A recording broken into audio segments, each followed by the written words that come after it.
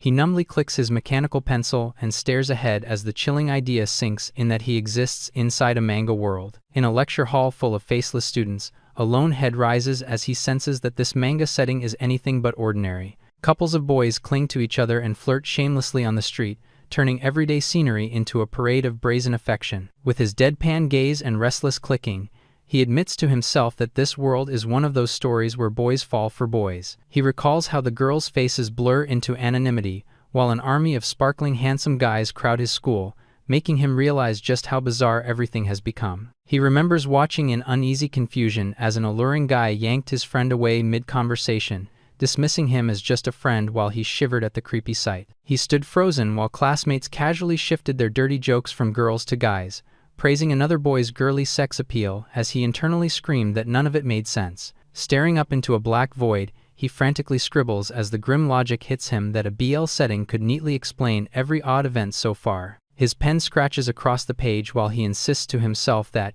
even with this realization, his own virtue is completely secure. Wearing a blank, ordinary expression, he coldly stakes his safety on the belief that someone as plain as him could never be desirable, and the air turns heavier. Over images of dazzling roses, he accepts that in a world where beautiful men romance each other, his entire family remains blurred-out extras, and he feels no shame in that insignificance. Yet his composure cracks when his younger brother, blushing and clutching his chest, confesses that a beloved male friend has suddenly confessed to him. Clapping too brightly and forcing a grin, he dismisses it as confused puberty even as he privately admits this revelation shakes him to his core.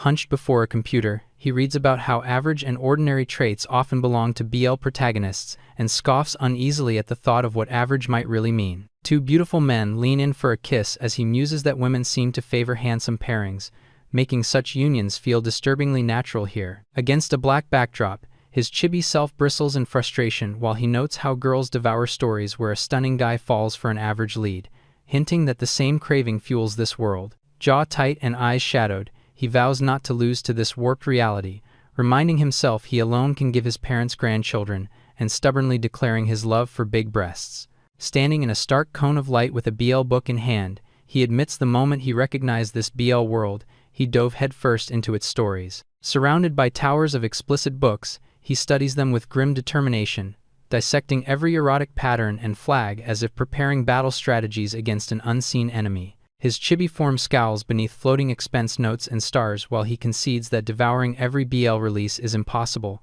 costing more time and money and embarrassment than he can bear. Buried in a blizzard of book jackets, he narrows his search to BL stories that mirror his own ordinary college life and feels a cold dread when one line catches his eye. On the glaring screen, a recommendation screams about a BL with death, praising a lover's double suicide as a masterpiece and making the words feel like a curse. Staring at the monitor with blank disbelief, he mutters that it must be a lie and reels at the idea that protagonists in this genre can actually die. Perched tensely on the couch, he clutches his phone and panics that in this world a guy could lose more than anal virginity, he could lose his life, and he suddenly wonders if his brother is doomed. Hunched over the newspaper, he forces himself to believe this world isn't that grim, yet scans for any sign of two men dying mysteriously and only finds a spike in traffic accidents. Over a calm cityscape, he tells himself reality is peaceful enough, trying to smother the paranoia tightening in his chest. Even as rough-looking punks loiter under neon signs, he notes uneasily that the town somehow stays quiet,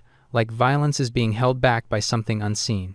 Shoulders hunched as he squeezes past, he reminds himself that delinquents are still dangerous delinquents no matter how normal the street feels. Watching their swaggering backs, he silently vows never to brush against them, knowing a single collision could spark serious trouble. The instant two students crash into each other and one yells in pain, he sees the warning come true and feels the urge to bolt as the air crackles with threat. Face flushing and eyes trembling, the long-haired boy stammers an apology, turning raw fear into an awkward, almost fragile plea for mercy. When the delinquent's cheeks redden and his heart pounds loud enough to hear, he realizes with horror that this chance accident might be the start of love. Walking past the new pair, he nods stiffly at their flustered exchange and inwardly wishes them happiness, while confirming he himself escaped unscathed. Yawning through a lecture, he listens to the idea that romance makes partners seem 50% better and feels a cynical curiosity about how warped perception can get here. He pictures friends bragging about gorgeous partners only to reveal someone plain and realizes how differently reality and expectation can clash. Tearing open a snack in the dark frame, he muses that the same illusion can twist looks in this BL world too, warping how lovers see each other. Watching two boys sit hand in hand before a sparkling night view, he notes that beauty is so abundant here that couples can still hide away on secret dates. Biting into his food, he admits it's easy to build strange fantasies about a crush in such a setting and wonders what misperceptions are quietly brewing around him. As a cheerful classmate strides in singing about his beef lunch, the narrator quietly urges attention, sensing a textbook case about to unfold, and the tension does not ease. While one boy digs through his bag and snaps that he's still growing as his friend teases him for endless snacking, the observer waits, knowing this mundane banter may bloom into something dangerously romantic. As the smaller boy stumbles with a startled cry, the blonde calmly catches him from behind, drawing flushed shock and a thundering heart into intimate contact. The blonde scolds that he isn't a child and should watch himself, while the flustered boy snaps an apology, hands jerking in embarrassed defense.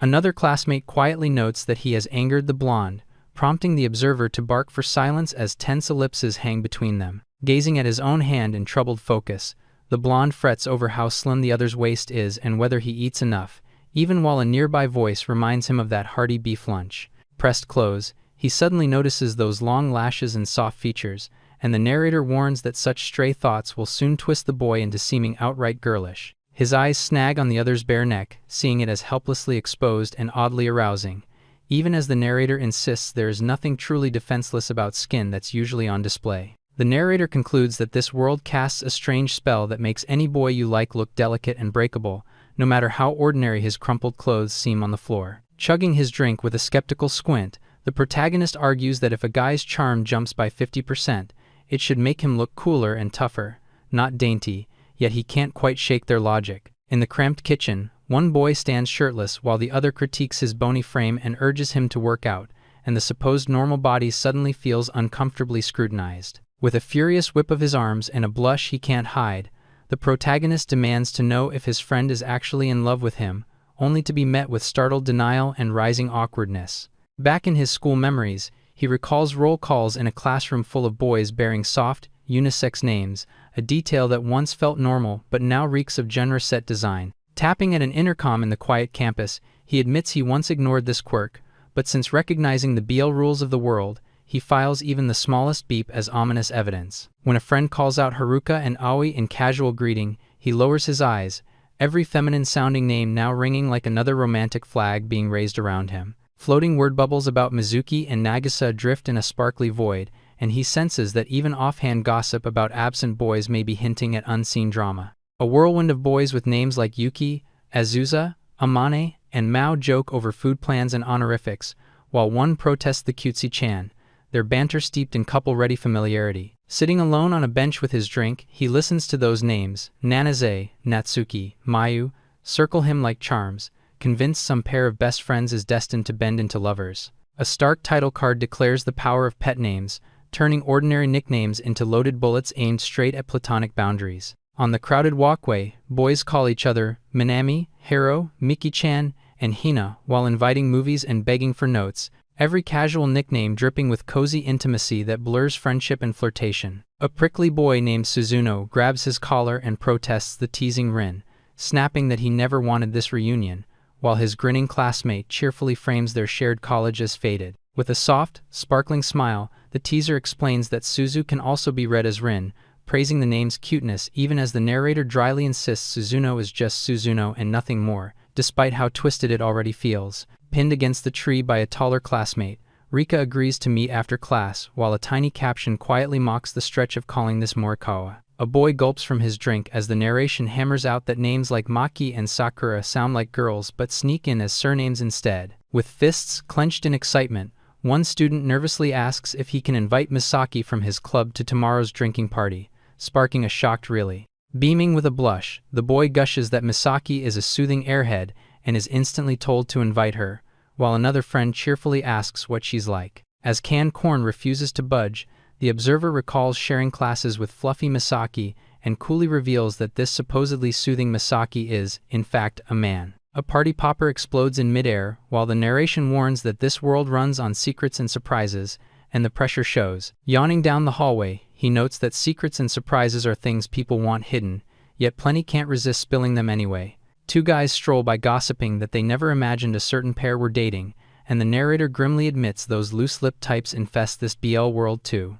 One boy hangs off his taller friend's shoulders like a limp scarf, while bystanders grumble that their normal friendship died the moment constant public flirting began. Shoving his friend away with an aggravated groan, the clingy boy insists he's just having fun with male buddies, while nervously hinting he's been spending a lot of time with someone and is pressed not to already have a lover. A faceless friend slaps his back and laughs that, as expected of a handsome guy, he's got it easy in love. With a bored, half-lidded gaze, the pretty boy thinks it would be dull to get this admirer in his hands too quickly, then twitches when someone questions him. The narrator flatly repeats that the guy just said it would be boring to have him in his hands too soon, while the potential target turns in confusion, asking if he heard right. The ceiling beams glitter as the narrator demands why anyone would mutter things they don't want heard, accusing them of playing a reckless game of chicken with themselves. A tweet reading, "It'd be boring to have you in my hand," scrolls by, and the narrator dryly suggests that confessing to Twitter should have been thrill enough. Two classmates invite him to a movie with a forced smile while he glares and bluntly refuses, suspecting that maybe the listener is also broken in this warped world. Blinding text boxes speculate that BL main characters might simply be unable to hear anything below a certain emotional volume, like adults deaf to a high pitch. From the couch, the older brother lies that he didn't eat the bought ice cream, while the narrator coolly explains he's now testing that bizarre hearing theory. Storming in frustration, the younger brother curses their dad and complains about going out of his way to buy it, as the liar guiltily whispers that he actually ate it. The younger brother freezes with a dark stare and repeats the confession back at him, while the narrator admits with a chill that this experiment on selective hearing completely failed. He recalls saying that most women here blur into the background, yet notices a few girls whose solid presence cuts through the haze. He watches a bubbly girl laugh between two guys, sensing that her easy closeness to them could tilt their friendship into something more dangerous. As the narration declares these girls aren't any beacon of salvation, he almost chokes on his food and splutters in protest. When one boy nervously insists he's dating a girl, his male friends close in, and the girl stares,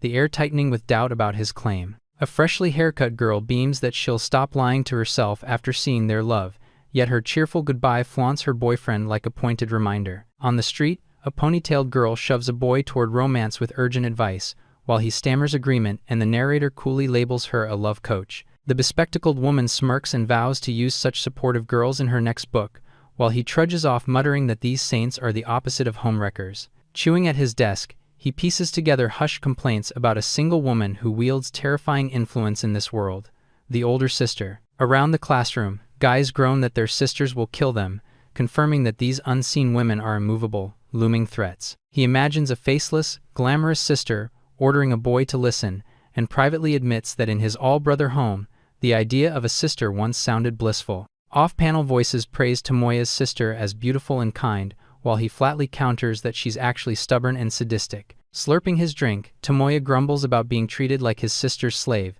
tormented since childhood and forced to endure her half-naked wanderings, while another boy mutters jealous awe. Blushing and resting his head on his hand, another guy explains that his sister kindly persuaded their parents to let him move in with his boyfriend, her support unsettlingly perfect. Hands clasped in a mock prayer, the narrator concedes that, from what he's heard, sisters may hide storms beneath their smiles, yet he still wouldn't trade his brother for one.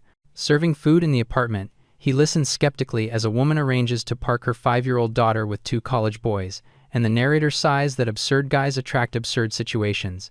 Doors clack open in the quiet building, each echo laced with the sense that something intrusive and fated is about to step inside. On a packed train, a dark-haired man laughs and leans close, while the blonde yelps about wandering hands and begs him not to touch when he laughs, their cramped proximity turning playful touches into scandal. A single finger rubs along fabric, drawing a tiny eek that turns the casual contact into a sharp jolt of embarrassment. Face blazing, the blonde clamps a hand over his own mouth and whispers that weird sounds will make everyone stare. The dark-haired man breathes against his ear that no one's watching and tells him not to worry, while the blonde trembles, caught between shame and the seduction of invisibility. Expression flat but eyes dark, he mutters that he's completely fed up with this so-called harassment game, the fun long gone. As a can rolls across the advertisement, the narration gripes that the bar feels absurdly rowdy for a dull Monday night, noise scraping at his nerves. Shoulder jostled by strangers, he clicks his tongue and notes that in this BL manga world,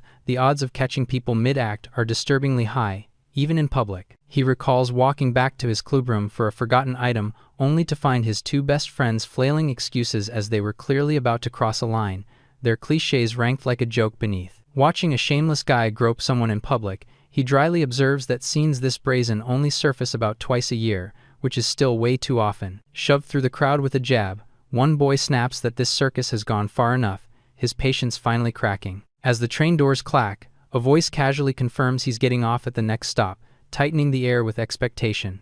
Grabbing his arm and grinning drunkenly, the dark-haired man urges him to come over, while he yells in baffled protest at the sudden invitation. A hand fondles between his legs and coolly points out how hard he already is, insisting he can't be sent home like this, and the pressure spikes. Pressed mouth to ear, the man pants that he's nearing his own limit, jolting the blonde into a strangled gasp as the train rattles on. One curses that it's his partner's fault, while the other laughs and orders him to walk straight, just as a door ominously slides open on their chaos. Staring out over the city lights, he bleakly realizes he was dragged along merely as an excuse, so those two could rush home and screw like animals in the entryway. Back to back with another sniffling boy, he notes that as the seasons chill, even this BL world succumbs to ordinary colds, and the mood finally dips. In the classroom hum, he watches certain classmates suddenly flaunt overblown medical expertise, as if they're doctors in disguise. Peering down at the slumped protagonist, the tall guy gently says he looks down while the narration coolly explains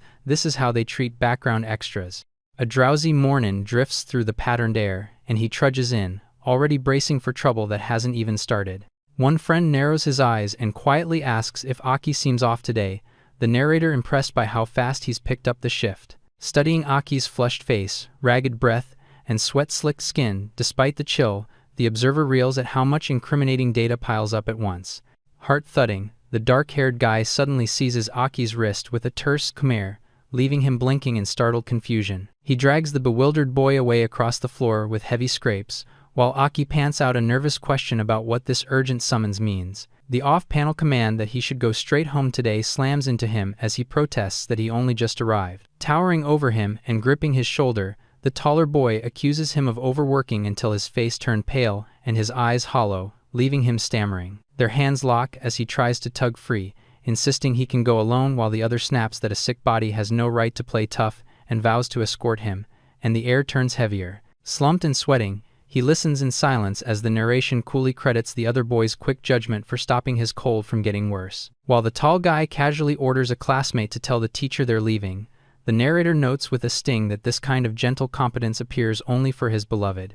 Drenched in nervous sweat against a black void, he forces a weak okay and decides that as a disposable extra, he'd better retreat home too. A few days later, a hand brushes his neck and a concerned voice softly checks how he's holding up, using his full name like a probe. Mask on and shoulders hunched in the background, he overhears his friend cheerfully explain that Takimoto caught a cold and grumble about people who cruelly overwork the sick. Under the pounding rain, he trudges with his umbrella and reflects that in this world where boys fall for boys over trivial sparks, danger lurks in every small kindness. Sheets rustle in the downpour as the narration hints that another all-too-familiar scene is about to unfold, and his guard shoots up. A soaked stranger sprawls in the rain like discarded trash, while captions label him a drunk or delinquent, and the text blares that there's just some guy lying over there. Propping the limp body up and muttering that it can't be helped, the rescuer hauls him along as the narrator mocks the 90% of men here who drag such strangers home on impulse. Floating text grimly lists how these saviors risk being robbed or worse, warning that their soft hearts could turn their apartments into future crime scenes. Sparkles frame interlaced hands as the narration sighs that, despite all logic, these fools inevitably tumble into love, and that dodging romance means doing the exact opposite. Dead-eyed, he decides he bears the stranger no ill will but will still abandon him right here, refusing to be another statistic. Close on the unconscious man's wet face, the narrator anticipates outrage at leaving him yet coolly assures that there's oddly nothing to worry about. From a distance he spots yet another hot guy collapse by the roadside, and the narration shrugs that this bizarre spectacle happens about 3 times a month. Lounging at home with a cat, he muses that since nobody ever actually dies from these street faintings, someone else will just drag them off if he doesn't. Hands pressed in prayer beneath his umbrella, he wishes the downed stranger gets scooped up by some decent soul so he can walk away without guilt. Startled mid-step, he chokes out an ack, as his neatly dressed brother appears under the rain and calls to him, shattering his detached resolve. Flat on the asphalt beside frantic speech bubbles, The drunk stranger lies ignored as the brother shouts about someone in the road while the narrator curses under his breath. The off-panel protest that they can't abandon him makes the observer quietly panic that his overly kind brother will drag this mess home and force him to flee to an internet cafe. Dead-eyed under his umbrella, he dials the police and coldly warns that taking a strange man home would only wreck his brother's romance and sanity, pretending not to care as he reports the body. Rain pounding on his shoulders, he watches officers collect the unconscious man and admits that with a love story already brewing at school, his brother was never going to risk picking up roadside trouble. Over the blank sky and quiet rooftops, a disembodied voice confesses he suddenly found himself standing there with no name and no idea why he existed. He reaches toward a passerby whose back turns away as if blind, despairing that everyone treats him like empty air whenever he calls out. Curled up and gently drifting above the bench, he hugs his knees and numbly concludes that only a ghost could float so unseen. Face tilted and hair spilling down, he laments that he hasn't spoken to anyone in ages and desperately wonders if anyone will ever notice him again. The living boy stares up in wary silence, his ellipses stretching as some unseen presence catches his full attention. Shock widening his eyes, the floating man stammers in disbelief that this guy might actually be looking straight at him. Leaning in with fists clenched, he yells, "Hey, you," and demands to know if he can really be seen, his hope almost frantic. Peering over the wall as a cat yowls and flees, the ghost hovers above the grounded boy, begging for acknowledgement that never comes. Left alone under polka dots, he watches the boy walk off and miserably mutters that it must have just been the cat that ran away. Hair falling over his eyes with a weary sigh, he tells himself of course no one can truly see ghosts, even as a hesitant "hey" interrupts that certainty. The athletic guy gapes at the hovering figure and bluntly asks why he's flying, leaving the ghost blinking out a stunned "huh." Words burst like fireworks as the ghost stutters that this guy might actually be the one, then falls into a stunned "oh." Against a black void, the observer sweats and forces a crooked smile, grumbling that even this world has floating guys and vowing to salt his house later, while insisting anyone would stare at that. Watching a ghost trail a living boy down the street, he imagines with grim certainty that, in this BL universe he's only read about, the haunted and the haunter are obviously doomed to fall in love. Licking an ice pop in the summer heat, he listens to the narration warn that unless he's an only child, he'll never escape the awkward chaos of his siblings' friends invading the house. Slouched on the couch, he answers "dunno" while his mom frets about feeding the 3 friends his brother is bringing home, the looming visit already feeling like trouble. Balancing a tray with a stiff greeting, he admits that having strangers in the house feels painfully awkward even as he reminds himself he once dragged friends home too. The narration tightens like a warning, claiming the real issue is the specific kind of people his brother brings through their door. Flustered and sweating, he recalls his brother nervously confessing that a longtime male friend had suddenly declared romantic feelings. A faceless best friend waves casually while the narration insists they still act normal on the surface, pretending nothing has changed. As a cup lands in the trash, the narrator grudgingly predicts the maybe boyfriend will visit today and bluntly admits he wants no part of it. Expression flat as a switch clicks, he watches his already BL-poisoned brother and vows to monitor every tiny event that might trigger another affair. The narration coolly promises he'll spot this suspicious best friend the instant the guy appears, and his paranoia hums. Bowing low in the entryway, the dark-haired guest apologizes for intruding, while another friend chirps it's his first visit, and the host mechanically orders them to leave their shoes. Tossing out a bored welcome, the brother frowns that one guest has wandered downstairs, then brusquely sends him to his room while their guide winces.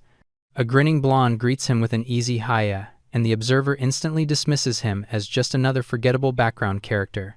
The black-haired boy bows, stammering his apology for intruding, and the observer mentally crosses him off too with a curt "not him." Bathed in sparkling flowers, the handsome third boy politely introduces himself as Tuju and praises Ayato's kindness, while the narrator seethes at the romantic backdrop. As they climb the stairs, Tojo marvels that the older brother and Ayato look alike and Ayato snaps at him to stop, the air prickling with embarrassed protest. Trailing behind with a mutter that they don't resemble each other at all, Tuju unconsciously singles Ayato out, and the watcher decides with a jolt that this must be the one. Face flushed and fists clenched before the door, the striped shirt boy groans that he somehow wound up in front of Ayato's house. Staring at the door from behind, he anxiously wonders if showing up to pick Ayato up will just make him seem like a creepy stalker. Head spinning, he notes that their actual meeting place, the station, is close by anyway, his nerves screaming for retreat. Turning away with a forced smile, he decides he should just wait at the station instead, even as the front door clicks open behind him. Eyes bulging in panic, he jerks around with a strangled "huh" at the sudden interruption. Shown only from the neck down, the older brother calmly confirms he's Ayato's friend from before, making the boy stammer a shaky yes as recognition and pressure close in. Bowing so hard his voice cracks, Yanagi blurts his name while Ayato's brother calmly tells him to wait downstairs and goes to fetch him, leaving Yanagi fumbling out a flustered no. Ayato's chest pounds as his brother bellows that his friend is here, snapping him out of a daze with a panicked little that's ah. Blinking in confusion, Ayato stiffens and sweats as he blurts that they were supposed to meet at the station instead. Yanagi, cheeks burning, hurriedly explains he came to pick him up since the house was on the way, while Ayato waves it off and insists it's fine as he asks him to wait for a quick change. Close up on his flushed face, Yanagi lies that he'll wait 5 minutes while secretly admitting his home is actually on the far side of town. Later, he stands by Ayato's desk and thinks guiltily that he only came because crowds at the station would steal away the rare chance to talk alone. Ayato's brother points inside and gently urges Yanagi to come in out of the heat, making the boy jolt with a nervous, yeah. Speech bubbles float over dots as someone thanks the other and apologizes, getting a breezy don't mind it, see ya that leaves nothing else said. Remembering Ayato's insults about his brother, Yanagi walks down the hall, stunned that the man is actually kind and normal, privately wishing his own scary sister were that easy to face. With a dull gaze and a lazy, "oh, a cat," the brother watches him go and dryly pities the kid for already losing track of his so-called love rival. Facing an older co-worker inviting him to a 7 p.m.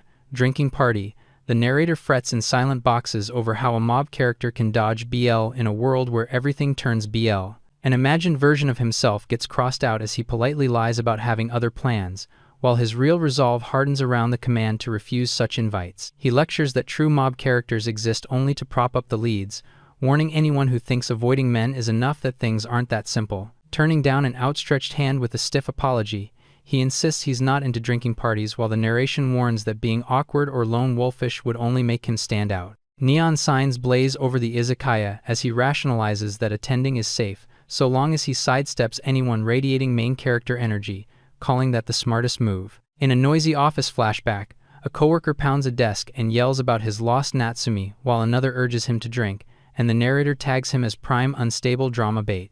A flushed guy grins with his beer and eggs everyone on to chug, his reckless cheer labeled as another walking BL flag. From above, a somber man leans on his hand and looks painfully out of place at the counter, the narration quietly marking him as yet another dangerous type. At the crowded table, he hides among the chattering drinkers and tells himself that at least here he can blur into the background, even as he dreads the trip home. When a dead drunk man slumps over, someone asks what to do since he won't wake, and the narrator grimly notes that in this world every drinking party produces at least one person who can't get home alone. Hovering over the passed-out coworker, he debates staying uninvolved while someone fusses about his address and another casually offers to call a taxi, the risk in this world still gnawing at him. The moment someone jokes that whoever acts first wins and suggests Sakita take the drunk home, he stiffens, sensing the trap snapping shut around a clueless volunteer. Pointing at himself in panic, Sakita babbles that he did drag the guy here, while the narrator dryly thanks him as a willing sacrifice to the BL god of drunk escorts. Sakita cheerfully claims he knows a shortcut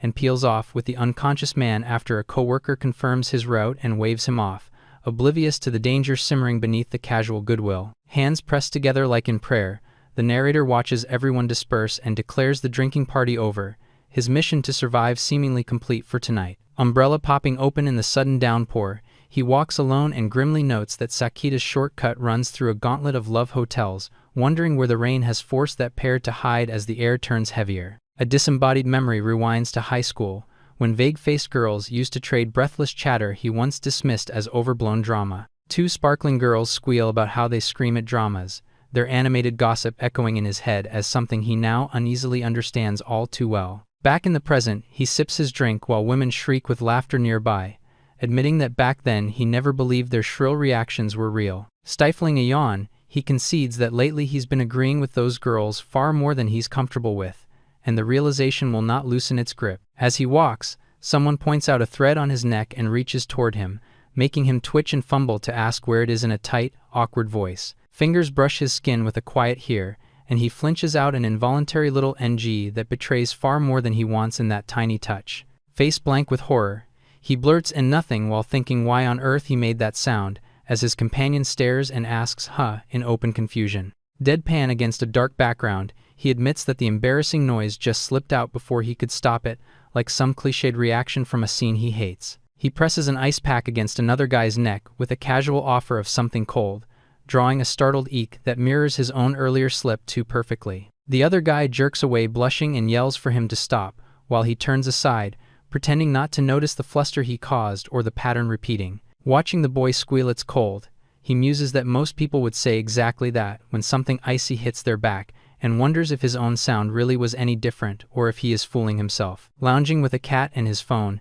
he reflects that instead of feeling cautious around such main character reactions, he mostly doubts he could ever reproduce them on purpose, even if he tried. A memory surfaces of a wide-eyed child yelping "Mr. Mreo," as a cat licked his hand, his own voice cracking into something strangely high and soft that still haunts him.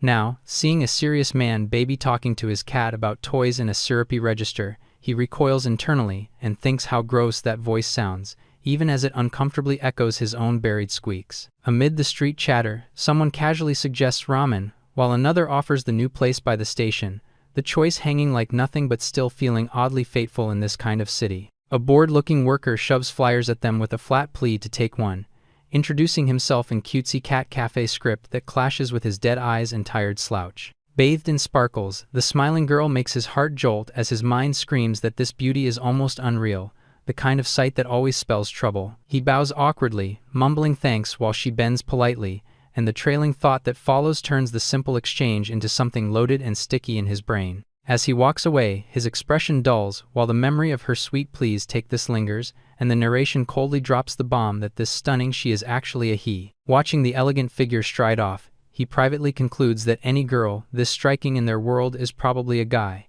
and wonders what warped instinct inside him keeps assuming otherwise anyway. Images of other dazzling women flicker past as the narration admits some truly stand out, yet explains that they're safely taken or related, neatly fenced off from danger and romance. So when a buddy whispers about the hot girl they just passed, he stiffly thinks that these sudden street beauties are almost always guys, even as the others gossip in blissful ignorance that will not save them. His friends gush that she was adorable and joke about her boyfriend prospects while he trudges beside them, silently knowing their fantasies are aimed at a man in perfect makeup. Smirking with a sparkle in his eye, he brags that at least he scored tissues from her, while the narrator insists this little victory has nothing to do with background extras and everything to do with red flags. Chopsticks in hand, he listens to a cool voice say "is that so," while the narration orders him to accept his place and drift with the current like any proper mob should. The sharp-eyed friend coldly dissects such girls as calculating attention seekers he dislikes, then casually suggests ramen,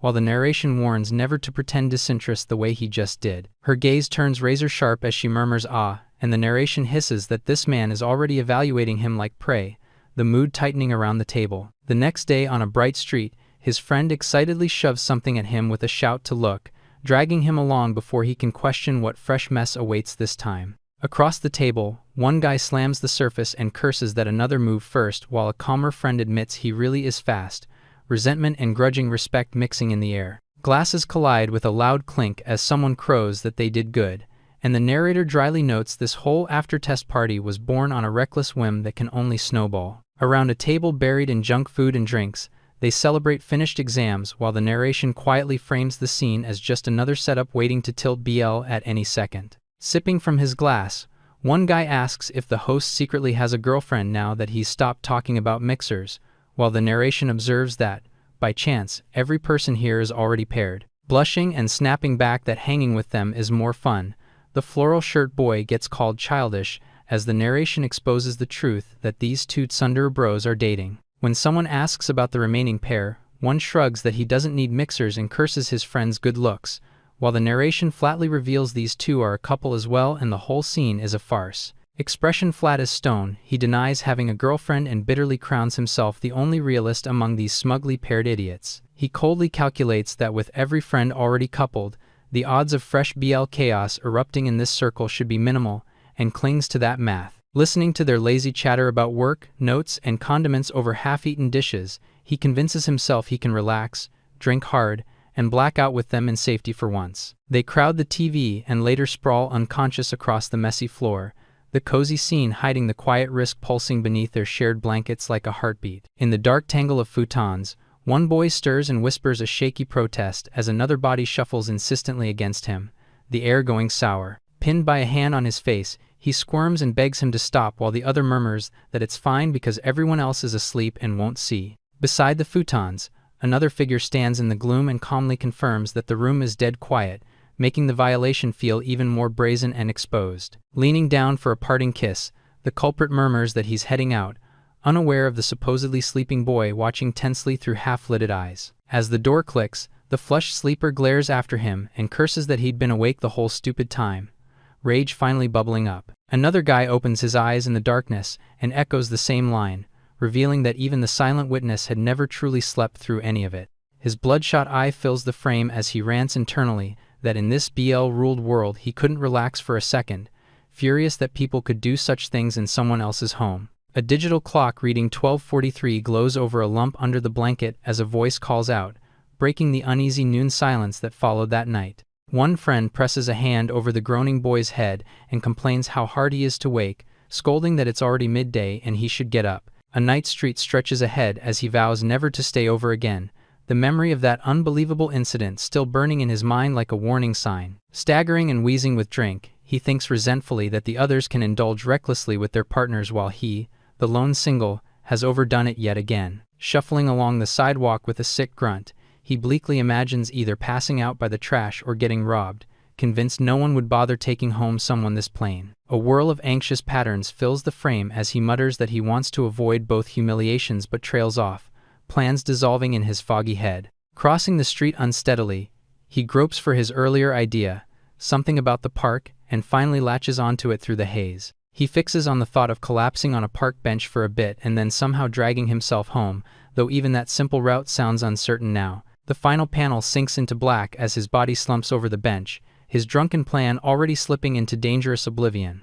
A firm hand seizes his head, dragging his unconscious body upright with a jolt that shatters the quiet. As he lies sprawled on the bench, a lone figure looms against the glowing night, radiating quiet menace that feels anything but accidental. Startled awake at his door, the younger man stammers in shock, demanding why Tojo has appeared like some boss battle. Tojo smiles pleasantly as he explains he found the brother drunk in the park, while the sibling flushes with shame at the revelation and the debt. When Tojo tries to leave, the brother hastily invites him in for a drink, stressing his parents are out and he's bored, the offer hanging awkwardly between obligation and curiosity. Clutching his aching head the next day, he groans over his blank memory and mutters relief that he's somehow made it home alive at all. Staring at the rainy entrance, he realizes his umbrella has vanished, irritation dulling his hangover haze into a flat glare.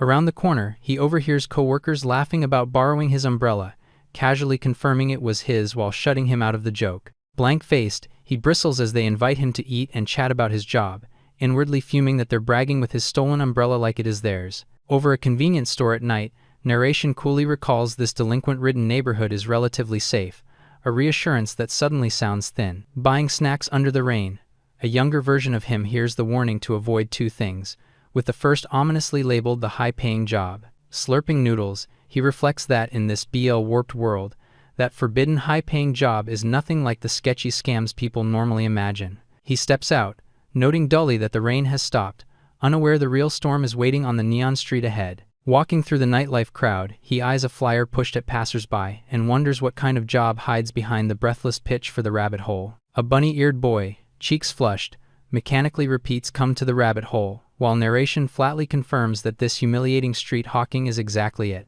Teetering in fishnets and heels, the boy curses being tricked into this outfit, and the narration insists the real fool is the one who fell for the scam in the first place. Yanking at his skimpy costume, he snaps that he's done with this, while narration scoffs that anyone should have sensed something was off long before dressing like that. An older man drapes himself over the flustered bunny and purrs that he must lure customers properly, his hands on the boy's shoulders like a collar being tightened. Sweating under that gaze, the bunny hears he'll never repay the broken vase this way, and is instead offered a more lucrative future as the wealthy owner's lover. Back in the cafe daylight, a coworker calls out in surprise that Hayami isn't working today, unknowingly poking at the secret bargains surrounding him. He slumps over his tray and curses that he's quitting, while his friend dryly calls him fast and he mentions a director customer who suddenly invited him into a film. His coworker's greedy jab about being too poor for an umbrella clashes with his numb stare as the warning resounds not to touch any vaguely described film. 2 weeks earlier, he had stared blankly into space, piling breakup, lost data, unfair scolding, and a dead hamster into one crushing bottom. A vibrating application sheet fills his vision as he mutters a confused "huh,"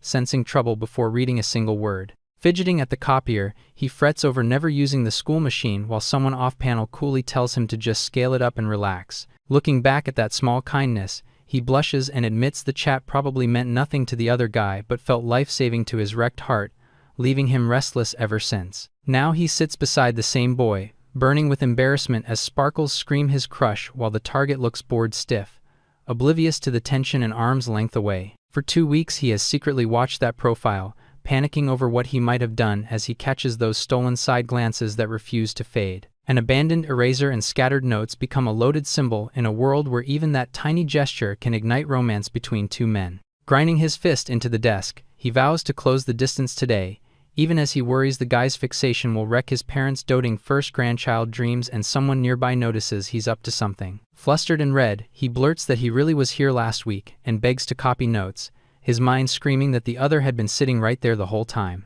With a lazy half-smile, the boy lies that his binder pages are elsewhere, casually blocking the very excuse that dragged this confession out into the open. Clutching the strap of his bag, he hides the truth that the notes sit inside while politely apologizing, his fake refusal tightening the knot between them.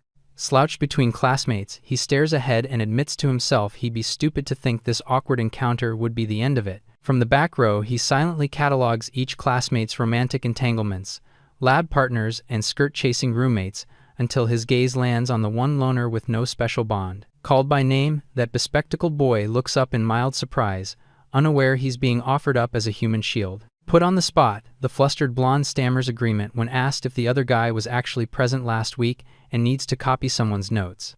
Then the bored boy abruptly stands and suggests switching seats, leaving the confused admirer staring up with a baffled "huh" as his careful plan derails. As he thanks him and starts to move, another classmate stops him with a calm "hold on," while narration admits the tiniest suspicion can flip a supposed fated meeting into a red flag. Watching the two new partners chat under harmless sparkles, he tells himself he's basically sacrificing a substitute in his place and offers them hollow blessings laced with immense relief. Clinging to Mio while a dark-haired stranger glares from behind, the bespectacled boy panics and demands what this intruder is doing at his school, confusion and jealousy crashing together. Tojo stands frozen with a nervous sweat, lamely insisting he was only borrowing the other guy's notes, his excuse hanging thin in the charged air. Watching them peel away, the small classmate stiffens and mutters that he gets it now, deciding the guy must already have someone outside school and letting that misunderstanding harden. Over the quiet school roofline, a casual voice breaks the peace by announcing a plan to hit the CD shop by the station today,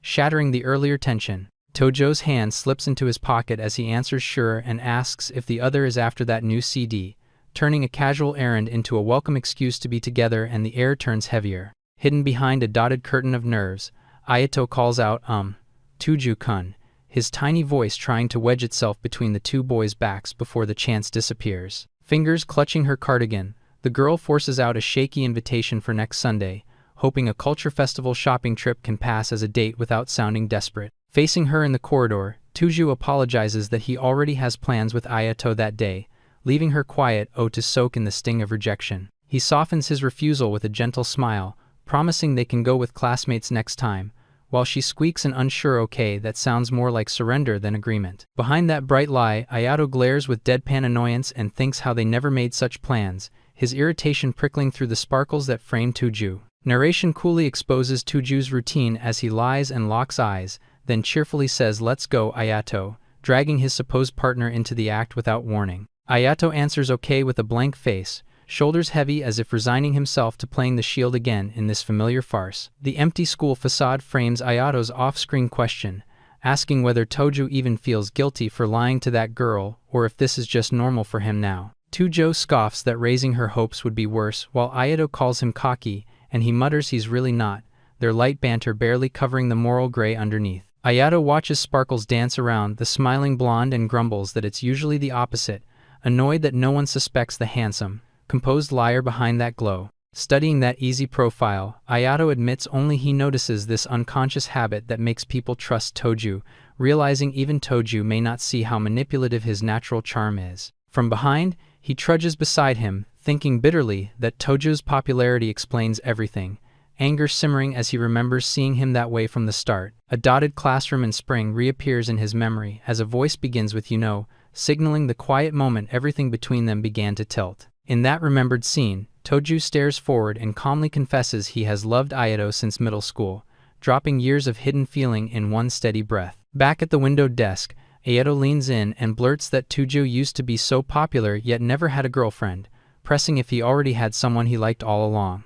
Ayato forces a strained smile and internally panics that the question he tossed out as a joke has turned terrifyingly real now that it hangs between them. Tojo lounges with cool boredom, accusing him of joking and saying he should have just refused if he hated answering, brushing off the tension. Their mouths crash together mid-protest as Ayato stammers wait, and Tojo hurriedly insists it was only a joke, trying to laugh off the sudden heat. Tojo pulls back with a tired smile and tells him to just forget it, as if erasing what just sparked between them were easy. With a casual touch on Ayato's shoulder, Tojo announces he'll head to the staff room first, leaving a ghost of contact tingling behind. A dotted void declares that when Tojo lies, the air itself seems to change, turning strangely sharp and heavy. Milk carton in hand.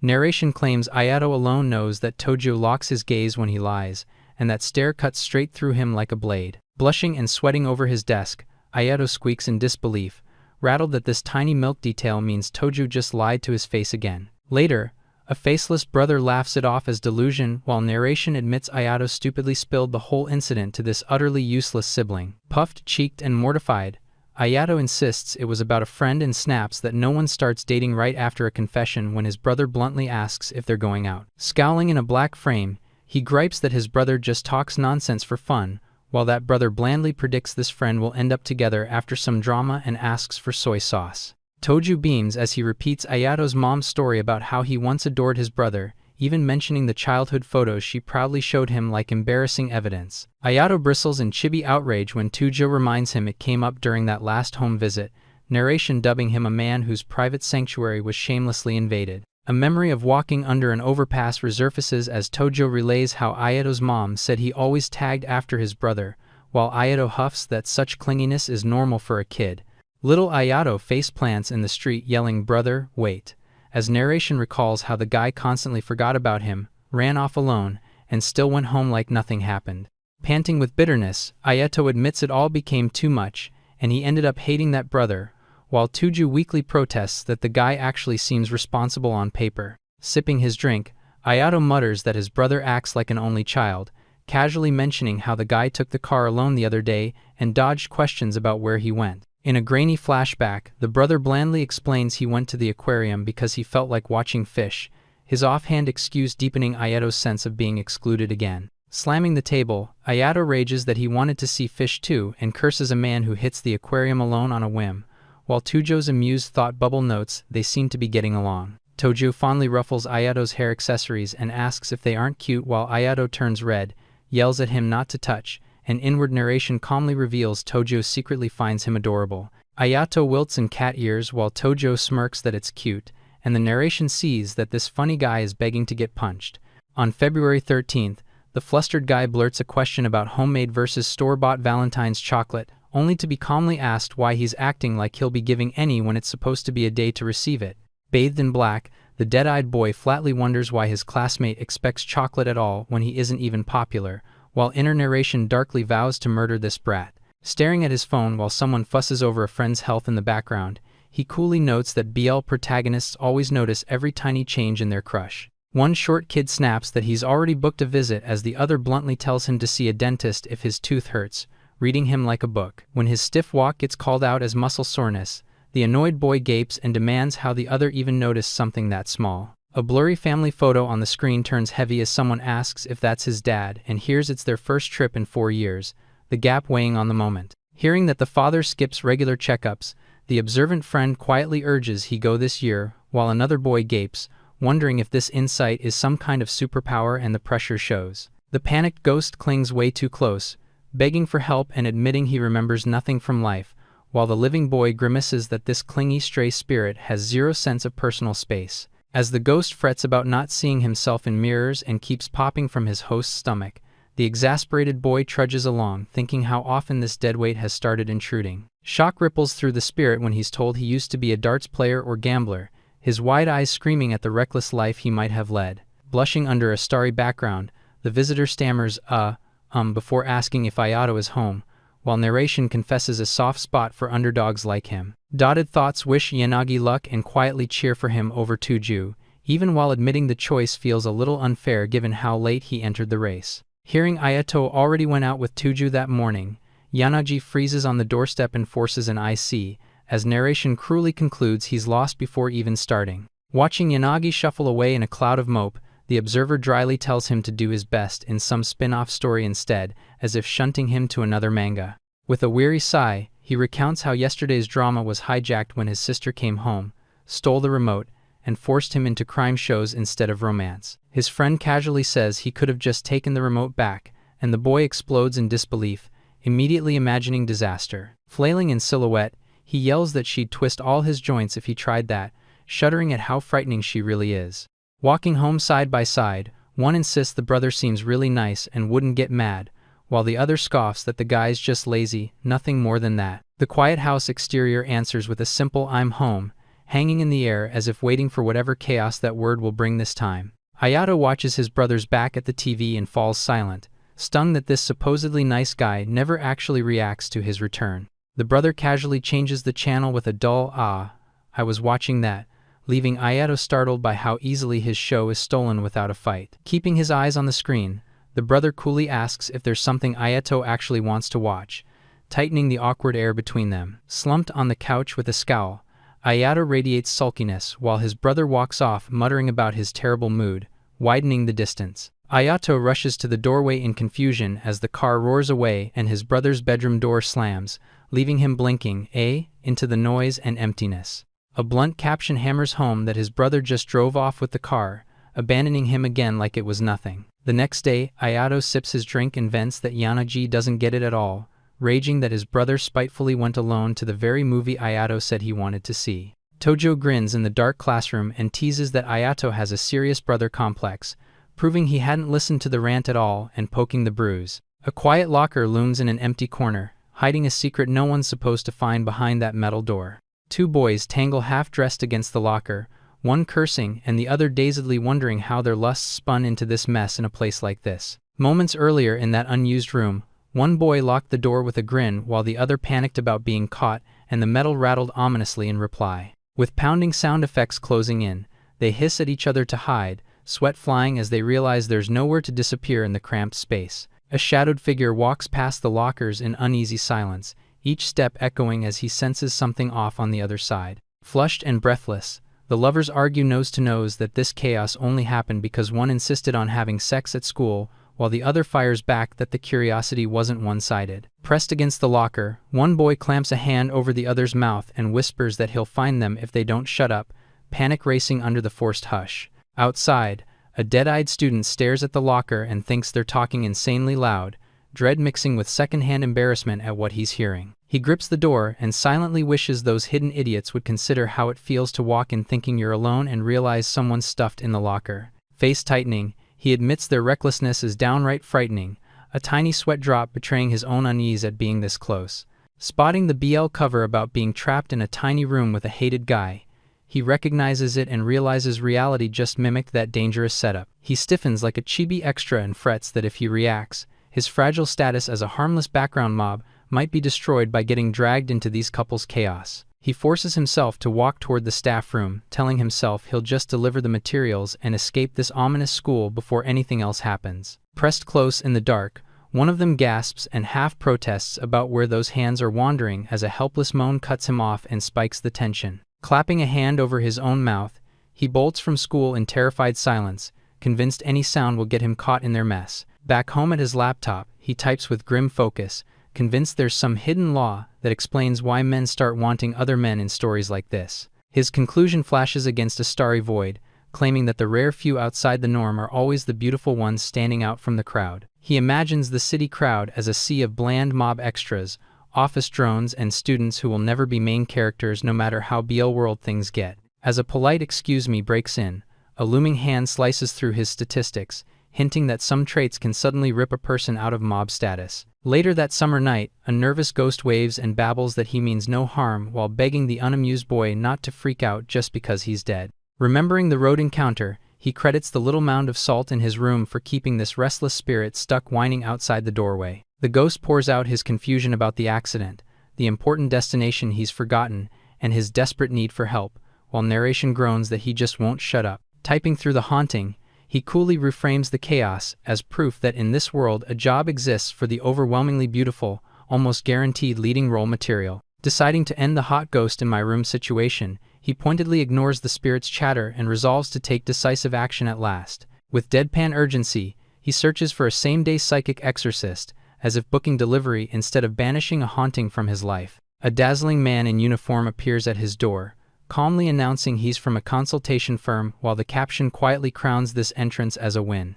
Watching the two beauties face each other, he realizes he's just a plain guy who somehow ordered a hot psychic to deal with a hot ghost. The ghost's voice trembles as he begs to recover that vital memory, even though he knows remembering will erase him for good. The psychic refuses to exorcise him yet, and promises to take responsibility by bringing the ghost along, while the spirit blurts a radiant thank you. Later, buried in bills, he fumes that he played matchmaker instead of exorcist, lost his savings to a massive fee, and basically let one hottie carry another home. A wind chime sways under the blazing sky, its clear ring announcing that oppressive summer has fully settled in again. As cicadas scream and plastic bags rustle in his hand, narration admits summer assaults him with watermelon, sunflowers, and cold noodles that won't let him forget the season or its messes. Sweating under the buzzing summer air, he stares up and warns himself that in this BL world every tiny thing is a red flag demanding caution, and the tension does not ease. Laughing with a beach ball while his friend grumbles, the cheerful guy praises him with an overblown good job,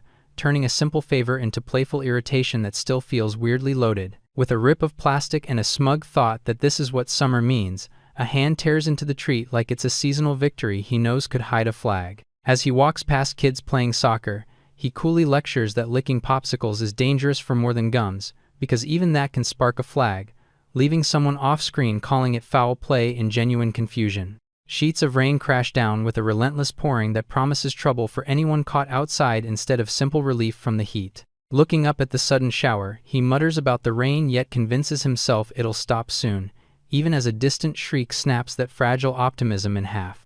Two drenched students slog by, one whining about his soaked pant hems while the silent observer's presence turns their misery into a looming setup waiting to escalate. The glasses boy forces a casual smile about the rain starting the moment they left, while the watcher in the background stiffens, already sensing this timing is no coincidence at all. Rain slicking his shirt to his skin, he laughs uneasily that they're completely soaked, unaware how exposing that clingy fabric looks in this kind of story. As he notes the drizzle easing, narration warns that see-through clothes in rainy season are walking red flags, just as someone tugs him with a sudden come here that jolts his guard up. Strolling beside a friend who invites him to a beach house job, he remembers a long-ago summer meeting and grimly notes that even dragging a buddy to seaside work can hoist another flag. The blazing sun glares over scattered clouds, while narration insists that in this world, even summer itself is littered with landmines of red flags waiting to blow. Panting in the heat, he staggers down the street, every strained breath hinting that something more dangerous than simple exhaustion is creeping up behind him.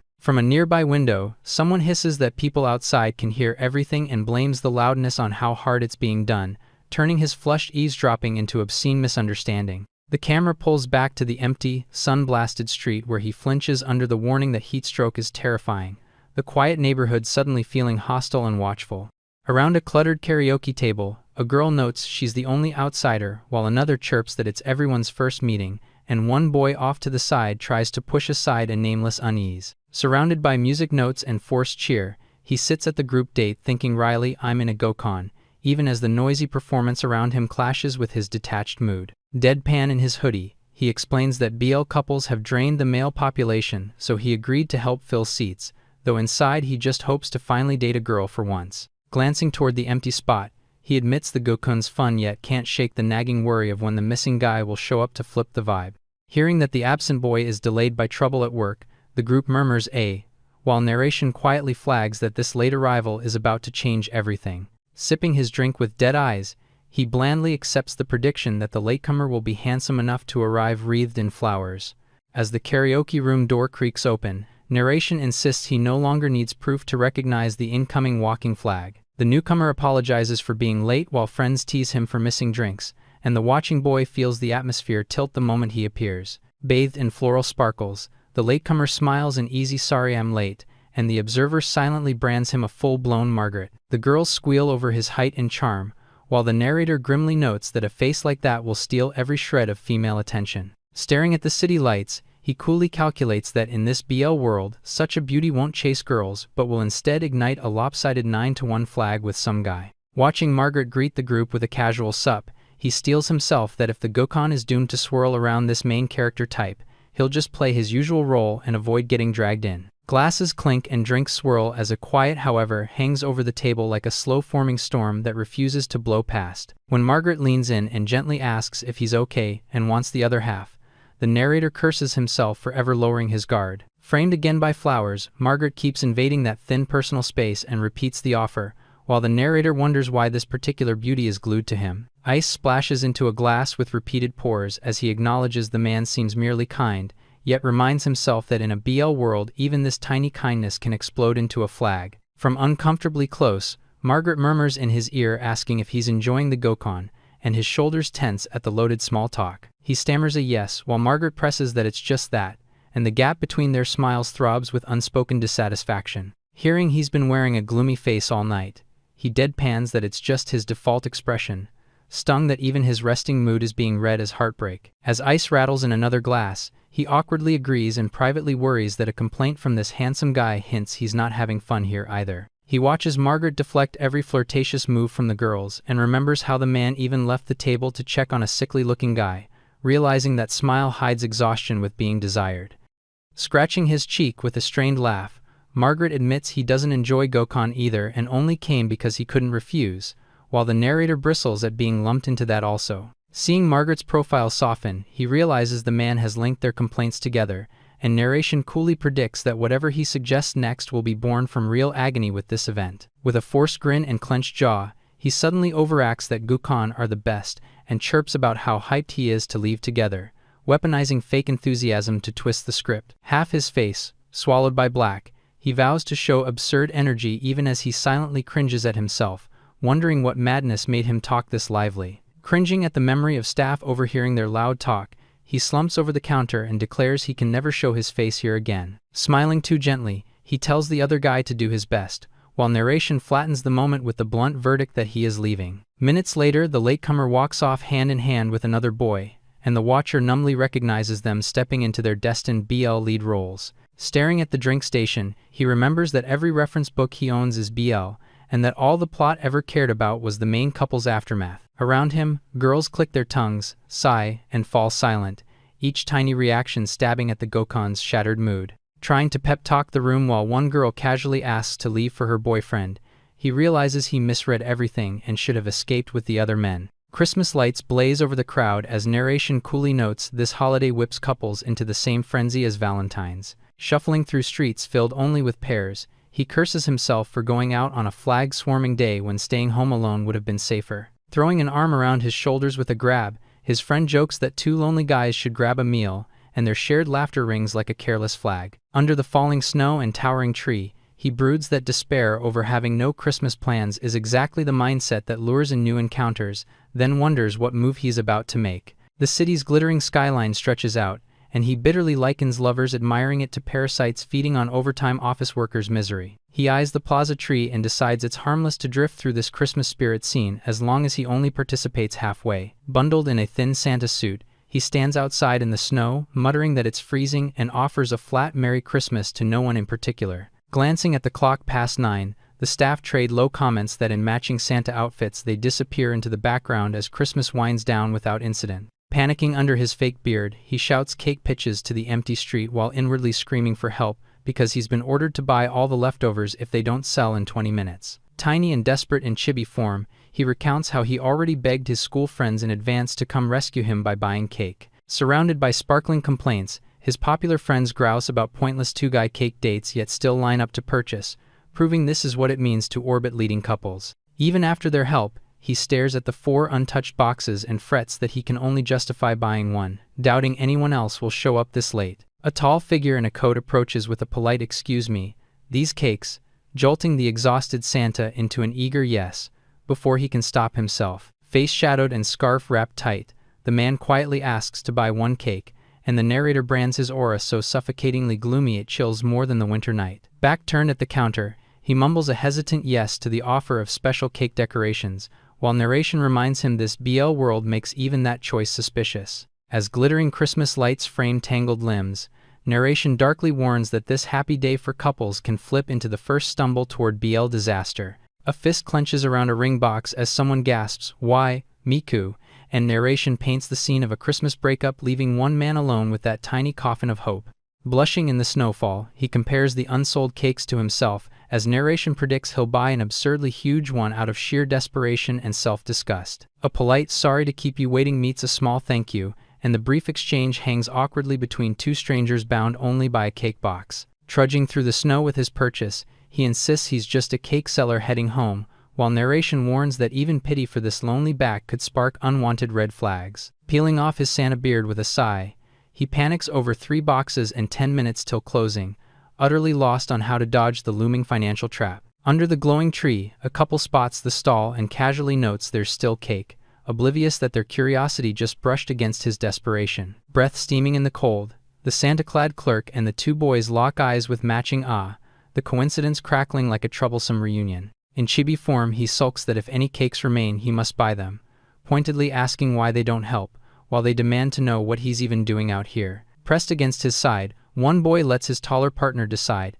and the other reluctantly agrees to buy since your brother is in trouble, turning simple cake into family obligation. Flustered and flushed, the clerk warns that the cakes are size 5 monsters while they cheerfully suggest each buying one, and he snaps inside that this is absolutely insane. Valentine banners scream happy overhead as narration stresses that in a BL world, this romance-obsessed day carries even more explosive weight than usual. Watching the quiet cafeteria where couples barely exchange chocolate, narration suspects secret relationships are hiding everywhere, undercutting his wish to dismiss the day's power. A serious boy thrusts a pile of chocolates at another with a stiff "these are for you," and the stunned recipient yelps at getting all of them as the giver beams "that's right." While one guy growls that the sweets belong to Henmi and refuses to be a go-between, the flustered blonde apologizes for always troubling Tasuku, only confusing the fight more. Fingers tighten around a nameless, ribboned box as he wonders who sent it, the missing label turning a simple gift into an ominous mystery. Adjusting his glasses with a sweat drop, he urges the other not to overthink it, even as the man insists he can't ignore this anonymous chocolate.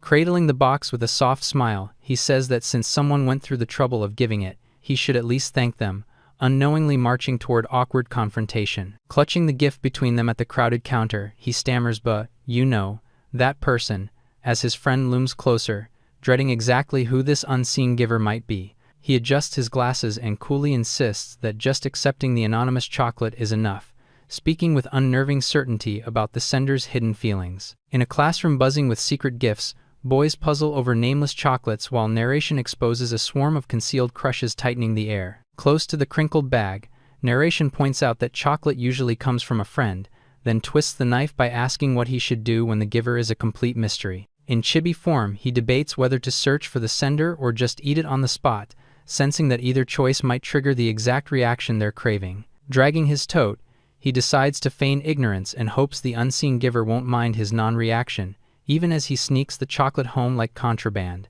Swallowed by black, he admits it's downright creepy that someone slips something into his bag without him noticing, and his steps echo with that unease. 1 month later, a flustered girl laments that his total lack of response is the worst outcome, realizing her anonymous chocolate never even grazed his awareness. Exhausted and blank-eyed, he thinks only of buying cat food while nearby girls urge each other toward a fresh Gokon, trying to bury disappointment over that guy. Bookshelves tower around him as narration marvels that even in this BL-saturated reality, BL manga still exists, like a dream folding in on itself. Passing rows of volumes, girls labeled Fujoshi browse happily while narration notes that both they and their male counterparts, Fudanshi, devour these stories. Among casually dressed shoppers, narration explains that though Fujoshi outnumber them, this BL world naturally drags its spotlight onto the rarer Fudanshi. Rain streaks past shrine beams as someone gawks at the brewing storm clouds, the sudden dark sky mirroring the tension about to break. Staring at his phone and muttering he has no umbrella,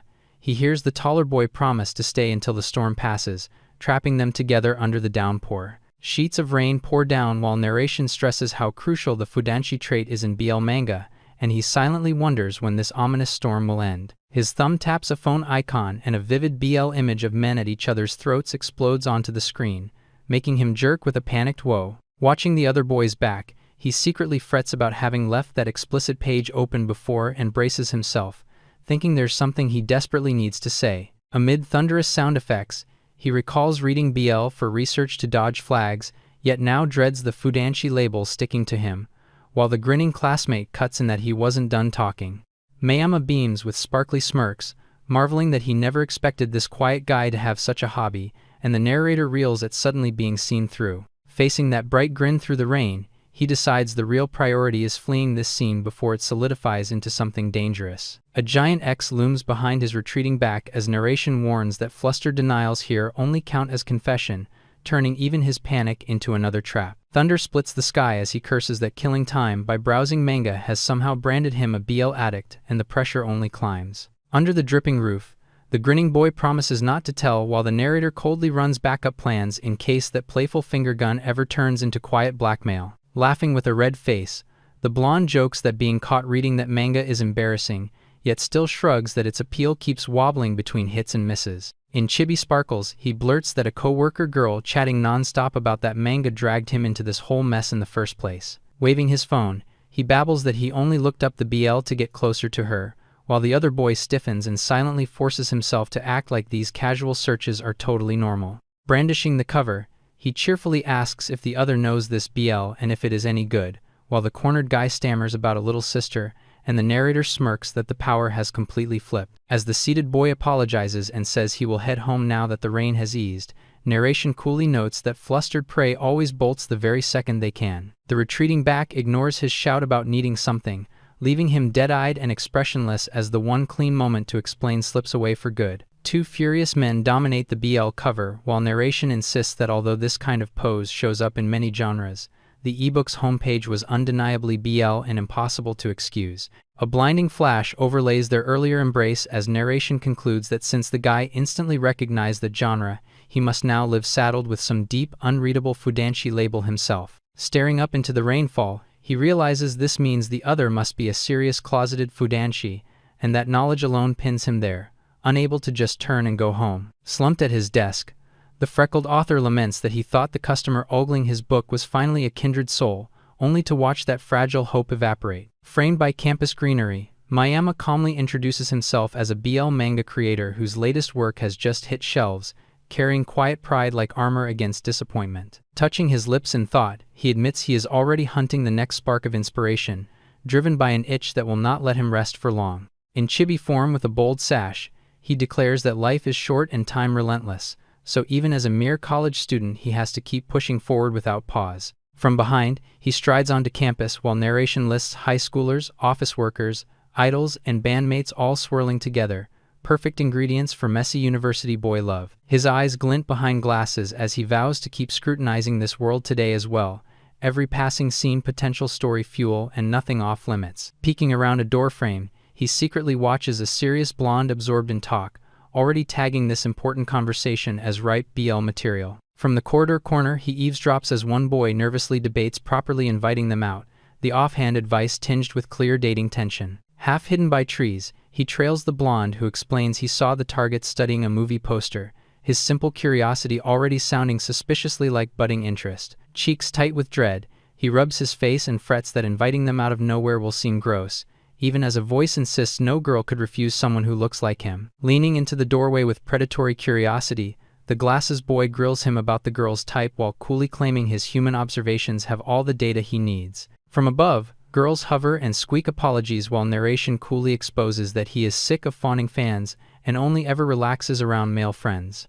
In a dreamy spin, the author imagines the hesitant guy pulling a disinterested girl into his arms, calling her strange for not liking him as narration hints that such a twisty scenario is entirely possible here. Hands waving goodbye, the faceless friend hurries off to work after pushing him to seize this one chance, leaving the other boy to mumble that he will try asking them out if they ever meet again. Thumb up with a glittering grin, the mangaka already predicts exactly how things will go if that meeting happens and silently thanks his nameless buddy for the fresh story fuel, and the air turns heavier. The quiet campus building looms in stillness, framing the stage where his scheming observation is about to collide with messy reality. Peeking around the corner by the bulletin board, he pretends to be a diligent student working on a report while really stalking his potential BL scene. His jacket whooshes as he whirls toward the distant figure by the trees, heart slamming out a breathless he is here like prey spotting its crucial target. Hiding behind the wall, he agonizes over whether the other person also stands at the bulletin board, terrified that revealing his face will ruin everything yet desperate to see what unfolds. Spotting the boy and calling a cautious "excuse me," the tall guy drifts closer while off to the side the watcher screams internally that his quarry has finally appeared. Fist clenched and voice cracking, the bespectacled boy blurts a question about the movie poster as the taller one turns with casual surprise, unaware this nervous man's voice just shattered the imagined script. Sweat beading, the tall boy begins a halting offer if the other is interested, while the hidden narrator hungrily begs the world to deliver a BL-style encounter. Standing stiffly, he suggests they could see the film together, as the creator secretly vows to milk every second of this exchange for the next volume. A finger points down and relaxed legs stretch in sandals as the guy explains he already loved the movie and plans to re-watch it with friends, crushing any hope this invite might be special. Covering his mouth with a pained "oh man," the mangaka watches him leave, stunned that the guy not only went once but is going again, making it painfully impossible to wedge in a confession. Sweat streaking his face, he curses that maybe reality will not bend into manga material after all, his grand experiment collapsing under one stubbornly straight interaction. As footsteps approach his crouched form, narration snaps that this is already a BL manga world while he sulks that he only wished it were, oblivious to the irony walking right past him. Lying bandaged and expressionless in a stark hospital bed, he flatly reports that he was suddenly hospitalized, the jump from petty frustration to life-and-death stakes jarring and surreal. A bare foot hovers above the sleeping cat on the stairs as narration confesses he never noticed Miko there, the innocent nap seconds away from disastrous impact. Sound effects explode as his body crashes down the stairs, the cat's startled meow, mocking his later claim that he only barely avoided stepping on it. Upside down and groaning while family panics around him, he numbly reports that he somehow fell and broke a bone, still struggling to process it. Bandaged in a wheelchair, he insists it is fine because the cat is safe, even as he grimly notes the real problem is sharing this cramped hospital room. Framed by flowers, the cheerful, handsome high schooler chats brightly about a neighbor's duck and casually invites him along,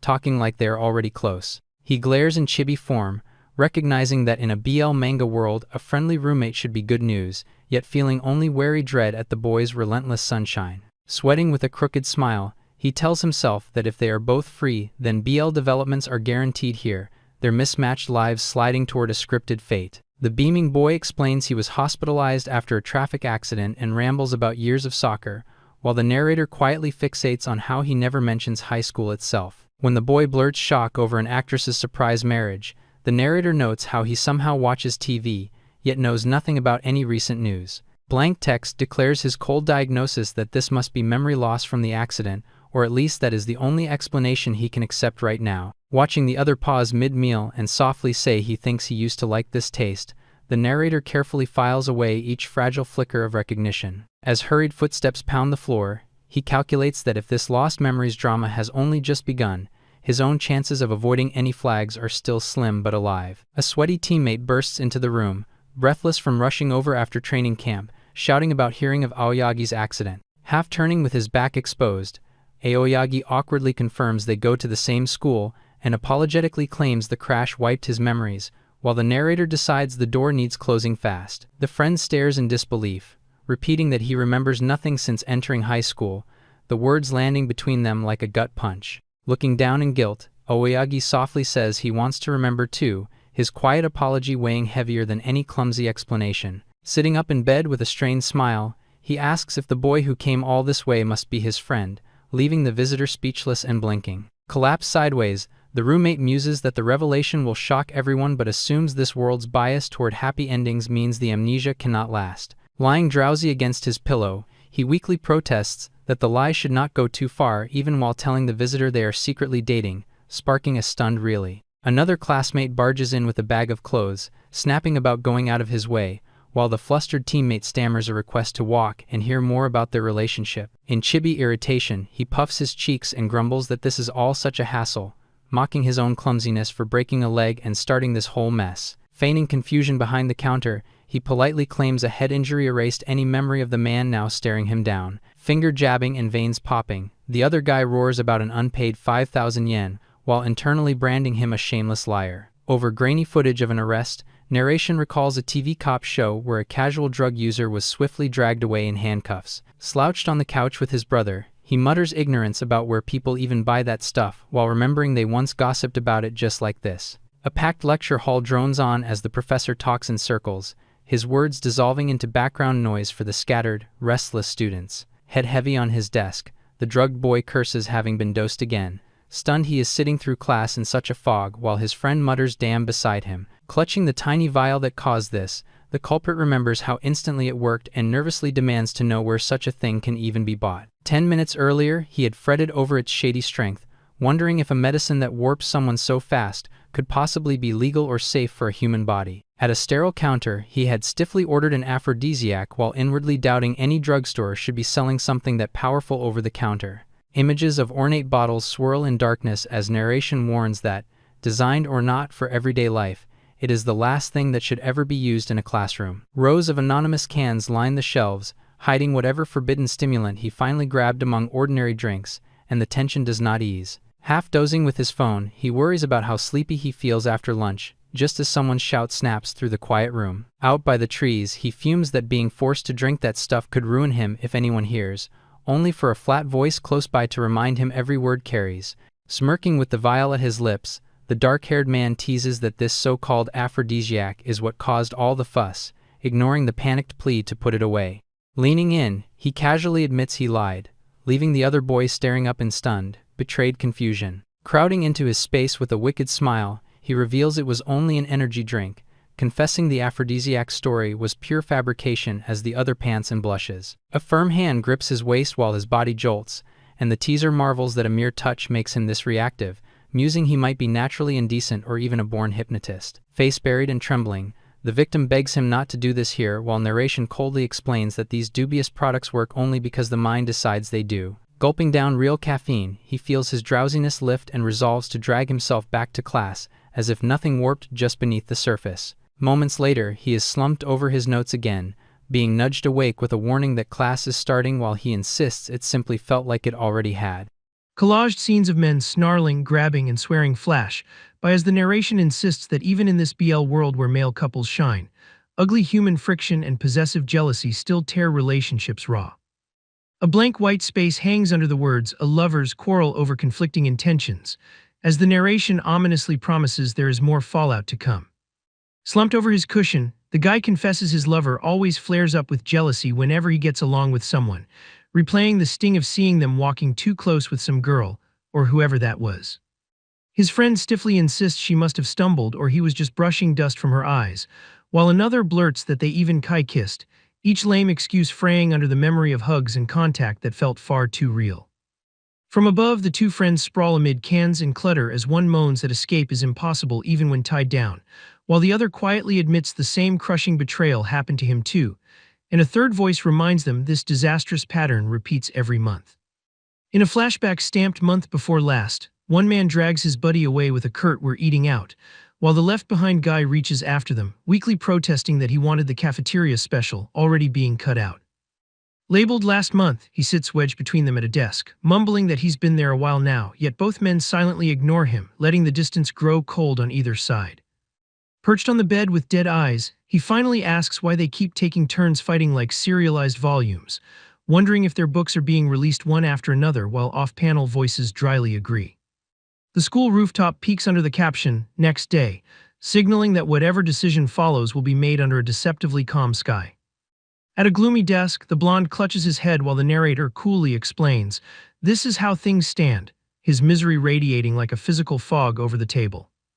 A sharp-eyed friend notes that Ryota's girlfriend, if that's what she is, seems furious, then calls his name, ready to pry into the mess anyway. By the campus fountain, one guy relays that Ryota complained his lover was cheating after seeing them kiss and hug, and the listener stiffens, stunned that this alleged straight friend apparently has a girlfriend too. Profile lowered, the blonde narrator admits he usually hates meddling in other people's fights, yet repeats what was said as if already being pulled into the line of fire.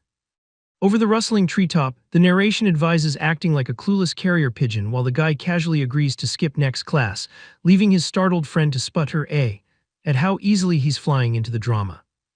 Expression flat, he declares he wants to go home because this lover's quarrel has drained him, though the trailing caption admits that's only what he wishes he could say.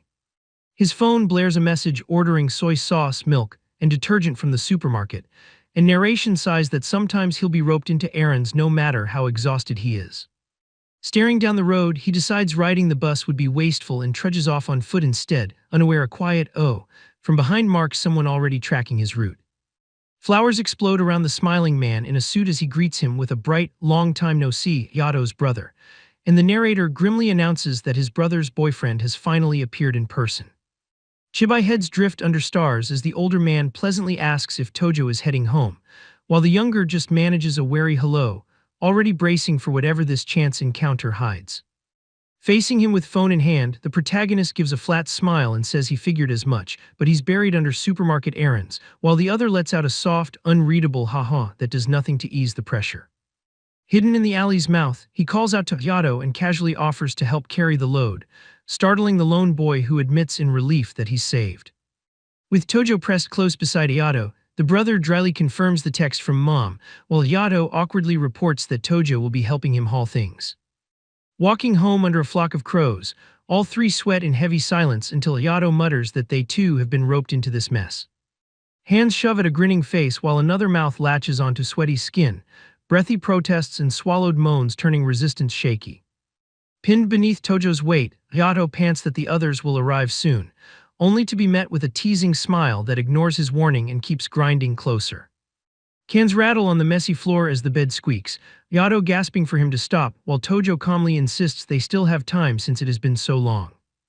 Their bodies tangle when the ringtone blares. Tojo scrambles for the fallen phone as Yato groans in pain and answers with a broken hello. Trying to sound normal, Tojo frowns at the call's questions about timing and booze while Yato lies beneath him, every tense breath risking betrayal. As Yato's voice cracks out the time, his body shudders around the phone, the tiny slipping free just as the caller puzzledly asks what's wrong. Tojo laughs and nudges him with a playful kick, masking his arousal behind a grin while Yato yelps that nothing's wrong and secretly curses this idiot. Sweating and flustered, Yato uses his leg as a shield while Tojo kisses along it, casually claiming he is just playing a game with Masya as if nothing indecent is happening. Masya stammers that it is okay in breathless gasps, while Tojo smoothly tells the caller he will come in 2 hours and might buy extra stuff, the wet noises between them contradicting every calm word. Smothered by Tojo's hand, Yato can only moan out a fractured later as the other murmurs "see you" and keeps kissing him like the call never ended. Sheets flap as Yato flails and hisses that Tojo should stop fooling around on the phone, terrified the caller might notice something off, while Tojo smugly insists no one would suspect they are actually doing it. The call screen fades to ended, leaving the silent phone in his hand as the only witness to what just happened behind that casual conversation. Staring numbly at the display, he flatly concludes they were doing it, the deadpan verdict heavier than any outrage. A cat paws at the wet mop, while narration explains this BL world spawns flags endlessly, using his accidental call to someone midsex as the latest proof. He decides to kill time cleaning the floor, telling himself his considerate silence gives them 2 whole hours, then dryly reminds Miko that it's a mop, not a toy. 2 hours later, the apartment lights glow under the night sky as the doorbell chimes, announcing his reluctant approach to the scene he tactfully delayed.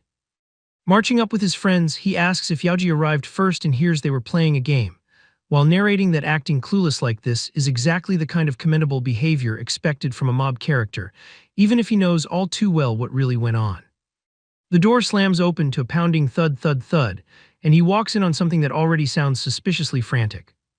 Flushed and panting with his shirt on backwards, he babbles an excuse for their lateness while his exhausted friend accuses him of freshly going at it and ruining the floors with overzealous cleaning. Drowned in a storm of scribbles, a kid eyes them and demands why they're both drenched in sweat, while the older boy flails out a flimsy line about rearranging stuff. Standing in the still cluttered room, his friend bluntly calls it messy and declares his excuses terrible as the supposed cleaner stammers, cornered by his own lie. Loosening his tie in the doorway, he calls out that he's home, then frowns when the silence makes him wonder if the house is actually empty.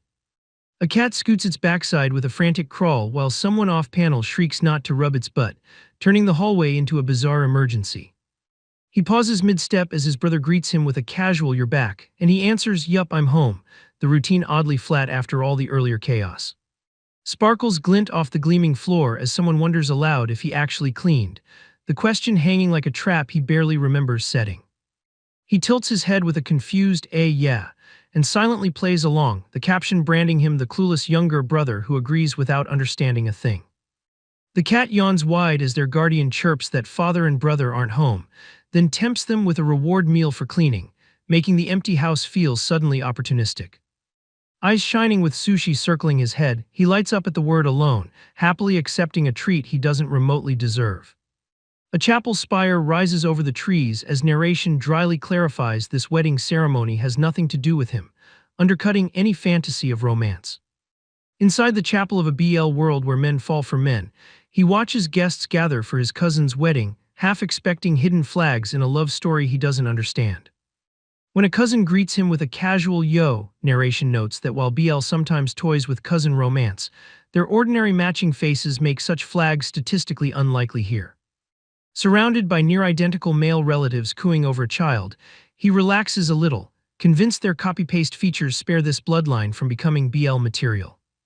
A shadowed figure calls, "Hey Makamura, long time no see," and the offhand reply masks the tension of facing someone whose silhouette already feels like trouble. Among flowers, a handsome friend of the groom chats warmly about the bride he's only seen in photos, his easy charm marking him as dangerously eligible in this setting. Pinned close by that relative, Yato squirms under small talk about his grade, and the crowded guest list as narration snipes that this guy turns unbearably awkward whenever family is watching. As the announcement to guide guests to the venue rings out, Yato and his cousin stand stiffly, bracing for whatever BL-flavored incident a wedding in this world is bound to trigger. Slumped in his seat, he frets less about the ceremony and more about what BL event is fated to erupt, knowing romance manga never lets weddings pass without some explosive scene. He pictures some melodramatic idiot bursting into the chapel and yelling, "Stop this wedding," while he stands there stone-faced, already exhausted by the thought. He recalls the guy who bilayed on the Gakuen and shudders at the idea of the same disaster blowing up this carefully funded wedding, souring the whole hall. Applause swells as the announcer calls for attention to the entrance, and he mutters a flat "oh," bracing for the bride and groom like they're walking into a potential minefield. Watching his faceless cousin glide in on another man's arm, he notes with unease that even the bride's very identity is blurred in this picture-perfect march. As vows about sickness and health echo through the chapel and fingers touch for the ring exchange, he feels the tension knife edge around the moment everyone expects to stay sacred. The groom lifts the veil and he watches, holding his breath, half dreading some crazed interruption crashing through this tender gesture. Hidden behind layers of dress, he coolly judges the oath and the kiss as the most likely times for some intruder to strike, even as he quietly wishes nothing at all will happen. A strained grunt rises from the pews and he turns with a wary stare, wondering if that small sound is the first crack before the scene explodes. Nearby, a man clutches his forehead and whispers a shaky blessing for Yusuk's happiness, already breaking down like a rejected lover before the ceremony is even over. He wipes a nervous sweat and thinks it's way too early for tears, recognizing with a sigh that this must be one of those melodramatic scenarios. Gazing over the flowers, he figures no one will crash the wedding this time, yet still mutters that this world never lets handsome people go free and hopes his cousin finds happiness in the next life instead. Rising from his seat with a rattle of cutlery, he praises the dish and wonders if it's sea bream while another man casually excuses himself to the bathroom, slipping away from the warmth. Left standing alone in the ornate hall, he's asked if something is wrong, his isolated posture betraying the awkward concern he refuses to voice. Peering in, he overhears the man laugh off his earlier tears as embarrassing while another admits it looked like he was crying, the denial and concern tangling uncomfortably. As he walks away, he thinks there's no need for bouquet-style broccoli tosses in this world and coolly offers to listen, while the grateful voice behind him calls him kind without seeing his detachment. Against a black backdrop of genre labels, he reminds himself that in a world where careless moves get you flagged, he cherry-picks only useful BL knowledge and ignores settings like Omgaverse, Beastmen, or Yakuza. Explaining the cliché of a partner from your past suddenly reappearing, he smugly decides he's safe since he's never had any lover at all, even while someone cheerily calls out like an old acquaintance right in front of him. Collapsed on his futon with a sleepy groan, he reassures himself that past lovers only show up to stir up third chapter chaos for established couples, so with no flags on him, such drama has nothing to do with his life. The door flies open on a star-splashed grin and a loud "what's up?" as an overfamiliar guy greets Otto's big brother like they're long-lost buddies, shredding that safe assumption in an instant. While one boy snarls that the visitor is shameless and should go home, the grinning intruder clings close and reminds them they once promised to get married, blithely demanding they get along as if childhood vows still bind. Panicking on the doorstep, Otto's brother shouts that he remembers nothing while the narrator stiffly realizes someone close to him is already deep in a serious relationship. With a gentle smile that hides sharp judgment, Tojo warns Misato not to bother people with his so-called unreliable memories, while Misato protests he is not forgetful. Misato explodes that Ayato's brother could clear everything up but snarls this is between him and Ayato, ordering the meddler to back off. Lounging in his doorway, the older brother coolly pieces together their whole drama and notes they came to verify Misato's story, rather than trust Ayato's foggy memory. Listening to Misato babble about kindergarten marriage promises and graduation albums, the brother admits Ayato said the same, yet his flat stare keeps everyone uneasy. Against a black backdrop, Tojo's eyes narrow as he decides admitting he remembers would brand Misato's feelings as a mere misunderstanding, a calculation colder than his smile. Chiba Ayato explodes in fury, shrieking at his brother for speaking up while secretly dreading Tojo's pressure and later complaints crashing down on him. The brother dryly imagines slip-ups exposing him if he denies knowing Misato, teasing Ayato about crying after falling into a waterway as proof his memory is not that bad. Misato's face twists in rage as he accuses the brother of lying and siding with that disgusting sissy, while narration grimly jokes this anger could fuel a spin-off about a stalking horse. Caught between Misato's delighted roar that he remembered and Tojo's calm narration about protecting his little brother's story, the older brother stammers, desperate to survive the scene. Forcing a smile, the brother recalls the tiny boy bragging about a home takoyaki machine and identifies Misato as that kid, turning a throwaway memory into a lifeline. Their floating heads argue over whether everyone in Kansai owns such a machine, disbelief and defensive bluster swirling in a storm of spirals. Kneeling by the stairs under Misato's desperate "look at me," the brother hedges that many company kids came from all over back then, dodging the plea to remember. Arms folded and face blurred, he explains that while a few children spoke Kansai dialect, he was already older than kindergarten Ayato, so names are hard to recall, ending with a strained sorry. Silhouetted in black as Big Brother, he notes he neither confirmed nor denied Misato completely, leaving himself room to remember later without looking like a liar. Tojo smiles as Ayato nods beside him, coolly translating the brother's fuzzy story into proof that Misato's memory is dim and urging him to give up. Misato yanks Ayato forward in a reckless dash, declaring they will ask the old candy shop lady on 3rd Street, convinced she will remember and save his claim. Dragged along with pounding footsteps, Ayato yells that it is useless while Misato ignores him and Tojo trails behind, the whole group swept into his stubborn chase. Back in the dark, the older brother silently broods while tiny Yanagi Chibis panic and nod around him, the narration admitting Yanagi-kun was struck dumb by all this. On an ordinary day, Misato laughs loud as a friend insists the brothers look alike, while Yato protests they are different and someone snaps they should see an eye doctor, turning casual teasing into another sore spot. After the physical exam, he stares at the paper and sulks that his body has only stretched a pathetic tomb. Surrounded by towering classmates bragging about milk and easy growth, he mumbles he did nothing special and shrinks under their effortless height. When a friend casually lumps him into the short squad, the 161 cm boy explodes while another 168 cm runt yelps in shared outrage. Smirking with smug confidence, he boasts that with tall genes from his father and brother he'll soon shoot past 170 cm, infuriating Yanagi with his selective similarity. Facing the beaming blonde, the dead-eyed guy coolly admits he's student council president, clutching his plushie like a shield while downplaying the title as inevitable.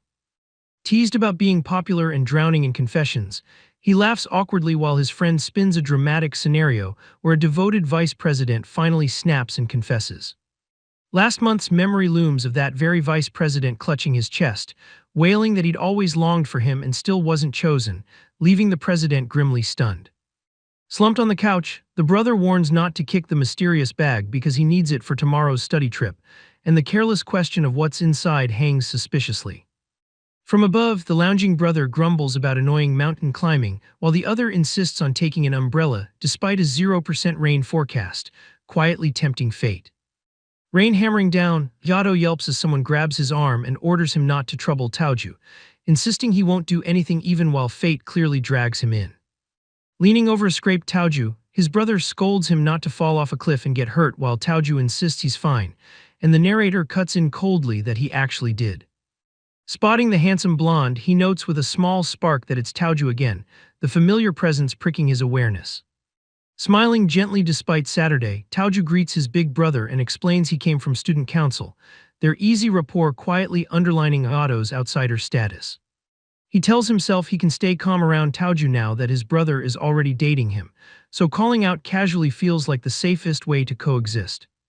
Hand on chin, he broods that people orbiting this couple, especially family, could easily spawn a spin-off romance, wondering if he should keep his distance to avoid that trap.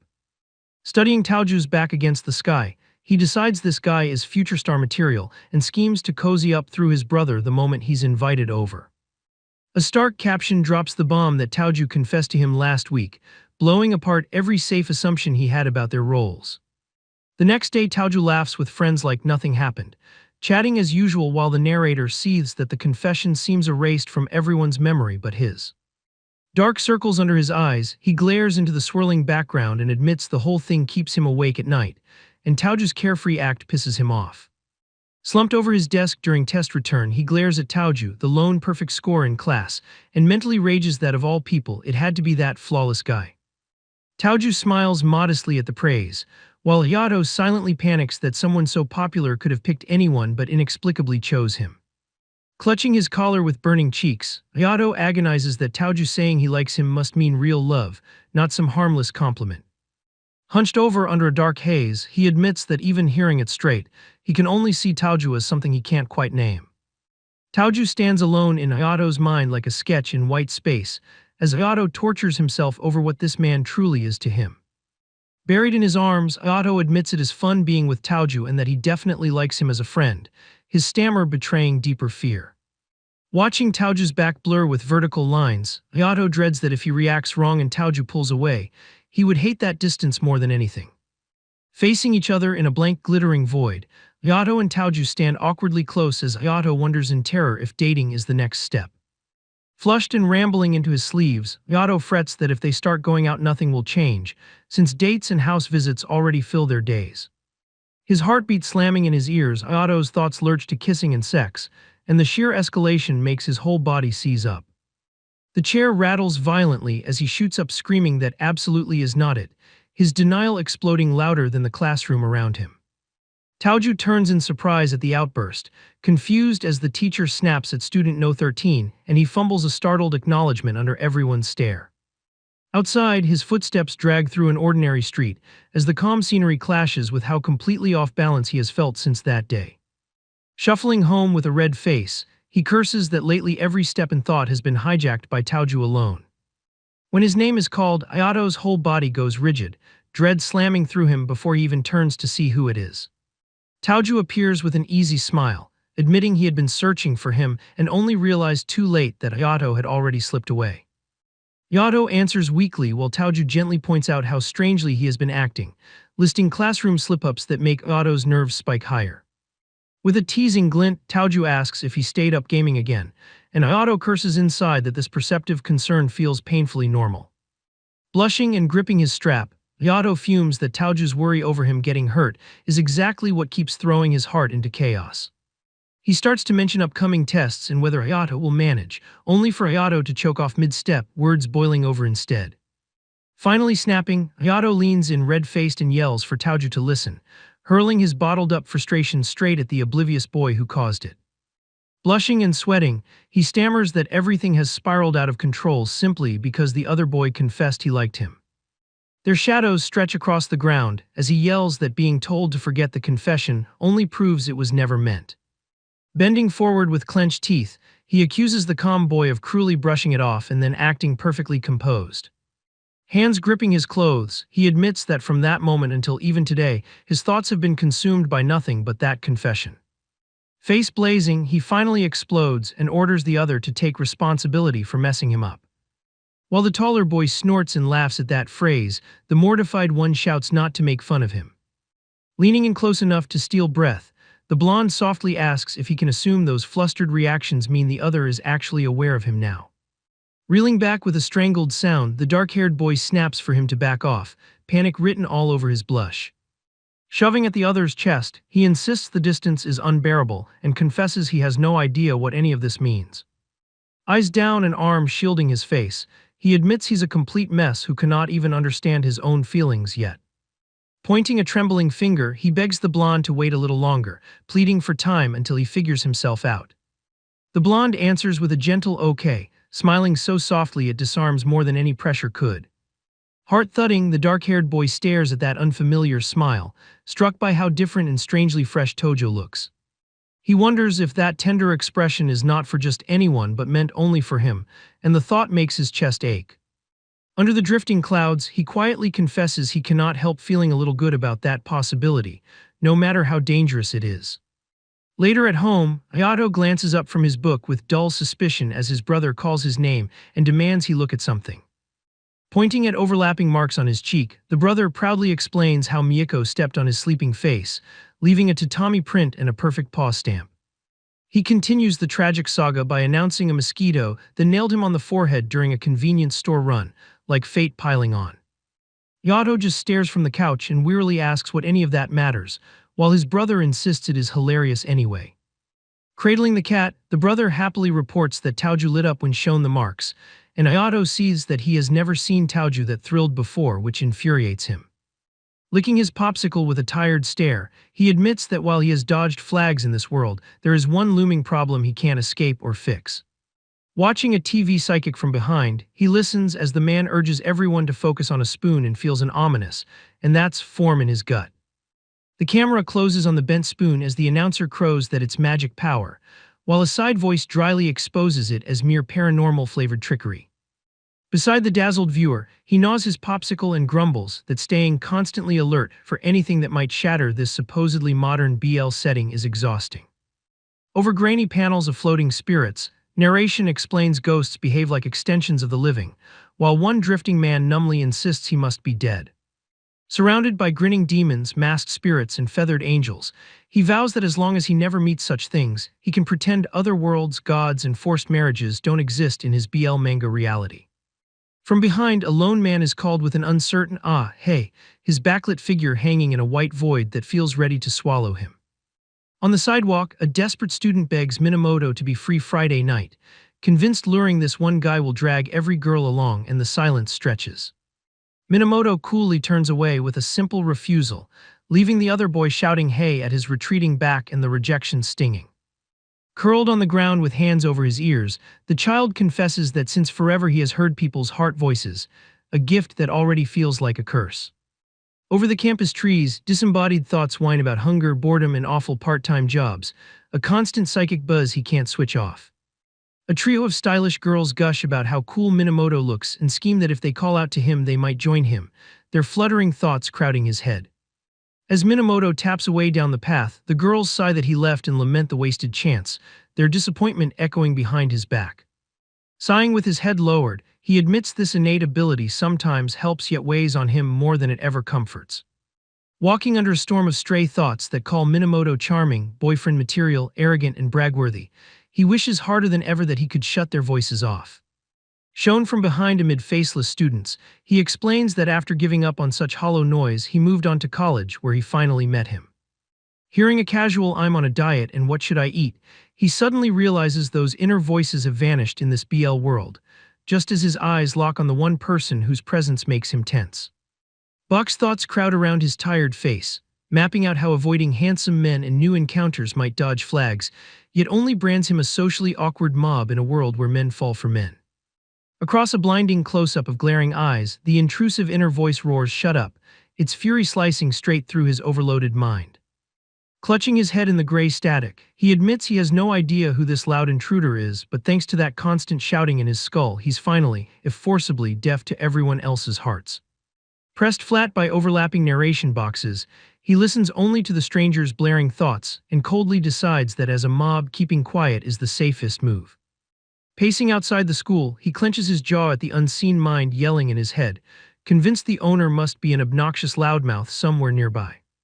Sipping his drink with dead eyes, he silently vows to hunt down this mystery noisemaker and shut him up for good. Clutching his head as a blizzard of unreadable thoughts swarms him, he rages that this guy never shuts up inside his skull, yet still makes no sense at all. Hands in his pockets, he broods that if he just knew what topic the babbler obsessed over, he could track him down, then pauses as hints of a quarrelsome couple drift past. Standing beside the chattering manga nerd, he realizes there are people whose thoughts he can hear perfectly yet never understand, and resigns himself to a long, confusing search. The suave honor student calls out to Misato with a mild smile, asking to talk while someone off to the side sulks about wanting their conversation to last longer. Later in class, Misato scowls and rubs his chin, grumbling that the honor student now pesters him with every trivial thing, while his friend hesitates to relay what he heard. Expression blank, the listener reports, "That's what he said," as Misato remembers how girls weirdly stop approaching whenever Misato chats with this studious rival. A flustered boy with a babyish face blurts that Minato's non-stop dirty jokes repel every girl, scolding him not to say such cruel truths so casually. A close-up of clasped hands and terse text declares they've suddenly launched an arm wrestling contest, turning idle time into a test of pride. Sweating and grinning viciously as their arms strain, Misato taunts the honor student for going soft from too much studying, daring him to fight back. With a thin, mocking smile, the honor student calls Misato all muscle and no brain, telling him to treasure the only thing he's good for while their grips grind tighter. Watching from the sidelines, the brother, eliminated in round 1, feels the mood sharpen into real combat, and anxiously orders Taoju not to lose against the hulking transfer student. When Taoju somehow slams out a win, his brother yells in disbelief, while narration coolly explains that victory depends entirely on younger brother support, not strength.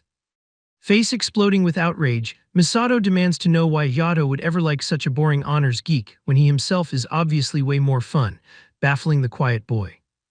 As roses frame the honor student's composed face, Misato reels at the brutal list, top grades, athlete, council president, popular and surrounded by friends, that exposes how hopelessly outclassed he is. Glowering into the dark, Misato insists he's manlier and would be the better hunter in primitive times, only to be dryly told that's the sole era where he might beat his rival. In a busy shop, a suited man notices a student ID slip from a woman's bag and calls out "Miss," as the card skids dangerously across the floor.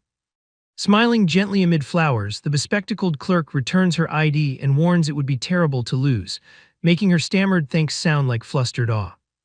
As coworkers gush that the new clerk is always polite and cool, he slips past with blank indifference, hiding whatever trouble simmers under that calm.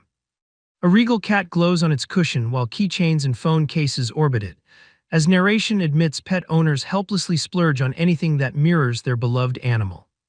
Eyes down and cheeks faintly tense, he confesses that whenever cat mugs or cat-shaped bread cross his path, something compulsive forces him to buy them. A peaceful feline face fills the frame as the narration muses that maybe humans are obsessed simply because almost every cat on Earth is unbearably cute. The next text turns cold, warning that some cats here are warped by this BL manga world and must be treated like dangerous flags to avoid at all costs. A sharp-suited man yanks at his tie and gripes into his phone about bratty students, while narration brands him a wolf in sheep's clothing beneath that office mask. Squatting in the garden, he recalls playing with a stray cat until that supposedly respectable clerk appeared, already marking the meeting as suspicious. The clerk turns away on his phone, voice shifting harshly mid-call, and narration points out how his entire demeanor flips in an instant. Sweat beading, the observer thinks he'd happily stay quiet and pet the cat through the call, but frets he has class soon and can't just linger in this brewing scene. Glancing toward the exit, the clerk mutters about going out, and the watcher tenses, knowing stepping outside now would expose everything. Plastering on a sunny smile and waving too brightly, he chirps that he's just passing by, hoping the act hides the fact he overheard that unguarded side. Across a pattern of cartoon paws, narration explains how bear bells loudly warn wild animals away, hinting he wishes he had one for predatory humans too.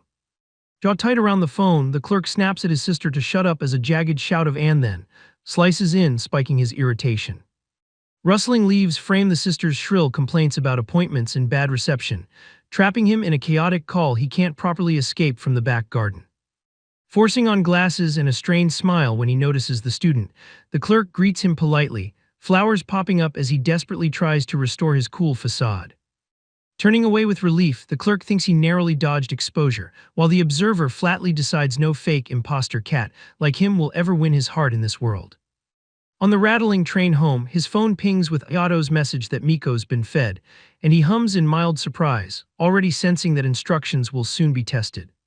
Stepping into the quiet street with a tired "I'm home," he freezes at Mia-chan waiting on the wall, anxiety spiking as he asks what's wrong with this sudden reception. As the cat rubs insistently against his leg, he recognizes with horror the all-powerful "I haven't eaten yet" spell working its manipulative magic. He stubbornly tells the mewling cat it already ate while the unanswered ellipsis hangs heavy, both of them locked in a silent battle of will over one more meal. He snaps that the cat has already eaten and kicks his clueless friend for missing the text, while the narration smugly insists everything about cats is cute. He watches Miyako pad over and quietly marvels that their cat can sense everything from food cans to incoming nail trims. Coming home to Miyako's greeting mew, he notes the cat's eerie knack for reacting perfectly in every situation. Two grinning visitors burst in with a loud "pardon the intrusion," only for Miyako to answer with a wary meow. When the handsome blonde repeats the same greeting amid roses, Miyako's mood shifts to alarm and the air tightens. Miyako suddenly arches and puffs up in terror, leaving the human stunned and asking what on earth just triggered him. Floating chibai heads fret that the cat might actually hate the blonde, since Miyako only ever bristles at Taoju. As Miyako pointedly taps away from the doorway, the narrator claims animals can see true colors and even jokes that Masato is more beast than man. While Yato casually pats Miyako and chalks it up to having a dog, the narrator secretly crowns the cat a genius with frightening insight into this world. Watching a noisy sports festival at a school that isn't his, he dryly announces that today's chaos will be centered on someone else's campus. He grumbles that his idiotic brother forgot his bento because of the early start time, leaving him stuck as the reluctant delivery mule. Eyeing the field, he decides guardians like him are just background mobs while the high schoolers hog all the flags. Licking his festival snack with dead eyes, he admits he only wants to dump the lunch on his brother and escape this whole event. He realizes with annoyance that Yato is away running relay next and not even in his seat, ruining the plan to hand it off quickly. Giving up, he scans the ongoing events for a familiar face, just as Taoju dazzles the crowd on the cheering squad and shrieks for anyone with glasses. Startled in the stands, the blonde student gets singled out by a beckoning hand and nervously asks if they really mean him. As someone teases that he must have drawn "handsome guy" on his slip, he snaps for them to shut up while gripping the card that literally reads "the person you like." Watching the scavenger hunt boy drag his chosen target away, he munches his snack and mutters that this bittersweet youth drama is fine as long as the victim agrees. Hearing the announcement for the interclass relay, he bites his food and lazily notes that Hayato's race is finally about to start. Checking his phone, he figures once this relay ends his courier duty will be over, having already texted his brother to fetch the forgotten lunch when he comes back to his seat. On the makeshift university court, he watches boys in numbered vests sprint and quietly admits he has researched exactly which sports day events make them fall for each other. As runners stretch and jog in a line, he concludes with dread that the easiest sports-born trigger for catching feelings is the unavoidable disaster of an injury. Yawning over his snack, he dryly doubts anyone would wipe out just from running, even while the red team's race starts to look suspicious. When one runner suddenly eats dirt right before the baton pass and another shouts he'll take over, the observer notes even here clumsy guys exist to light flags. Kneeling in the dust, clutching his leg and muttering "ouch," Yato already looks hopelessly awkward, and the narrator cruelly wonders if klutziness runs in his blood. As Yato admits he thinks he sprained his leg and someone rushes over asking if he's okay, the narrator grimly predicts nursing is about to kick in right on cue. Tension spikes when sparkling Tojo sweeps the muddy Yato into a bridal carry, calmly offering to take him to the medical tent while Yato jolts in shocked protest. Blushing and squirming in Tojo's arms, Yato hisses to be put down because everyone is staring, but Tojo only smiles that the injured should stay still as onlookers swoon. A noisy crowd swarms them with concern and fangirling, while a flustered health committee boy begs to escort the patient and others yell at the honor student prince, turning one sprain into a spectacle. Carried through the grounds as Hayato panics that they're standing out and demands to be dropped, Tojo answers with a blunt nope that crushes any hope of escape. Expression blank, the older brother notes his siblings' relationship chart has become chaos and casually asks if he can at least eat the untouched lunch before it spoils. He stands at the edge of the field, admitting he came to deliver food but never found a chance, so now he just zones out through the closing ceremony. Watching Tojo in full uniform bask in screams while giving the president's speech, he dryly labels him his brother's boyfriend and acknowledges how violently the guy steals the girl's gaze. As the speech ends and fangirls bawl for an encore that will never come, he flatly observes there is no such thing, no matter how rabid the crowd. From the stage, Tojo spots him and offers a gentle wave, and the older brother feels that tiny acknowledgement land heavier than it should. Drowning in hearts as girls shriek that their eyes just met him, the brother numbly raises a hand back and wonders what kind of warped fan service Sports Day has turned into. A previous month's memory crashes in of a bespectacled boy screaming lifelong devotion at Hidetoshi while Tojo yells not to be reckless, the whole scene teetering on melodramatic death threat confession. Last month's event flashes next, with a girl brightly relaying Tojo's warning that too much kindness might give Hayato the wrong idea, leaving Hayato stunned and accused of delusion by proxy. In a dark shrine of photos, a masked stalker sees that the vulgar interloper will never be forgiven, worshipping the student council president as God and Messiah while plotting poison. The same creep's gaze fixes on an unsuspecting boy with a backpack, hissing that this month's event will begin with him, and the threat slides into place like a curse. At his locker, he freezes as classmates gossip that Tojo blew a kiss to some rumored girlfriend at the sports festival, twisting an innocent wave into a scandal.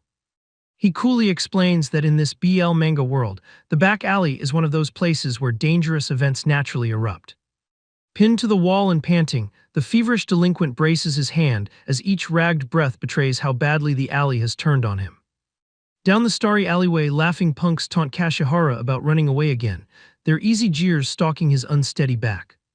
Flushed with fever and fury, Kashihara curses that without it he'd crush them, even as he admits this hidden alley is perfect for violent settling of scores.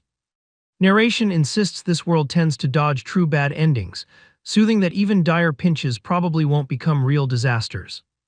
Crouched by a car with a cat in his arms, he admits the only real problem is that playing in this alley has trapped him here, unable to just walk away. A boot slams into the fallen boy as his attacker snarls he'll beat him until he can't stand, demanding to know where all that usual energy went.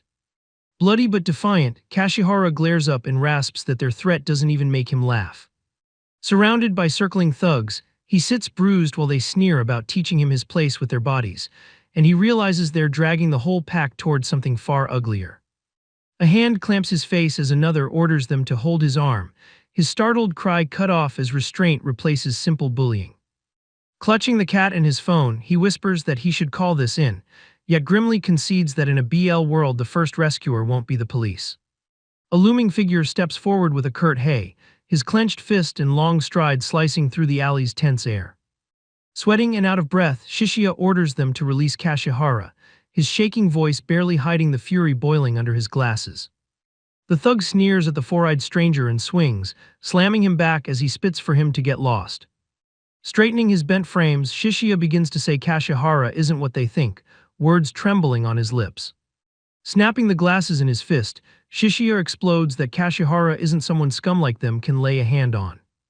While fists and curses fly, the observer blandly notes the guy's terrifying strength and even finds a heart shape in his hair pattern, wondering what monster just stepped in. Arm in arm, the two battered boys disappear into the glittering night as narration calmly confirms the BL leads made it home safe, wrapped in a suspiciously nice atmosphere. Rubbing his bruises, Kashihara grits that something about that guy pisses him off and vows that next time they meet he won't let him escape, pain flickering under his anger. Slumped against the car with a dead gaze while another boy sits in the dark behind him, he coolly tells the unseen threat the event is over and pointedly suggests he just go home. A cat bats an empty can with a clank as narration longs for a hot bath, and the tiny movement suddenly triggers a sharp, anxious ah. Neck snapping around with sweat beading, he jerks in panic and demands to know who's there, his fear spiking into a raw shout.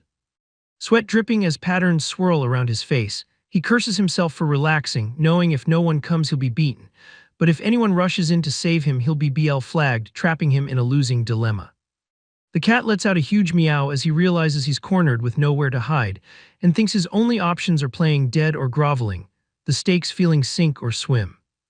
Two delinquents dismiss the noise with a bored just a cat and decide to leave, unknowingly sparing him while his legs nearly give out. Peeking from behind cover with sweat still on his brow, he numbly realizes he was saved like some luckless extra in a period drama. Dressed in a magician's tux and top hat, he announces a sudden quiz contest, his flat face at odds with the sparkles and the ominous sense of being drafted into another game. Kicking off his shoes with a tired look, he recalls coming home to find his brother and boyfriend playing a certain game, knowing already the title alone sounds dangerously misleading. While Taju stands relaxed and handsome, the brother explains the rule about guessing his weakness, and the narrator notes with contempt that only this disgustingly compatible couple could find such a game fun. Jaw tight and face flushed in the dark, he sees that damn Taju still looks effortlessly cool and swears he'll dig up the guy's weakness for his chronically humiliated younger brother. Chibai Taju beams like an angel, saying he brought a present, as narration explains he joined in because the winner gets any cake, turning his sweetness into strategic bait. Profiled in harsh shadow, the narrator calmly reveals he holds an overwhelming advantage in this match, and silently asks why fate tilted so far his way. Watching Taju's easy smile, he answers himself that in a BL manga world where Taju is a stellar main character, of course the game must hand him a glaringly exploitable gap. Leaning on his knee with a cool stare, he reasons that a flawless, superhuman type has no right to exist here without some contrived weakness, and he intends to expose it.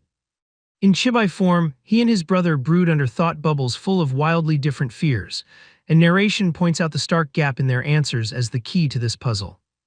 The empty classroom sink and music score sit quietly while he decides his brother's clueless reaction means Taju's weakness wasn't revealed at school at all.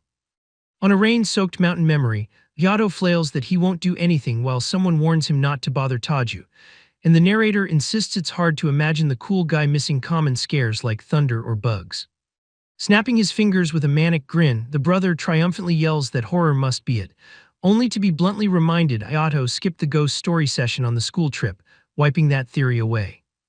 Tiny and exhausted beneath a looming text box, he sighs that even after narrowing the list to a handful through this screening, the one decisive clue still refuses to show itself. Tauju raises his hand with a calm smile and asks Yato for a hint, while Yato splutters that the favoritism is totally unfair. As the question about frequency lands, the instant, unhesitating, everyday answer screams that this habit is deeply ingrained. Yato gapes in confusion, wondering if they seriously mean rice every day, while the other two huddle whispering secret answers in his ear. When Tauju nails the mystery in one shot, both boys stare wide-eyed, demanding how he possibly guessed so accurately.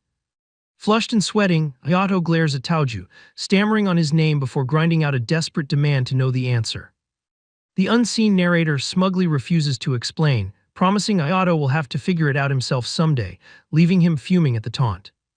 Ayato leans forward, begging Tauju directly for the real answer, and Tauju just laughs, promising vaguely to reveal it someday. Framed by roses, Tauju presses a finger to his lips and insists on keeping the secret for now, wanting to look cool in Ayato's eyes a little longer.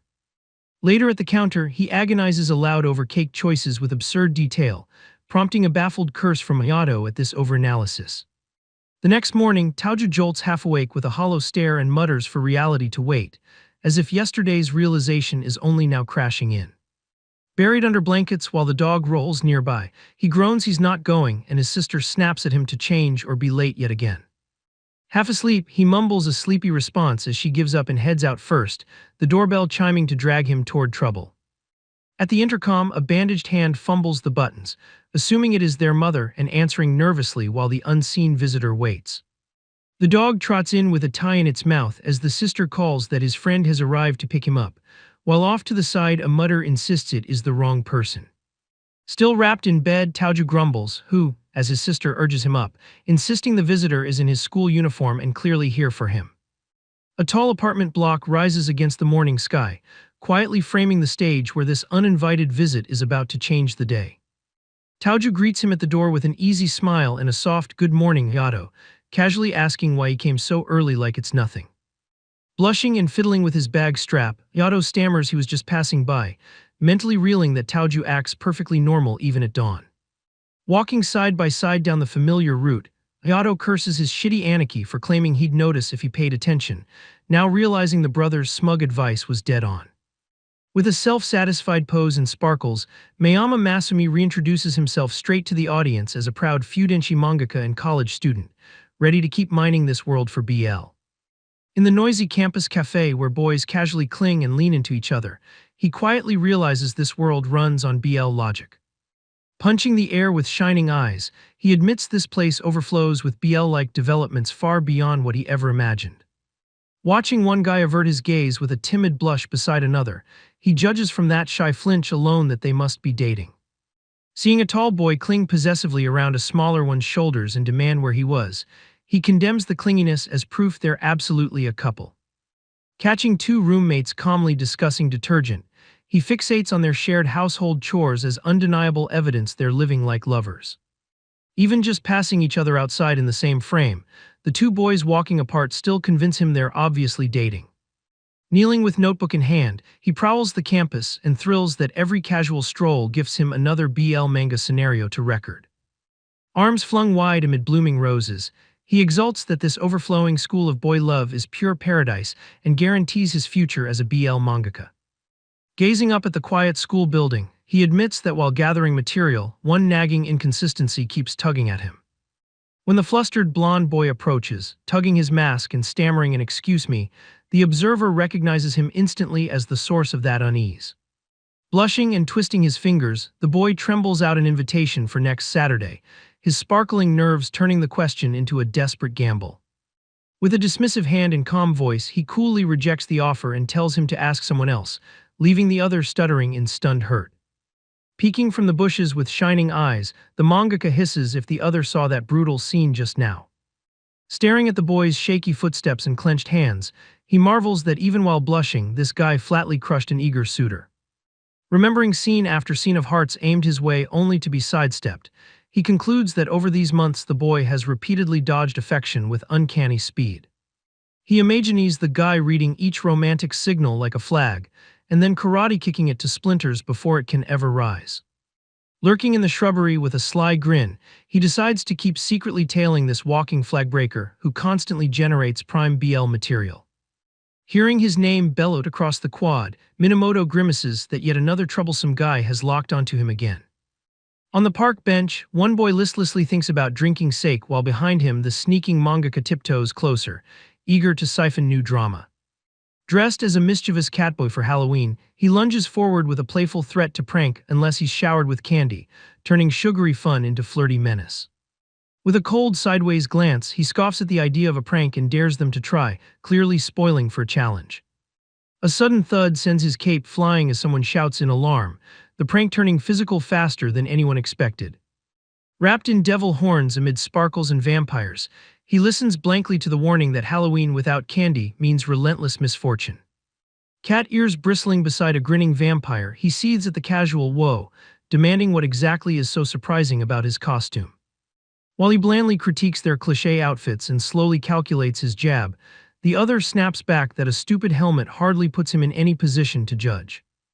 Bathed in roses and laughter, Tojo gently calls the bizarre costume cute and even mistakes it for a cavity cosplay, softening the sting Ayato tried to land.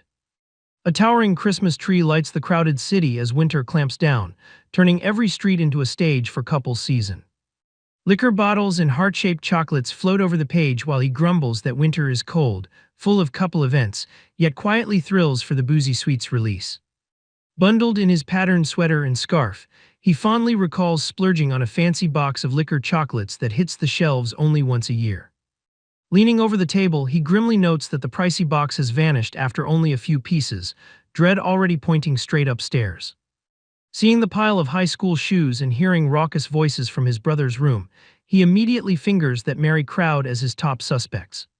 Smirking with sparkles and the stolen box in hand, his brother radiates guilty delight while the narrator curses that little thief and confirms the culprit is family. Peering up the stairs, he mutters that he wants his expensive sweets back, but knows marching in will be tricky now that a whole drunk squad is involved. Popping his head over the landing, he grimly observes that even a piece or two will floor these boys, since liquor chocolates actually get this world's inhabitants drunk. Opening the door with a tentative hey, he freezes as heart symbols ooze from the room, and he imagines multiple BL disasters already erupting inside. Leaning miserably against the door, he debates eavesdropping first so he does not get caught in whatever drunken chaos his brother's room is brewing. Close up and sweating, someone whispers that Hayato can't while another orders him to stay still, the narrator wondering if he has already arrived too late. Eyes blazing and cheeks flushed, the drunk boy ferociously bites into what he thinks is more chocolate, yelping ouch in a frenzy that looks anything but sober. Hiccuping and red, he shrieks not to eat his arm while the other hazily wonders why this chocolate suddenly tastes so different, oblivious to the flesh in his mouth. Grabbing Masato's face in both hands with a rough twist, the exasperated friend demands if he is even listening, trying to wrestle some sense back into this liquor-soaked mess. Drunk and hiccuping as he rants that his sister is inhumanly cruel, the boy bawls into his friend's blank patience, turning sibling resentment into a messy plea for rescue. Masato chokes mid-sentence as something hard is shoved into his mouth, panic and irritation flaring together. With a sly smile, the pretty boy offers tofu while repeatedly poking an eraser at Masato, enjoying his outraged protest at the deliberate teasing. As the hiccuping brother babbles about a monster and spills barley tea, Masato gets showered in drink and eraser dust while friends bribe him with dried bonito and soy sauce, the chaos drowning his warning. In the hallway, Hayato's brother lazily calls for Mia-chan, while a panicked voice offscreen screams for his help against overwhelming odds, and he coolly tells the unseen victim to give up. A swirling yin-yang fills the frame as narration claims opposites attract most easily in this BL world, branding contrast itself as a dangerous flag. Lightning crackles between a stern bespectacled man and a spiky blonde, as narration explains that hatred-soaked relationships here can flip into romance without warning. At the vending machine, Hayato's brother calmly picks coffee and feeds in coins, unaware he is about to be shoved out of background safety. He gets slammed aside with a painful ow as the tracksuited guy snarls at him to move if he is not buying, instantly turning a mundane purchase into a hostile clash. Scowling with a sharp, the athletic guy's presence looms, while narration admits this rough stranger keeps tangling with him for reasons he cannot grasp. When a friend arrives asking what's happening, the blonde brushes it off and calls him a wimp who fell on his own, downplaying the shove as Hayato's brother hunches over. Bowing in apology, Hayato's brother blames the incident on the other's bad temper, privately fuming that not understanding this guy at all makes him seethe most. Facing the snarling blonde, he calculates that snapping back will lock them into open hostility, the exact relationship this world loves to twist into romance. Turning his back, he worries that ignoring the guy might only rile him further, feeling the other's glare burning holes in his retreat. Staring at the broad back beside him, he decides that as a mob character his safest move is to choose the least dramatic response possible. With a strained smile and raised hand, he laughs off the clash, obediently backing down while his eyes say he wants no part of this walking flag. Arms crossed and muttering scary as chatter buzzes, the intimidating blonde stands isolated while narration notes everyone keeps their distance from someone this overbearing. Blending into a whispering group, Hayato's brother feigns casual concern as they gossip that it's him again, trying to vanish into the very crowd that surrounds the troublemaker. Teeth bared in a glare, the blonde fixes his eyes on him anyway, and narration concedes this camouflage is only a flimsy, temporary shield. A hand slams the cafeteria table with a bam as narration warns that flashy bullies like this inevitably summon someone who just cannot ignore them, dragging new players into the storm. As the narrator imagines an honest, righteous opposite to the thug before him, another voice cuts in sharply, ordering the guy to stop. The dark-haired man strides up through the chatter and calls him out for nitpicking everyone, saying he does not know what his problem is, but that this sulking attitude is pathetic. Their faces clash inches apart as one snarls what the hell he just said, while a friend between them yells for both to stop before it explodes. Watching from the sidelines, the narrator bitterly notes that the righteous guy and the hothead are clearly the ones raising flags, while he, a speechless mob, fades into the background. A tiny title drifts alone in empty space, signaling that this tension is only rolling into yet another troublesome day. Later, the calm man explains that the outburst came from being reminded of a cheating ex whose new guy looks just like the victim here, then orders his friend to apologize properly. Flushed with humiliation, the blonde mutters that it was his bad and thinks grimly that he got dragged into this nonsense for nothing, yet at least dodged a romantic flag. Under a blackened sky, the wronged guy forces a crooked smile and demands a proper apology, claiming he will forgive with that grin, while the blonde stammers he is really sorry and the menace behind the smile throbs. A glamorous shampoo ad declares that a man's worth rides on his hair and urges a cool decision, turning simple scalp care into a judgment on masculinity. As nearby girls squeal over idol Shirakawa Ryu being so cool and all over TV, the protagonist trudges past and dismisses them with a flat, weary idols. He wonders if he should get lunch, while narration coolly states that in this BL world you never meet idols unless you work around them, implying his safety, at least on paper. A lone coin rolls toward his shoe as narration warns that exceptions exist, and the tiny clink already feels like fate tripping him. Scooping up the 100 yen while the owner searches in confusion, he stares at it and realizes this stray coin is about to rope him into something. He hurries after the stranger, awkwardly explaining the money rolled over to him, while the man turns with a nervous sweat and mutters an uncertain ah. When the hat lifts and a dazzling smile thanks him, narration spells out that this is the classic pattern, where a mob bumps into a badly disguised celebrity in his own neighborhood.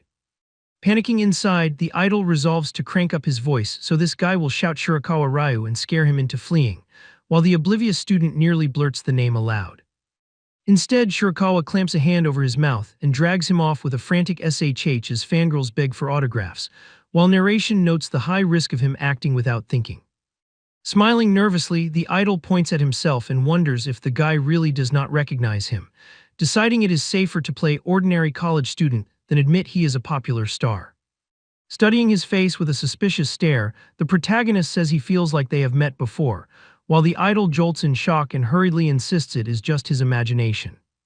Waving with a strained grin and a thanks for earlier, Shirakawa tells himself that once this clueless stranger accepts they are strangers, he will finally be able to cut him loose and escape. Hands in his pockets, he trudges along thinking that even though his everyday is flooded with celebrity-level hotties, this is the first time he'll get to brag to his brother about meeting a real one. From a distance, he overhears the suited man scold that he quit his part-time job again, and senses trouble brewing before he is even noticed. The blonde erupts that he'd never crawl back to that store with its pervy boss, cursing his former job while the memory of the bunny uniform mocks him from behind. His eyes widen and he flinches as the word pervert hangs in the air, suddenly realizing exactly who that insult might have reached. Forcing a crooked grin after the bump, he hurriedly downgrades his complaint to that weird shitty manager, scrambling to dodge whatever he just provoked. The glasses man snaps that he is the careless one here while clutching his arm in pain, turning a simple collision into a sharp scolding that leaves the blonde agape. A hand lifts the fallen glasses with quiet menace and a soft besides, signaling that the scolding is about to escalate into something far more personal. Framed by flowers, the manager smiles like a predator and remarks that he has some nerve slacking off in front of his shitty boss, leaving the blonde sputtering in shock. Watching blankly from the side, the protagonist wonders why so-called ordinary people hide their true power so well as the manager coolly threatens to work the truant to the bone. In overdone disguise, Ayano Kujimaya mutters he can use this juicy scene next time while a dry voice tells him he is pushing it, turning real tension into research fodder. On a winter street, the brother greets Taju and Hayato with lazy familiarity while Hayato mumbles hello, the chill between all three thicker than the scarf hiding his mouth. Staring at Taju on Valentine's, the brother notes his lack of chocolate bags, only to hear that this supposedly popular guy even refused girls gifts, pity dripping from his voice. Noticing a bulge in Taju's coat, the brother quietly points out the lone box tucked in his pocket, and Hayato's tiny startled face betrays how loaded that single piece is. Taju blushes as he studies the nameless chocolate, admitting this one came without a sender, and the air tightens around the unclaimed gift. Smirking as he tucks it away, Taju decides to keep the mystery chocolate just in case, treating the unknown giver like a live grenade he might need later. Deadpan serious, the brother warns that box is the exploding kind he saw in a drama and calls it super dangerous, while the others protest in confusion at his morbid imagination. Rummaging through his bag outside the building, he frowns that his license has vanished, a small loss that makes his stomach drop in this flag-infested world. In the lecture hall bustle, someone calls "Hey, Kake," and the tired boy straightens with a wary yeah, already bracing for whatever new complication is coming. A grinning classmate in a loud shirt reports that someone's looking for him, turning a casual message into an ominous summons. Beaming with closed eyes and quiet stars, the stranger asks if he is Kake Yuyuji, his sweet smile hiding the weight of whatever fate has just latched onto that name. Sweating under the stranger's shadow, he admits the face feels familiar yet blankly asks who this person even is. A hand flashes his own ID in front of him, and his startled shout betrays how vulnerable that lost card makes him feel.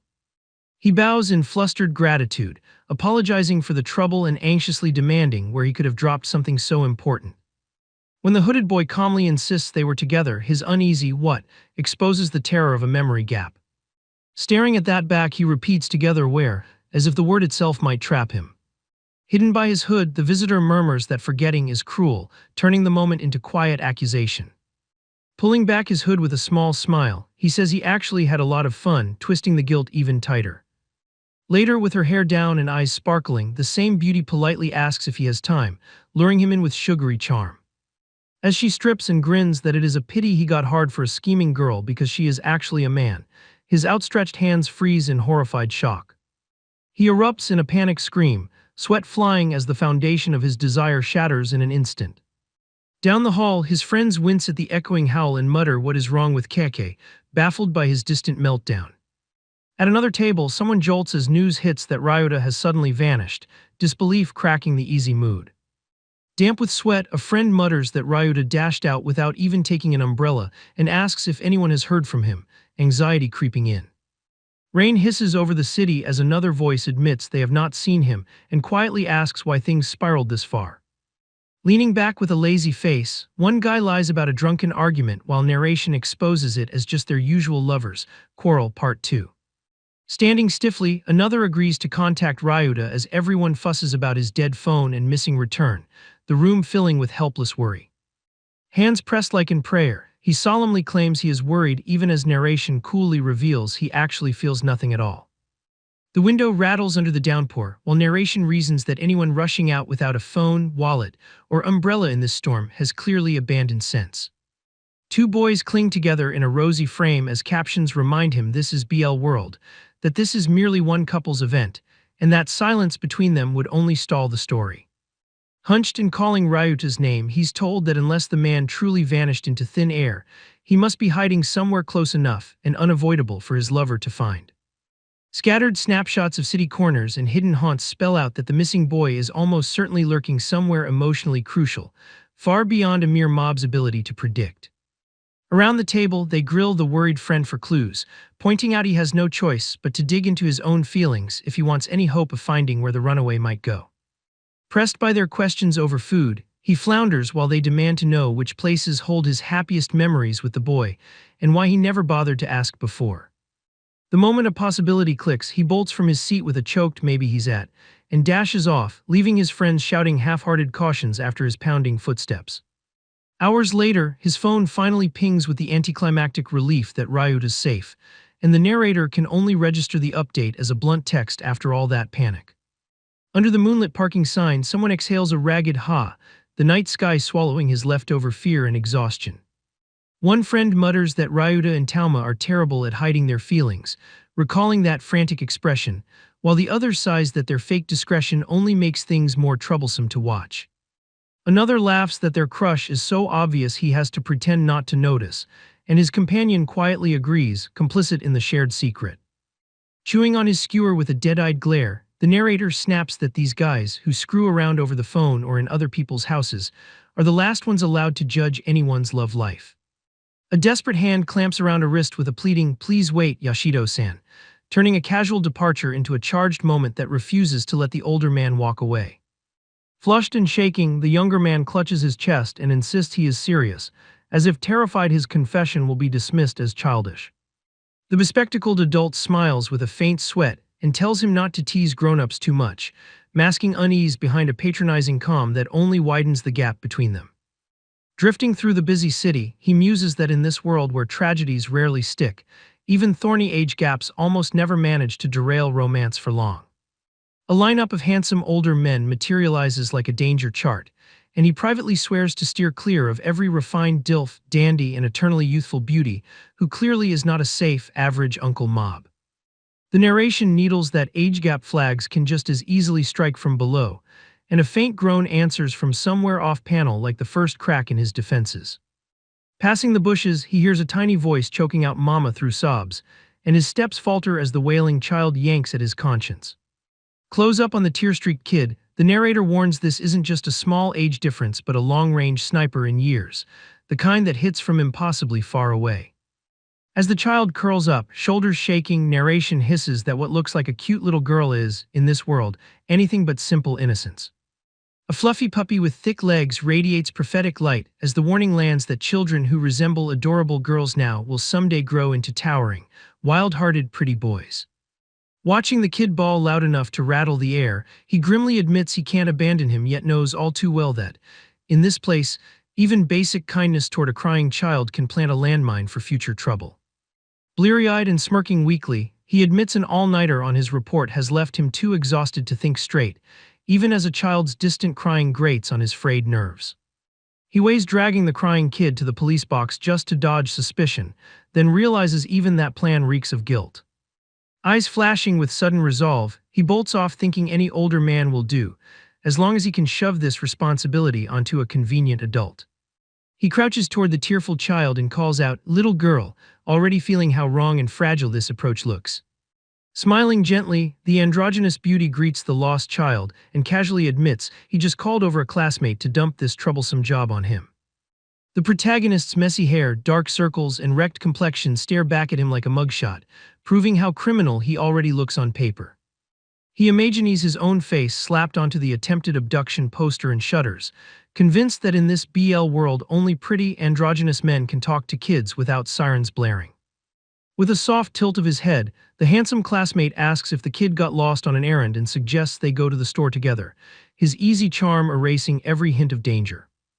Blushing and murmuring yeah, the child walks beside him, blissfully unaware this chance meeting will one day be called destiny with his future lover.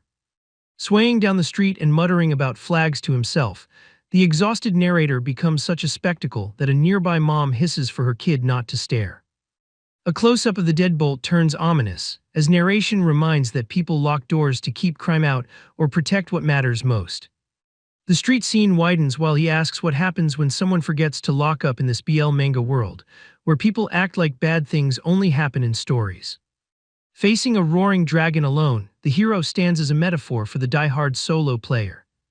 The same beast looms again as new allies appear, and narration dryly notes that even lone wolves tend to switch to multiplayer eventually. In the quiet lecture hall, he explains that a lock can be as simple as knocking first if you want to avoid dangerous encounters. Slumped against his hand with nothing to do, he lazily scrolls his phone in search of mental escape.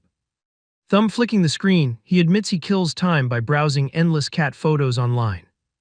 Staring blankly at the dotted sky of his feed, he muses that the net overflows with other people's cats and all kinds of questionable images. A teasing hand tugs down a collar to reveal bare skin as someone coos. Wow, it's a kitten, turning the word filthy without even trying. Jaw tight, he angrily taps the block button and grumbles that posts like this should be locked away, not parading in public searches. He strolls over with a casual smile and a convenience bag, announcing he bought drinks while the others thank him, unaware this tiny kindness may cost him later. Wiping sweat and complaining about the brutal heat, he vows to wear short sleeves tomorrow, oblivious that more exposed skin means more danger in this world. Tugging open his collar, he reveals a constellation of beauty marks shaped like a kitten, the quiet exposure instantly turning his neck into a loaded secret. Over a sky mapped like the Southern Cross, narration warns that once the other party knows about such a distinct mark, merely showing it is enough to raise a flag. While one boy blandly claims he's just looking at cat pictures, the pierced classmate stares, odd that he must really love cats, and a silent ellipsis thickens between them. With phones inches apart, the cat lover explains the **kitten* tag and his habit of scrolling cats when tired, while narration urges urgent action before others use that same search. Expression darkening, he types kitten and realizes with a chill that if a classmate spots his post, the mysterious owner behind those cat photos will be forced to respond. The minimalist caption admits he assumed that was all it would amount to, only for later events to prove how badly he misjudged it. Soon after, a grinning guy slings an arm around the flustered beauty and jokes that this kitten has already found his owner, hearts popping like mocking applause. Against a dizzy patterned backdrop, another boy coolly declares that now this stray has become a house cat, he wants him locked indoors forever, turning play into possessive threat. A fingertip hovers over the glowing cat photo on the phone screen, the impending tap feeling like the moment everything online snaps into real life. Surrounded by manga memories, he admits he's already survived countless BL flags and now resolves to act like a clueless beginner again just to stay alive. Panels swirl as narration singles out one everyday element he must handle with extreme caution, something so ordinary it slips past defenses. Two hands close around a business card as if it were a lifeline, and narration bluntly names that perilous element, exchanging contact information. Soft sparkles surround boys nearly colliding, dozing onto shoulders and grabbing the same book, each contrived bump a pretext for touch disguised as accident. Outside the izakaya sign, narration concedes he could list endless contact traps, but warns that certain touches demand extra vigilance because they tickle in all the wrong ways. Inside, a long-haired friend flips through a famous BL comic and calls out, "Made you wait," while narration notes how this childish imitation scene pops up constantly in the genre. Fingers scrabble under a shirt as one boy cackles that the other is absurdly ticklish, while the victim squeals for him to stop, laughter edging toward something riskier. Blushing and squirming, the striped boy fends off attacks from every side as narration explains a drunk has turned the room into a full-body assault course. Hands raised in hasty surrender, he slips away with a polite pardon, confessing he always abandons his seat during scenes like this so the hungry crowd never singles him out. Holding up a warning hand, he explains that fighting or fleeing a tickle attack just wastes everyone's effort, while the grinning friend looms closer, purring that he's next. Off-panel shrieks of no collide with gleeful boasts about grabbing someone's sides as unseen fingers mercilessly tickle. Laughing with eyes shut, he describes how the tickler must time the finale just right, his carefree cackle masking the control he wields. Blushing and breathless, the younger boy clutches his chest and admits that the sigh after shared laughter leaves his body slack with relief.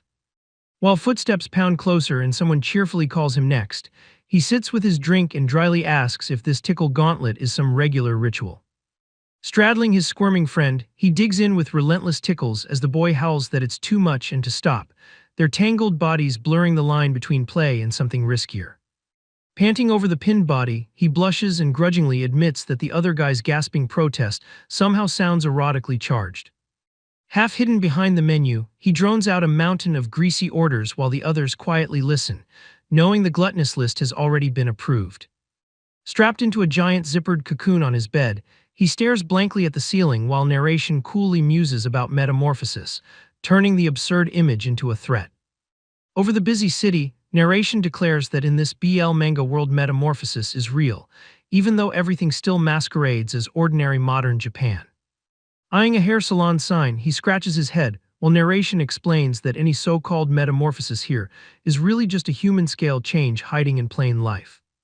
The school tower rises under calm skies as narration bluntly translates all this talk of transformation into one loaded word: makeovers. Sweating into his phone before summer break, the chubby otaku apologizes that he's skipping drinks because his favorite idol is streaming, panicking when his name keeps getting misread.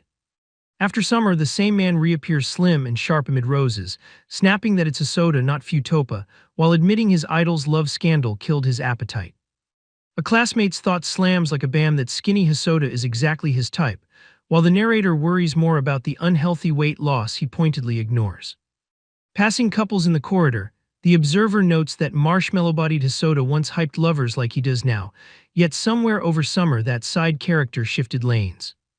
Sparkling softly, Hosoda touches his cheek in shy disbelief, as narration warns that in this world, even a mob-like guy can suddenly get drafted as the main BL lead. The apartment block basks in summer light while narration hints that something else, far more dangerous than a diet, also unfolded during that break. Hearing someone greet Ayato's big brother, the surly man turns with a frown, prickling at the nagging familiarity in that voice. Framed by flowers and an easy smile, the handsome blonde waves and says it has been a while, while Yato's brother stares back, rattled and unable to place who this walking flag even is. He eyes the smiling stranger and coolly reasons that anyone who knows Ayato must be his brother's friend, even while a crawl of unease insists they have never once met. A jagged memory of a too bright "it's been a while" Aya slices through his mind, exposing how forced and wrong that lukewarm greeting just sounded. He sizes up the cheerful blonde calling Aya, decides with a flat that this guy is just another mob like him, and dismisses him as not the one. Then with a jolt, he realizes his mental image is completely off as the same blonde suddenly radiates flowers and charm, shattering his mob category. Staring at the grinning boy from that old panel, he remembers believing that whenever a new character like this appeared, some other poor soul quietly vanished from the story. Watching the blonde dash off to a shout of "Hey Yuzui," he bluntly asks who he even is while swearing there was only one guy back then who ever had flowers on his back. As the friend scolds Yuzui not to wander off and Yuzui laughs that he just wanted to greet Yato's brother, the ignored observer mutters a hollow hello that no one really hears. Trudging home, he reflects that by getting redesigned lines and a name, this Yuzui has clearly been promoted into a main character of the very fiction trapping him. Hand on his chin, he paces and wonders if even his own face would gain cooler detail if he obediently followed the genre's rules, morbidly curious despite having no desire to try. Roses burst behind Yuzui as he cheerfully asks if Yato's brother is heading home too, while Tojo frowns and demands what his bro is scheming now.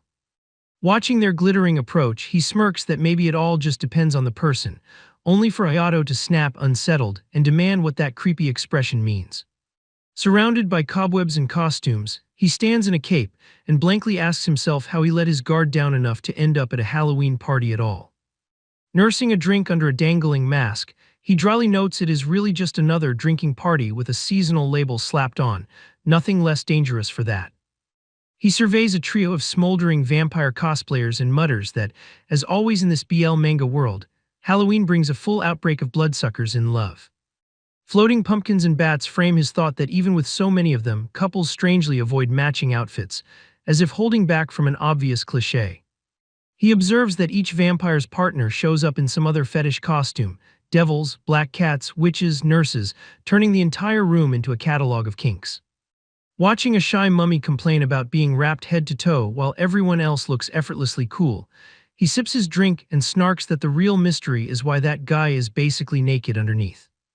In the doorway's shadow, someone preens about how dressing as a woman will make a killing tonight, and he winces, knowing this kind of stunt always detonates the room. A blood-splattered nurse bursts in with jazz hands and a jokey boom, and he feels the atmosphere spike as the cosplay crosses straight into erotic slapstick. Seeing another trio of nurses greet Ryota and tease that he is matching too many people at once, he thinks grimly that even costumes here can't stop partners from multiplying. Dressed as a nurse and framed by flowers, Yumezaki's bright smile makes the narrator seethe at how Ryota's beauty humiliates every normal girl in this world. Jason-masked Ryota licks a gory lollipop and shrugs that being erotically half-naked at the Halloween party sounded funny, while his mortified friend curses showing off like that in public. Peering through twin circles of darkness at the blaring decorations, he grumbles that if university Halloween parties are always this loud, he never wants to come again. Clutching his head under the ghost sheet, he mutters that this BL world is just drunken, noisy idiots begging to be taken home and demands to know why his brother willingly swims in it. Over the quiet campus building, he remembers telling himself only days ago that certain events might be worth attending.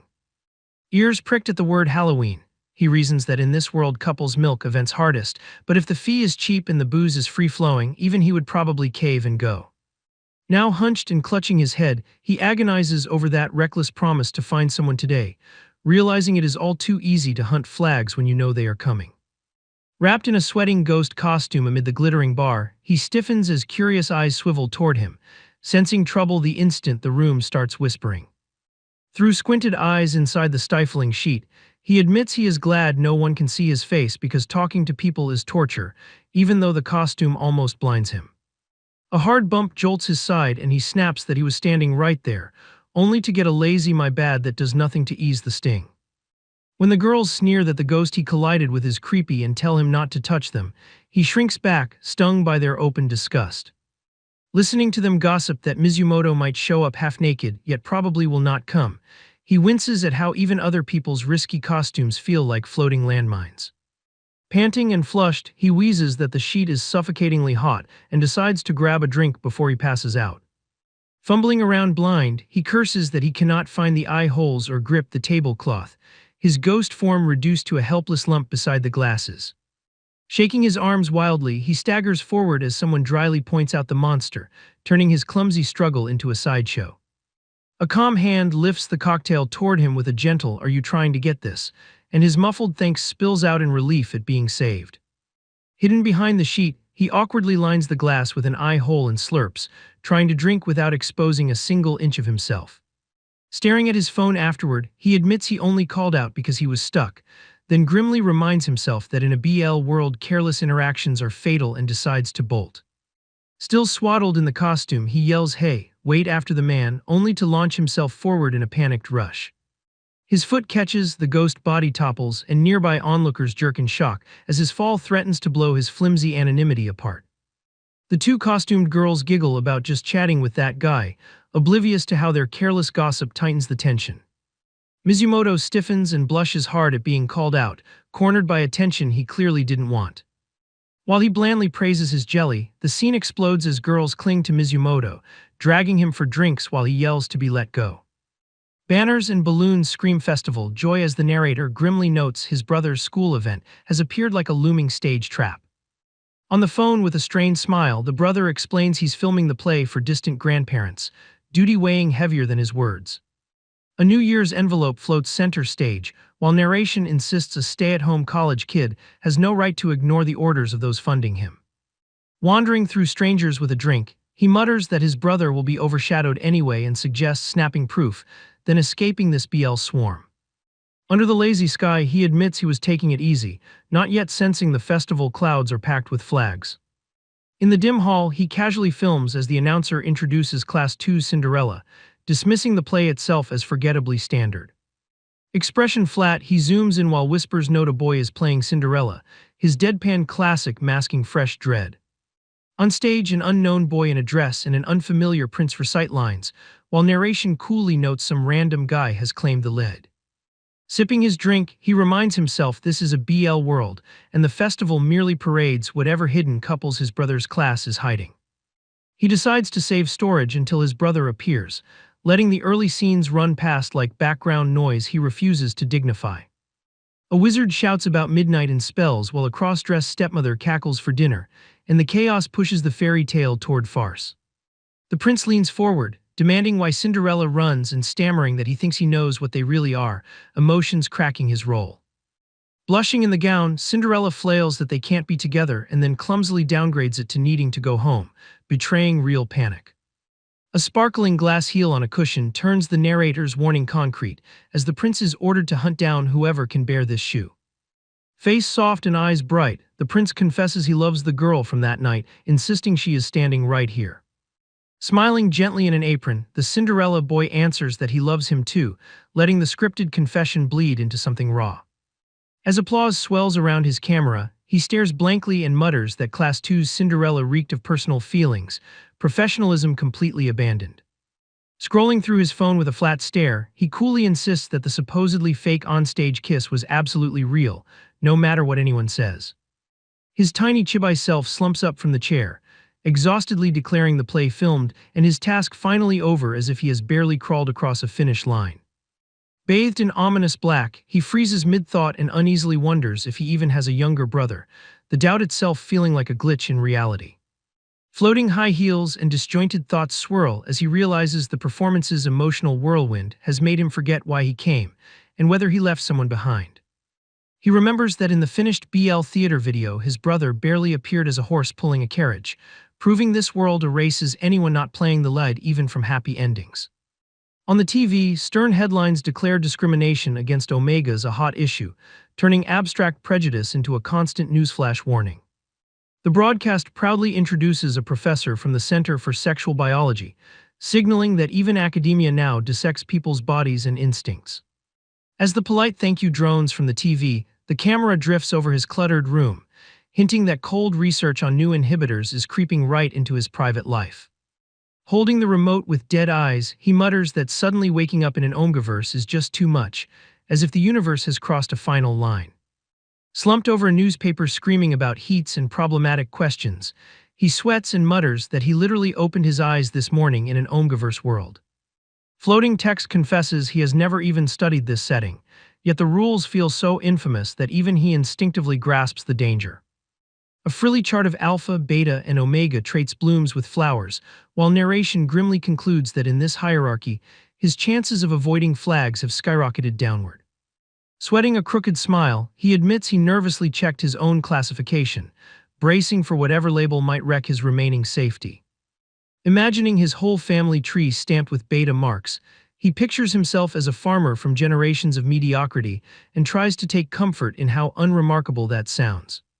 Watching his brother eat, he remembers that this supposedly beta sibling is dating Taoju and feels a prickling contradiction claw at his fragile sense of security.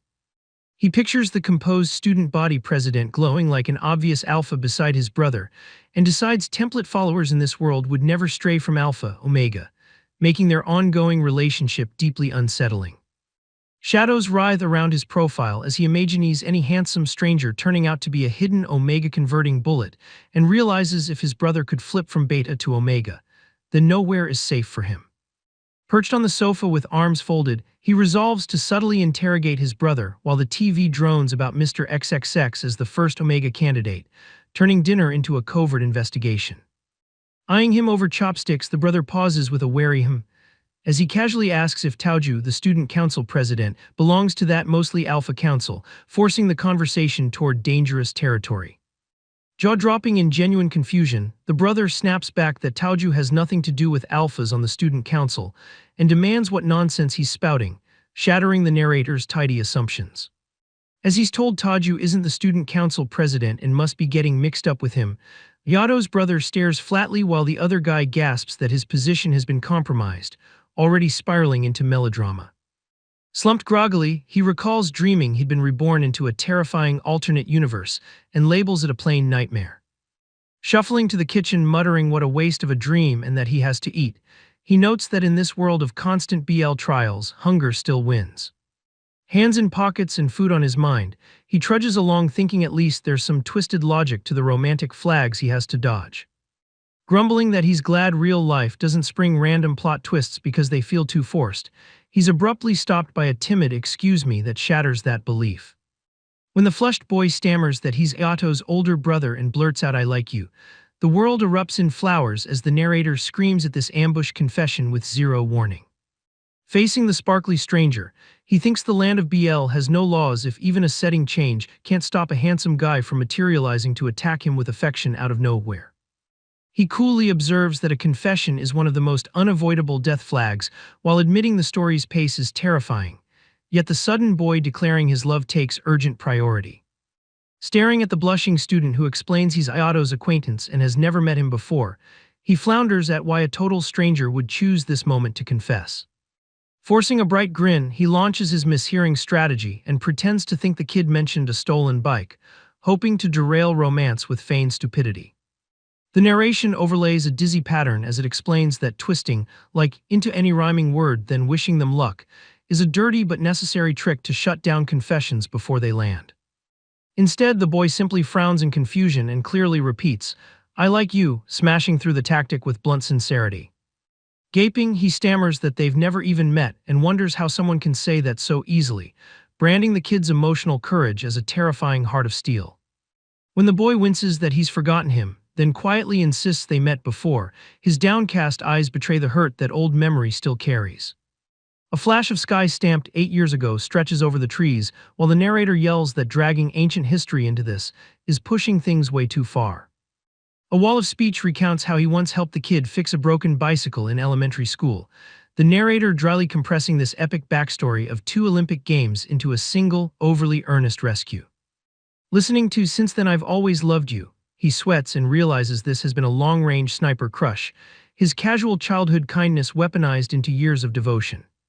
Chibai diagrams explain that pretending not to be that childhood savior already failed, and that deliberately making the boy hate him would require spending even more dangerous time together. Half his face swallowed by shadow, he admits the obvious that in the worst case he'll just have to reject the kid directly, even as the words feel heavier than he wants. Imagining Ayato ringed by his friends, he grimly calculates that because this boy belongs to that circle and future encounters are guaranteed, the only safe move is to crush this flag completely right now. Forcing a strained smile, the guy starts to turn her down just as his brother walks up behind him with a stunned, "Huh, oh hey bro," shattering the moment. Expression flat and eyes dark, the brother seethes inside while casually saying he'll join for food, furious at this little brat daring to reject him. Hatano pants nervously and begs him to please think it over, leaving the other guy blinking in confused silence at the sudden plea.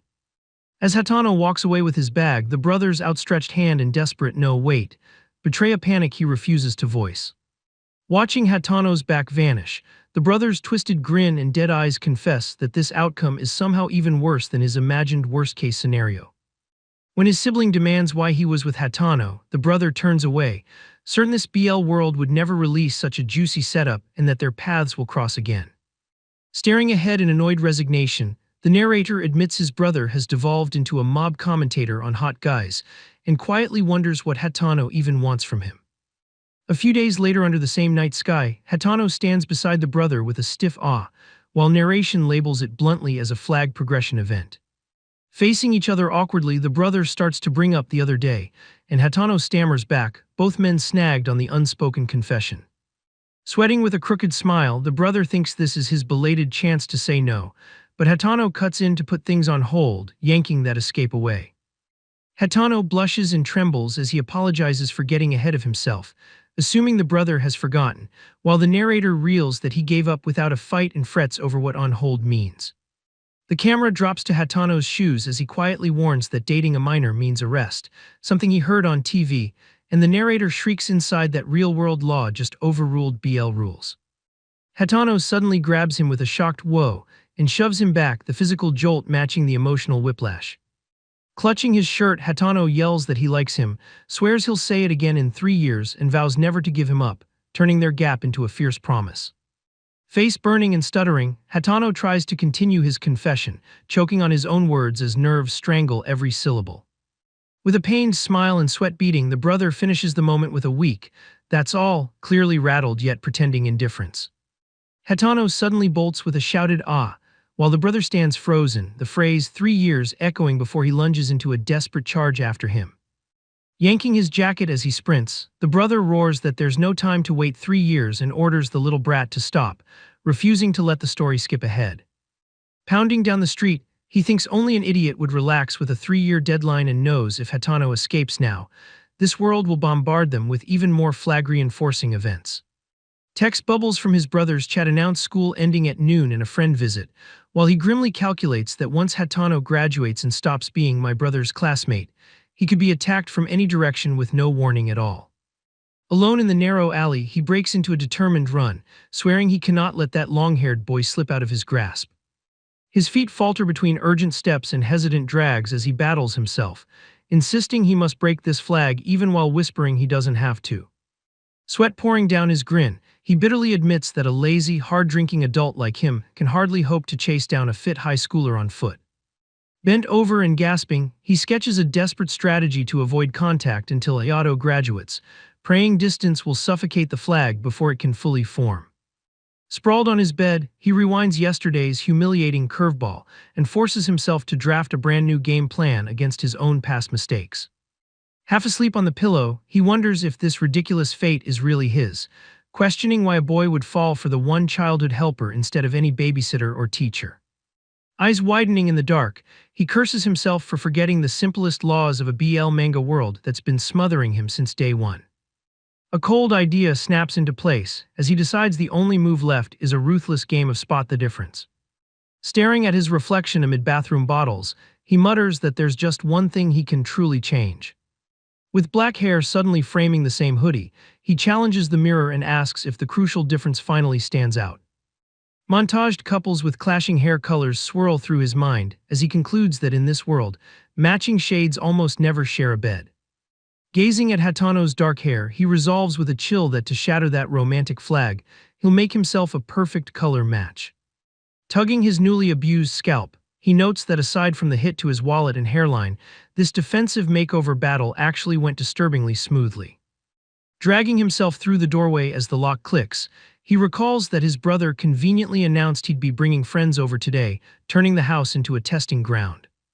Peeking into the room with a wince, the brother gawks at his altered look and orders him to hide upstairs, as if his very face is now hazardous. Students spill into the hall as the long-haired boy politely greets Oniason and praises the dyed hair, while classmates whisper that he looks different and the real trial begins. Lounging on the sofa with a forced wave, he admits it's terrifying to obey BL world rules, yet steels himself to see whether this reckless strategy actually holds. Face framed by soft flowers, the long-haired boy steps forward with a shy "excuse me," and the air tightens as their newly matched colors meet. Watching him pause in the doorway, the older brother hums in uneasy curiosity, sensing something off in the silent arrival. Leaning over his notebook with a sharp grin, he gulps nervously and analyzes Hatano's milder reaction, wondering if his risky plan is finally starting to work. Shaking and covering his mouth, he stares at the familiar hair and whispers that it can't be his childhood Nuchin. Blushing hard with his hand over his lips, he reels as the other calmly asks if he is the fiancé from elementary school and shrieks that he's kept that status since kindergarten. Shoved toward the door with a strain, "That's enough." He insists today is his first time dyeing his hair while the other chases after him, pleading about the secret garden where they pledged love, and he only just manages to escape. Arms folded and eyes shadowed, he shivers at the realization that smashing one flag just raised another and vows to move even more carefully in this terrifying system. Over the chirping morning rooftops, narration admits that by the next day he finally glimpses the true oppressive power of this world. Staring into the bathroom mirror, he silently screams a rapid-fire no as something impossible reflects back at him. Sweat beading on his brow, he grabs at his head and panics that the hair he dyed black yesterday has reverted, wondering if this world forbids appearance changes without permission. Grinding his teeth and sweating, he mutters that it has to be some trick because no manga scene change should reset his body like this. Shuffling with his wallet, he grimly notes that his hair went back but the money for the dye did not, confirming this world is both scary and mercilessly unfair. Sipping coffee in a bustling cafe, Masumi Mayama introduces himself as a busy student and BL manga artist, posing elegantly because even his posture is part of the job. Smirking as chatter swirls around him, he explains that cafes collect people's romantic frustrations, making them perfect hunting grounds where he keeps his creative antennae on high alert. His pen rests on a mostly blank notebook while he quietly insists he can spin stories on his own, even as the empty lines betray the pressure. Grinning to himself with a goofy tilt of the head, he lights up at the thought that hating someone yet being forced to get along might actually be a really good story. Hands clasped before his face at the table, one boy murmurs that when he looks at his always smiling, self-sacrificing friend, the feeling gnawing at him is maddening. Fingers pressed together, he exhales that it is frustrating, and the unseen narrator labels his torment for what it is: love. Frantically scribbling in his notebook, Mayama explains that when every complaint hides something you secretly like about a person, that contradiction itself proves it is love.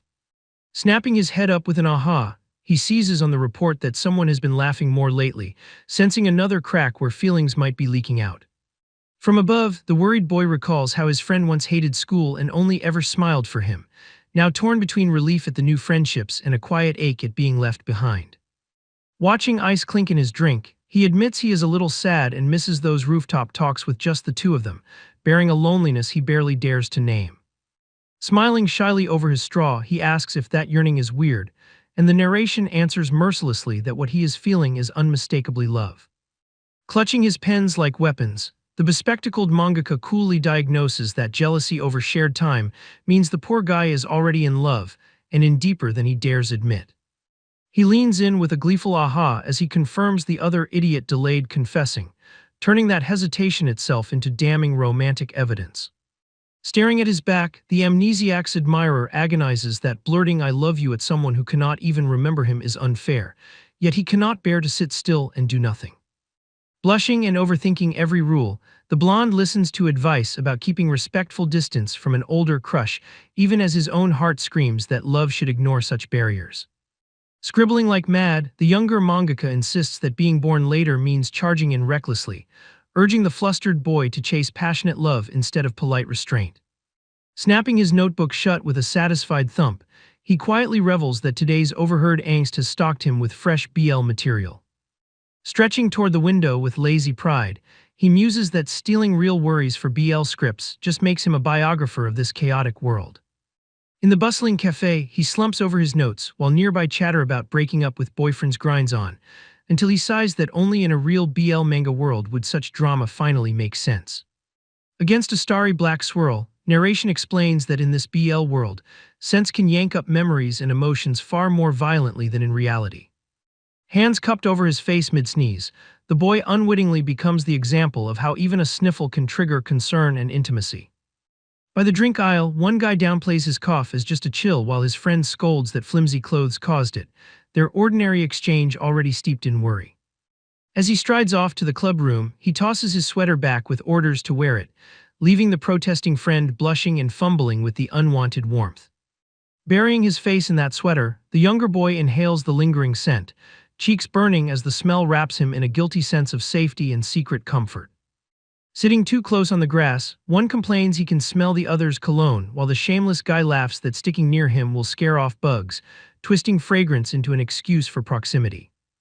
Walking side by side, one begs him to keep some distance because he reeks of smoke, while the other hurriedly blames a chain-smoking professor as if hiding some more scandalous smell. A campus tower rises under calm skies, while narration warns that even a stray scent here can signal looming plot twists. Three boys greet him with easy yos and mornins, and he returns a flat hey while quietly scanning their entrance like a crime scene. Expression unreadable, he stares at their cheerful faces and silently concludes that the dense scent of couplehood around them is practically visible. Bottles gleam in the shower rack as narration explains that sharing shampoo is innocent in normal life, but in BL space, matching scent at dawn screams something far more intimate. Hearing them casually explain about last night's drinks and sleepover, he cracks a joking question about their shared shampoo while vowing inside to keep acting like a clueless mob now that he has sniffed out the truth. While one cat purrs in a trader's lap, the hissing Mimi-chan exposes him as a cheating owner, proving even pets can smell infidelity. Red strings and joined hands frame the ominous question of how a couple first met, as if fate itself will interrogate their origin story. Shadowy silhouettes toast and kneel like lovers in a fairy tale, hinting that marriages can be bargains or traps born from passion. Amid a collage of boys kissing, laughing, and clinging, the narrator admits some BL meetings defy explanation even in this anything-goes world. Beaming with peace signs, the mangaka begs his friends to give him scandal at tonight's drinking party, turning their casual invite into a request for drama. Watching the downpour from the corridor, he mutters about the rain as if it were a curtain about to hide something indecent. With easy smiles, the two guys decline the party, their matching excuses ringing like a rehearsed alibi for secret plans. Adjusting his glasses with a blush, the observer notes those synchronized disappearances and wonders if they are quietly crossing the line into dating. A tired eye narrows as the narrator coldly defines their bond as friends with benefits, insisting BL here starts with bodies before hearts. Side by side under umbrellas, the pair vanish into the rainy night only to return bruised, leaving the watcher to blame the season while imagining rougher causes. Smiling languidly, he denies having a girlfriend, and the narrator latches onto that empty slot as a gaping opening toward BL. The other boy dodges the follow-up by mumbling it's nothing, his evasive gaze betraying a curiosity he refuses to name. Over the school facade, the narrator surrenders to the cruel logic that in this world every path, no matter how ordinary, curves back to BL. Around the cafeteria table, friends gape and demand if the pair have really been sneaking around like this, shock cracking the group's easy routine. Sitting shoulder to shoulder, one apologizes for the sudden confession while the other fumbles for words, both trapped in the awkward need to define themselves. Their hands squeeze together under the table as one finally declares he no longer wants to lie, pinning their relationship to the open. As flowers of acceptance float around the chatter, the lone uncoupled friend watches in deadpan silence, reminded yet again he is the only one left out. Leaning forward with nosy enthusiasm, a classmate demands to know how they ended up together, turning their private mess into group entertainment. One man stammers through a flimsy seatmate story while his partner mutters he is terrible at this, and narration warns that former hookups need cleaner cover tales.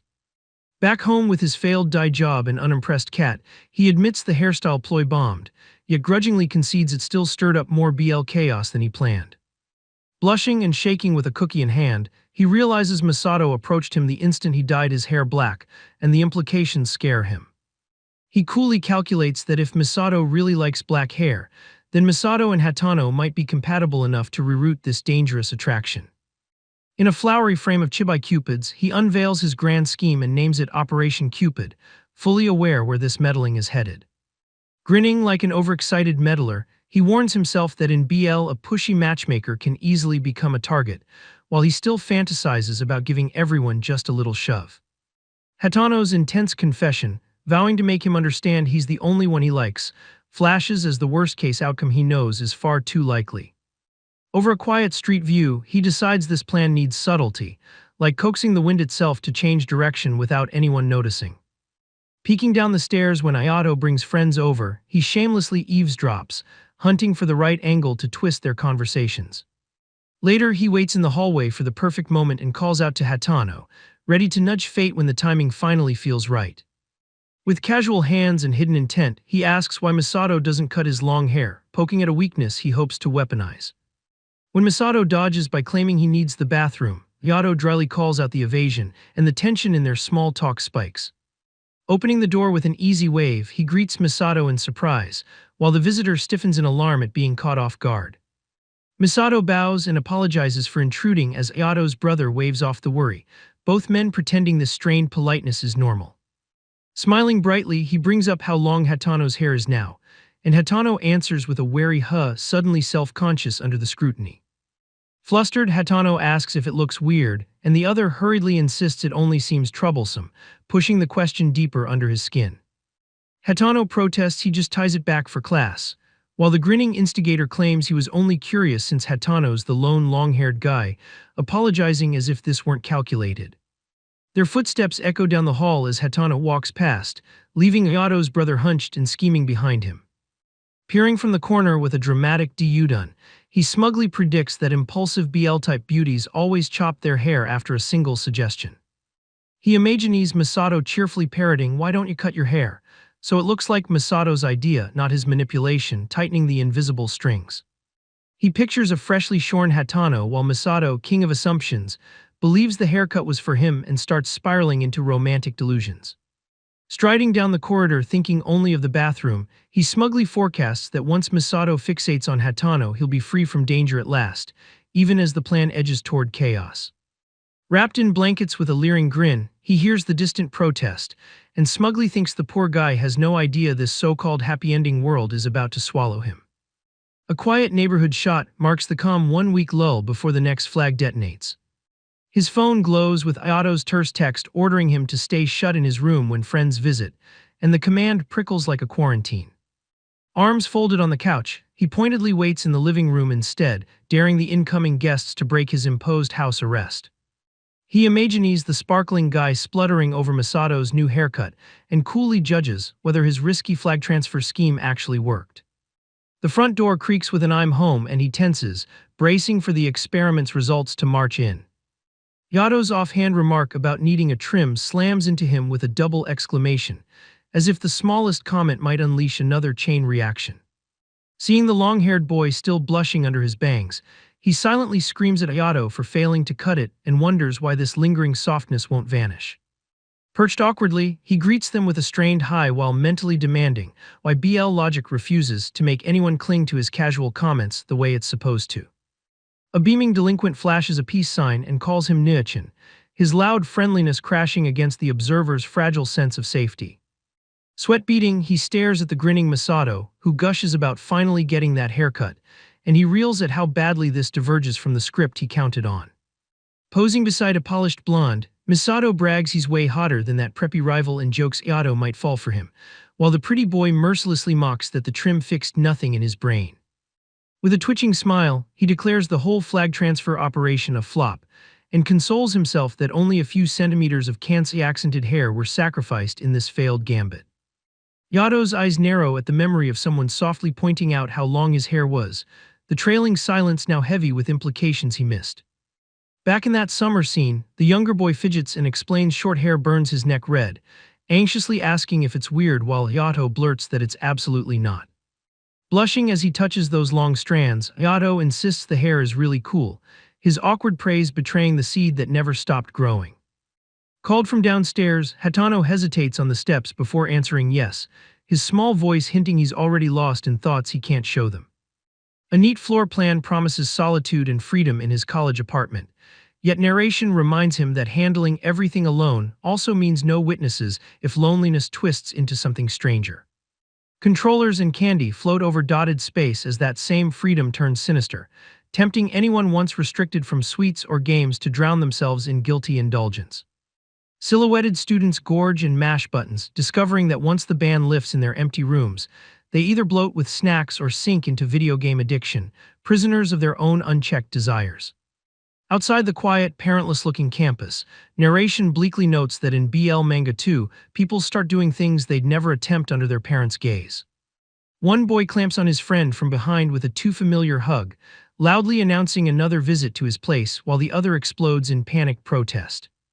Teeth bared and eyes wide, he threatens to kill the whispering man at his ear, who only taunts that he clearly can't get enough. The cardiganed observer eyes this so-called solo player and coolly threatens to expose what he overheard, already framing him as prey. Watching the pair leave with arms slung together, the narrator grimly concludes that in a plural boys love world, a solo player will be hunted down soon enough. Pinned and sweating, the blonde snarls that his tormentor is a bastard while the other purrs he'll make him cry again today, turning pleasure into punishment. Waving cheerfully in class, the grinning neighbor boasts that their apartments are side by side, feigning innocence about just how close they have become. Smiling wide, he jokes that living on the same floor lets them hear everything from each other's rooms, while a friend nervously laughs not to bring girls back, oblivious to what's really being broadcast. Hands part with a casual "well, see ya," masking how that simple goodbye seals them into a far less casual arrangement. The dead-eyed narrator stares ahead and states that the guy's fate is already sealed, even as his own mind starts grinding on a darker calculation. As the pair shuffle down the hall, he imagines every groan from room 203 leaking into 202, and wonders if moving the multiplayer action one door over would spread the noise like a virus.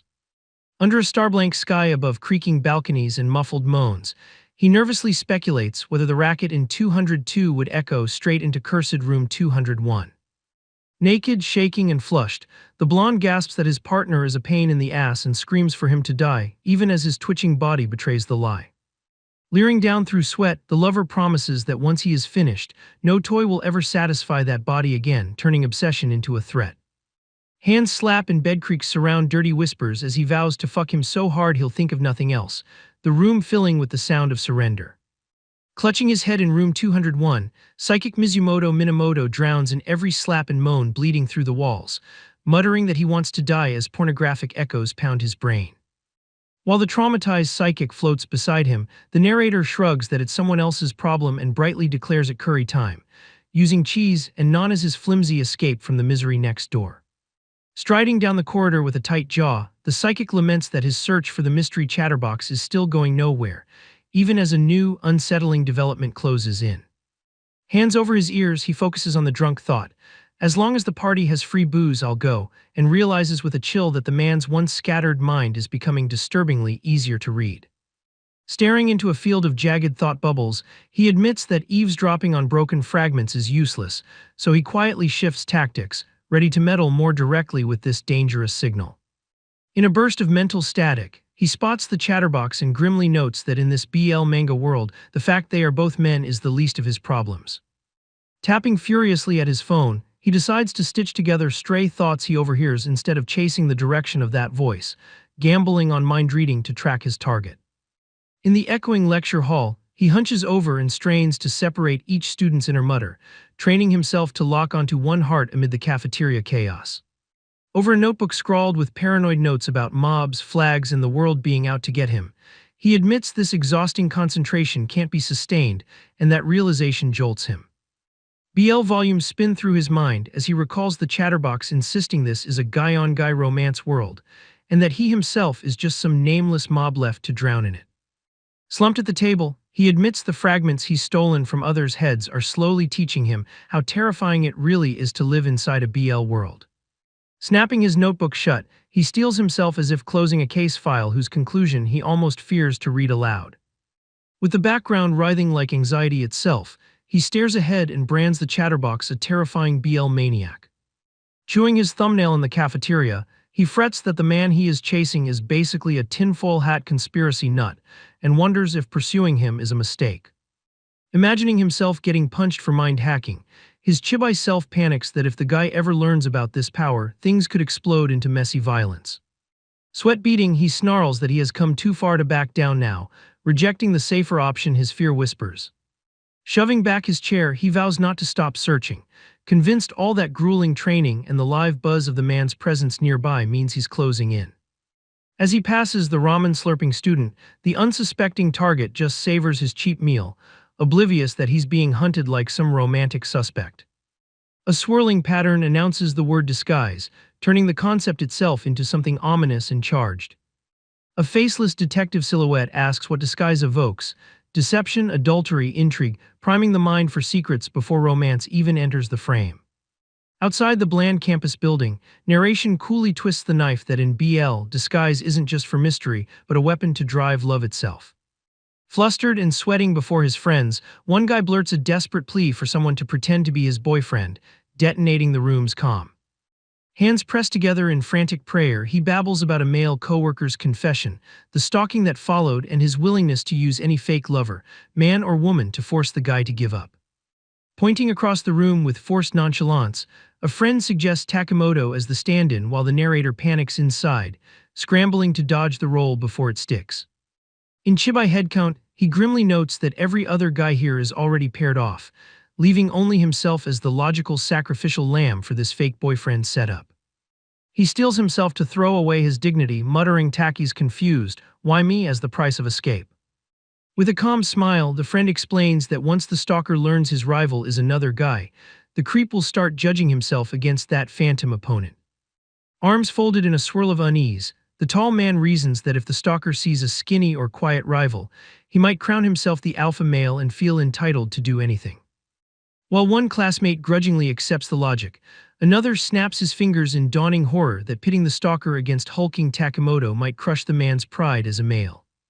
Sweating but cornered, Takemoto agrees to stand beside him for the introduction, while the smaller guy begs desperately and promises to owe him big. Blushing with guilt, he whispers an unsure okay and secretly hopes the chaos he's about to spark will just add spicy drama to other couples' stories, not his own. Glowing with anxious importance on the sidewalk, he walks home already haunted by the scheme he's about to enact.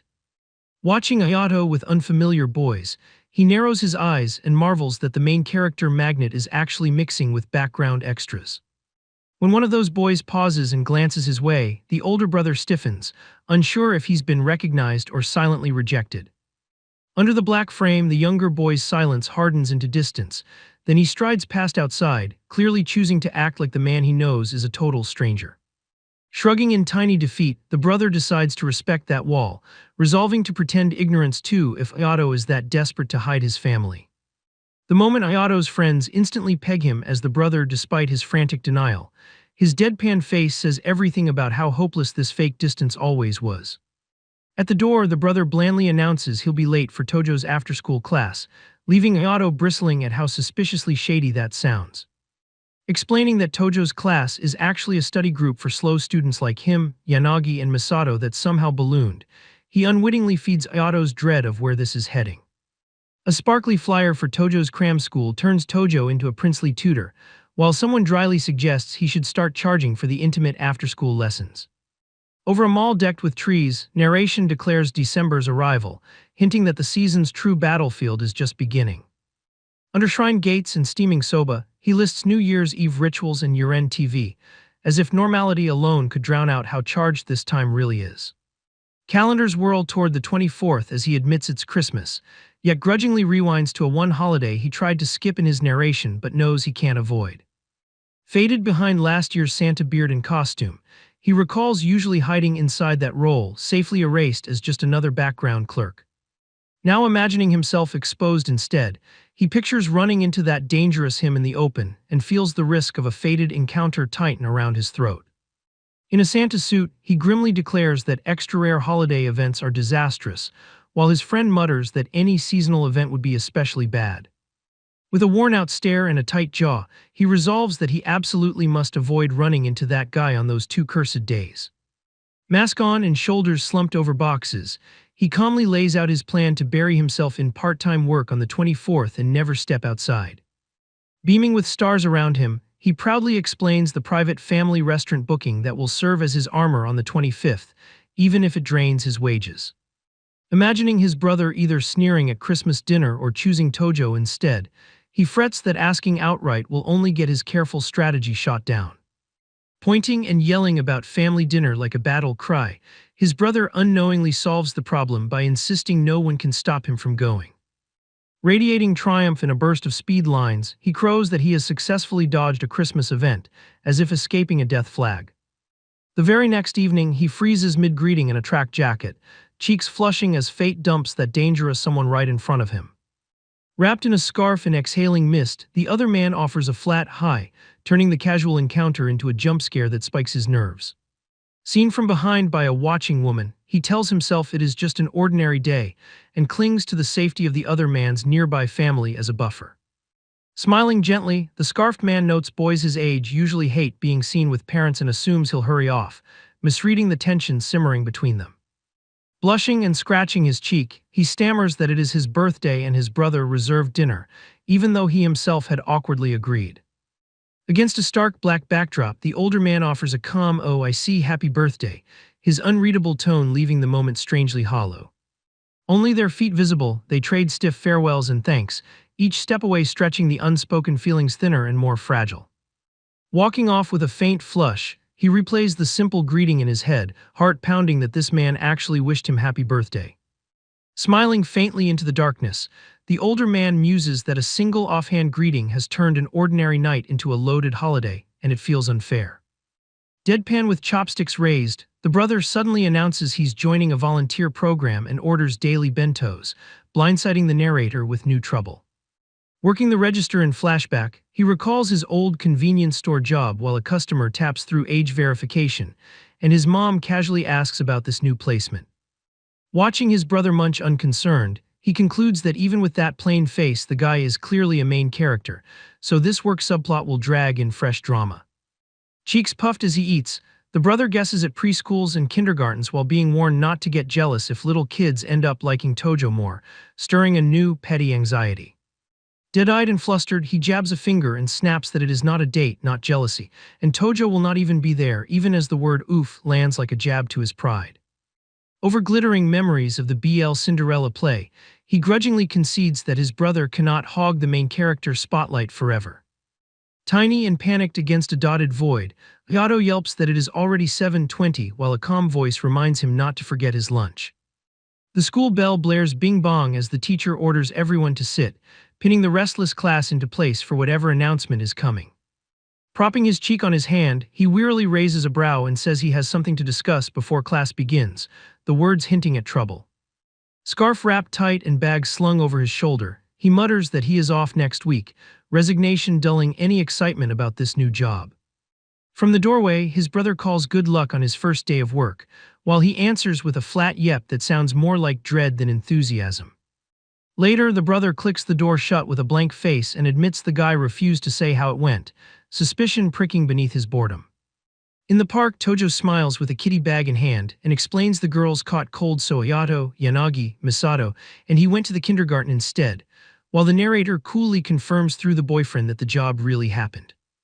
Marching down the street with fists balled and scarf puffed, Yato grumbles that he always ends up obeying his brother, knowing all too well that the arrogant schemer's plans inevitably go wrong. When the kids excitedly shout promises to marry Tojo-sensei if he grows up lonely, Yato erupts in a horrified wah while Tojo smugly thinks he was right about dragging him there. Back home under the ticking clock, the older brother stares ahead and decides his little brother is getting in the way again. He finds Yato sprawled face down on his bed amid scattered manga, and sighs that he came home from drinking only to discover this idiot invasion. Scanning his bookshelf with a mutter about not having read that volume in forever, he deduces Ayato broke in to borrow something, got distracted by BL and never left. Close on the limp head and loose hand, narration dryly concludes the intruder simply passed out mid-volume. Expression flat with tipsy irritation, the brother admits he is drunk, wants to sleep, and finds this entire situation deeply annoying. In Chibai exasperation, he whacks the dead weight and complains that no matter what he does, the fool will not wake up. Grunting heavy as he drags the snoring Ayato down the hall, he thinks that if this were a sibling BL novel they would be forced to share a bed, but since it is not, he has another plan. He heaves the limp body onto the mattress with a thud and clenched fists, staring at the still groaning face and wondering in alarm why his brother has not woken up yet.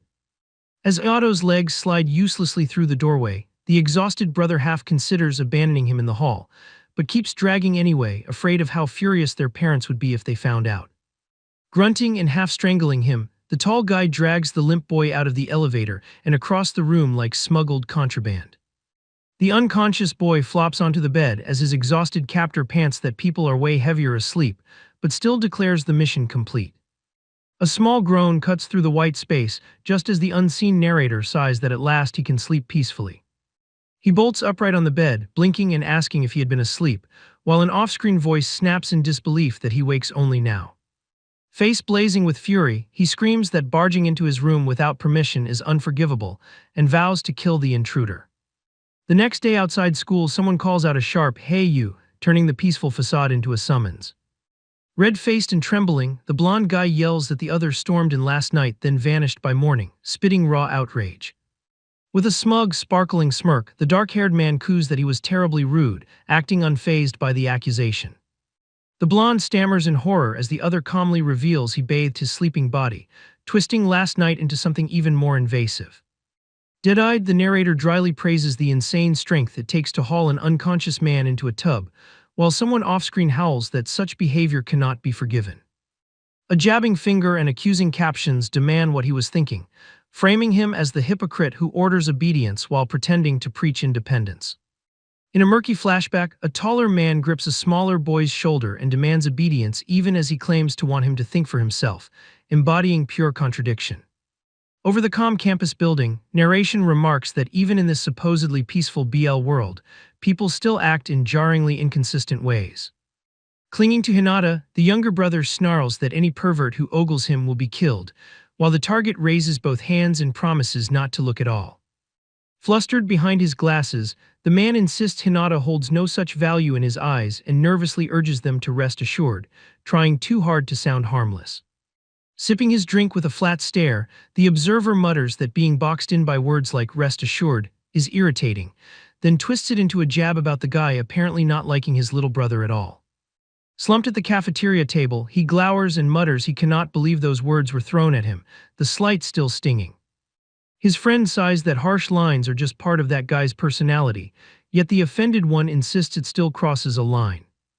Gaze dropping, he quietly complains that the man has zero sense of social cues and drags down the mood just by existing, laughter trailing hollowly from his lips.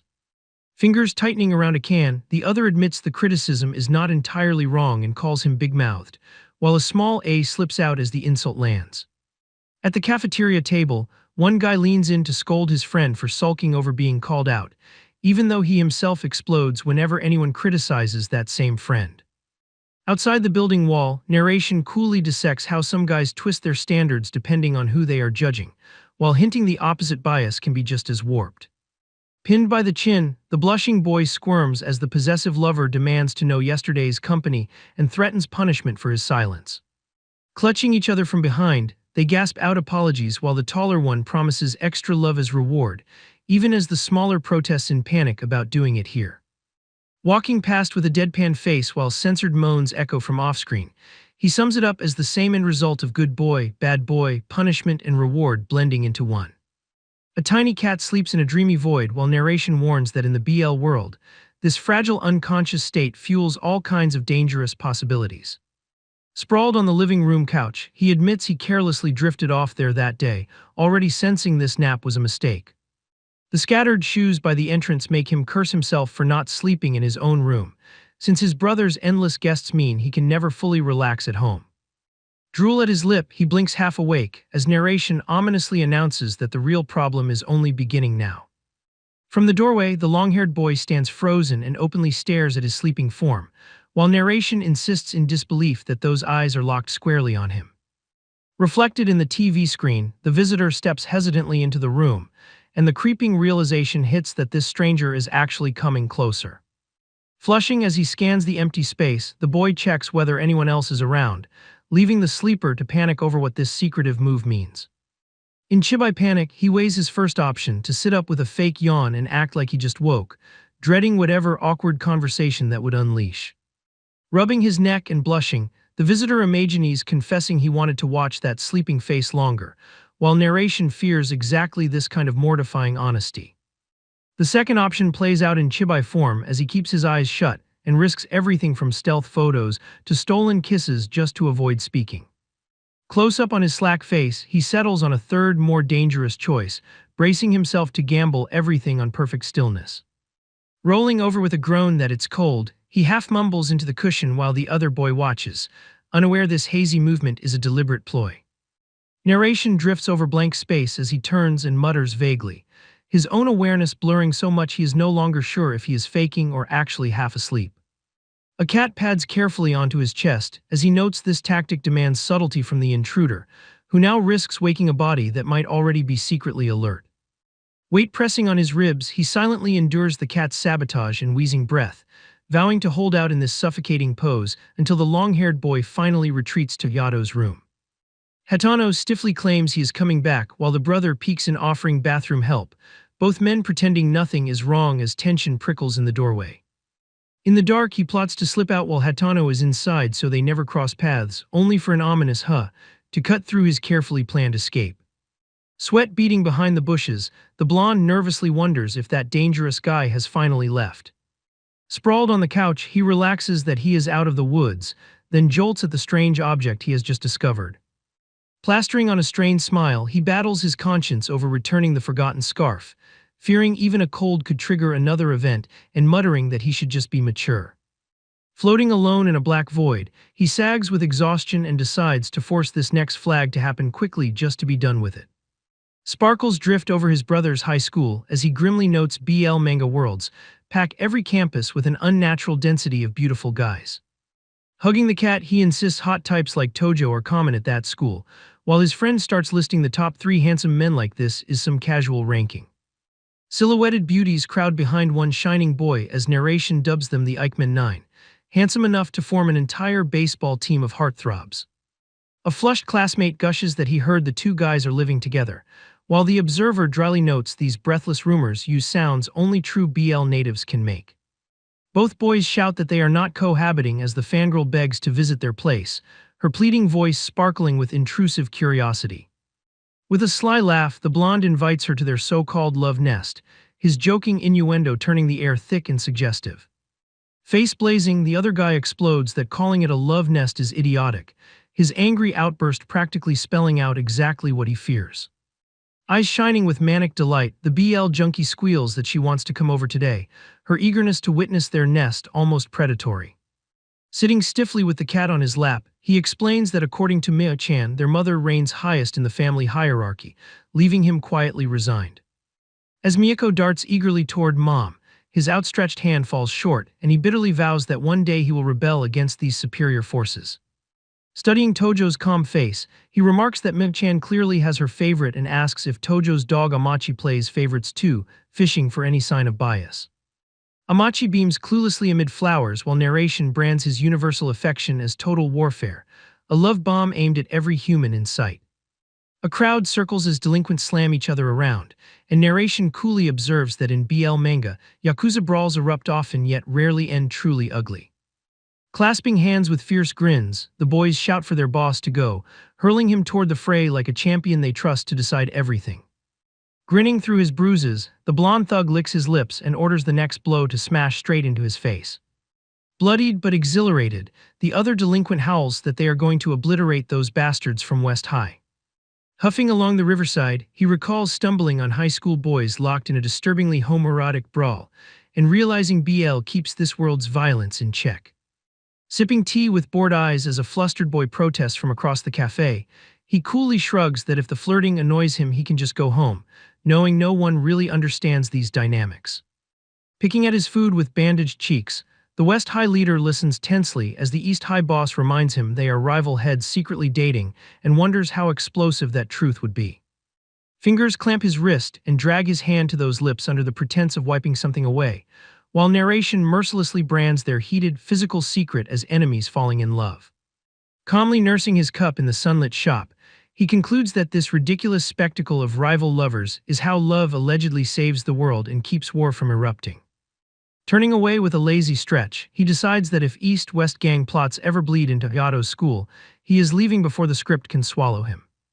Under the glittering night sky above the roofline, he resolves to pry about gangs as casually as possible when he gets home, dread already prickling. Towel draped over his head, Yato blankly answers that their school has a few punks here and there, unaware how closely his brother is weighing every word. With swirling darkness behind him, the older brother stiffens as Yato adds that the true powerhouse on campus is Tojo's fan club, turning simple gossip into a cult warning. Threading through a crowded arcade, he observes that every quirk, yandir, innocent, brainy, flirty big brother can trigger BL, while some traits feel like loaded weapons more than charms. Four friends recoil as one boy shouts that his house literally exploded in a fire, the shock cutting through their lazy afternoon. Hands pressed together in frantic prayer, Koga babbles that the gas stove next door blew, torching his entire life and begging to crash at someone's place, his desperation almost theatrical. Half-wincing, his friend notes that after a stalker and now a fire, Koga's string of disasters is brutal, dubbing it plain bad luck that sounds more like a curse.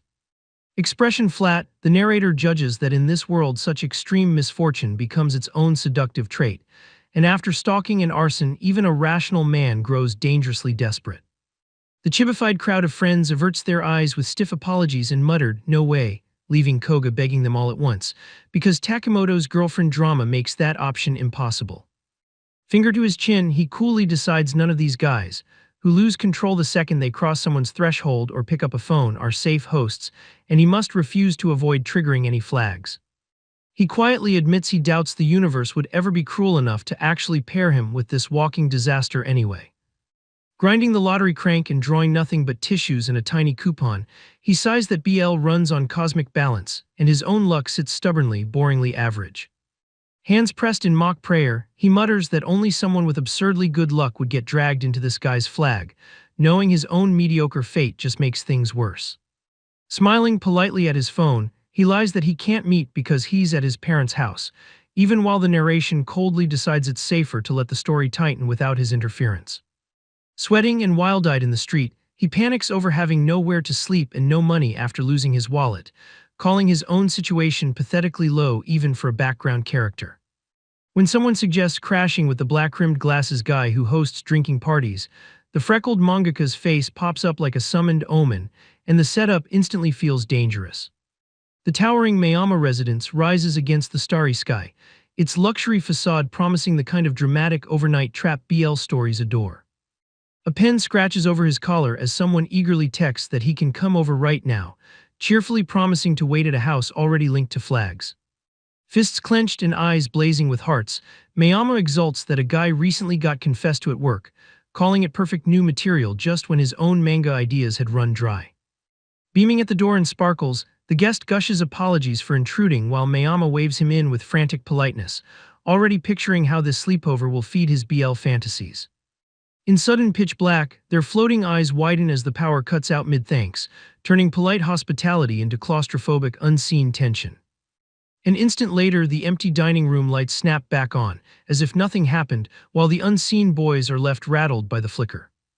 Peering out his window, Mayama frets that only his apartment seems to have lost power, then stiffens when he sees every other unit glowing normally, like the universe singled him out.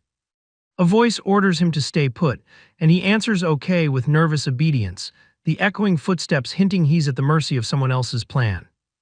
At his desk, the man howls that his computer just crashed and he never made a backup, terror spiking as he hovers over the screen that may have swallowed his work. The monitor spits out data corrupted, and his scream rips through the panel, the tiny OK button mocking the total erasure of everything he just created. In chilly February, one guy watches another bite into food and awkwardly admits that seeing him eat it stirs something, while the chewer mumbles through a full mouth, half worried, half oblivious. Heart-shaped displays crowd the store ceiling as narration crowns Valentine's Day, the supreme holiday of BL, the month's other events shrinking into background noise. Face tense under winter lights, he recalls Christmas as a deliberate trap laid for him and grimly vows to stay on guard this time too. Hands present a ribbon box, while narration insists Valentine's is deadlier than Christmas because every piece of chocolate carries crushing expectations and explosive drama. Raising frothing beer mugs, he and a friend laugh loudly about killing time with an organized drinking party, while narration exposes this as a cowardly escape from facing that troublesome younger boy on Valentine's. A text from his mom cheerfully asks him to buy cake for Yato's friends coming over, and the narration cuts in that this simple errand was supposed to be the whole plan, before everything went sideways. Smirking at his phone on Valentine's Day, he rereads his mom's worried text and suspects she thinks Tojo has been spoiling Yato a little too much. Staring at the ticking watch, he concedes that as a freeloading son he must obey his mom and buy cake, even though bad timing could trap him with Yato's friends. Jaw clenched and sweat flying, he charges forward and declares he'll speedrun this errand like a desperate man racing against fate. Bolting through the grocery store, he stuffs a box full from the cake buffet, packing it tight so nothing rattles while he runs. Swaying on the train and thumbing his phone, he hurriedly blasts out texts about the drinking party juggling plans as if the whole night depends on it. Dragging his tired legs up the shortcut stairs with shopping bags in hand, he trudges home, already bracing for whatever mess waits there. He slides the patterned cake box into the fridge, trying to stash both the dessert and the obligation out of sight. Panting in the doorway with shaky hands, he locks up and whispers mission accomplished, as if surviving this delivery were a covert op. Sweat dripping as panic spikes, he realizes Yato's group has arrived, his abandoned shoes betraying him while he frantically debates hiding or fleeing. The front door clacks open with a bright "we're here," and the ordinary living room turns into enemy territory. A voice breezily assures everyone the house is empty, even as he slips through the unseen kitchen like a fugitive dodging capture. Gasping and clutching his rescued sneakers, he crows over his narrow escape out the back door, only to learn his brother bought cake for the guests anyway. Staring at his shoes, he gloats that he dodged both a run-in and a forced chocolate exchange, vowing that once he reaches the bar, Valentine's itself will be sabotaged. Seen from behind with boxes in hand, he's greeted by cheers over his haul, while he privately anticipates that tonight's steak will taste extra sweet. As someone shrieks that chocolate is their favorite, he stiffens and slumps, realizing with bitter awe that he's somehow been defeated by Valentine's yet again. Nibbling in the cafeteria between classes, he lazily kills time while eavesdropping on strangers debating the sanity of meeting someone from a video game. Listening to one guy defend online dating as normal while the other frets, he silently agrees it's common now, yet hears danger in every casual reassurance. Picking at his fries and tea, he concludes that in a BL manga world where men routinely match with men, this kind of blind meetup is playing with fire. He pictures a flawless girl avatar morphing into a guy and warns that online, where faces are hidden, it's even easier to tumble into that trap. Watching the skeptical friend cover his face and protest that it doesn't sound like something any girl would want, he coolly notes they share so much, including being men, and lets that final red flag hang between them. While his friends gush about the gamer girl's outdoorsy hobbies and movie tastes, he stares out the window and quietly brands himself a mere bystander to their fantasies. Off-panel voices pin down a weekend meeting and joke about future introductions, turning the vague online crush into a dated looming appointment. Chewing limp fries with a flat face, he shrugs that the guy will probably be satisfied anyway, since even soggy cafeteria junk hits right once in a while. The campus building looms under the caption "Next Week," as if the ordinary facade is bracing for another ridiculous incident. His classmates howl with laughter as they recount Mayama getting questioned by the police, turning someone else's panic into their morning entertainment. One boy waves frantically for attention while another tries to shut him up, and their friend steps in asking what happened as if sensing scandal. Blushing and flailing, Koga gets outed for going to meet his online girl, only to find a super buff guy instead, while another voice sharply demands, "It was you." Chibai and smug, his friend cackles that the universe is just balancing out Koga-chan's recent lucky streak, ignoring his sputtering denial. Sweating under a storm of patterns, Koga babbles that the sweet, soft-spoken she even confided about harassment in home ec club, while narration coolly files him under textbook shy tough guy. A sparkling female avatar poses proudly as they reveal the account actually belongs to his little sister, exposing the carefully crafted heroine as nothing but a sibling's cosplay. Expression dead, he mutters that anyone named Kuroroboshi Dream Star Ikigohime AI-chan must be a girl, only to get warned he should never meet people who call themselves that, regardless of gender.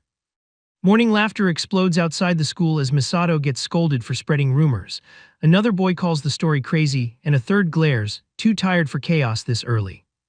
They gape when told Yanagi not only cares for turtles but ate turtle food for breakfast, the absurd image snapping their composure. Yanagi sheepishly admits he tried a bite just to see while the turtle munches away, and his friend demands if he seriously did that. Facing them with innocent eyes, Yanagi bluntly reports that the food tastes awful and made his mouth feel weird all morning, earning a horrified curse. Their loudmouthed classmate yells that nobody should be eating pet food, demanding "Do ya?" as if daring anyone to confess. Both observers fall into awkward silence at the challenge, their blank faces saying more than words as the question hangs. Marching along, they calmly dissect wet food, kibble, and dog biscuits like gourmet critics, while narration dryly notes the pet food review has only just begun. Chibilined, one boy protests that owning turtles is already weird, another insists many people just want to taste it, and their friend splutters in disbelief that pet owners really do this.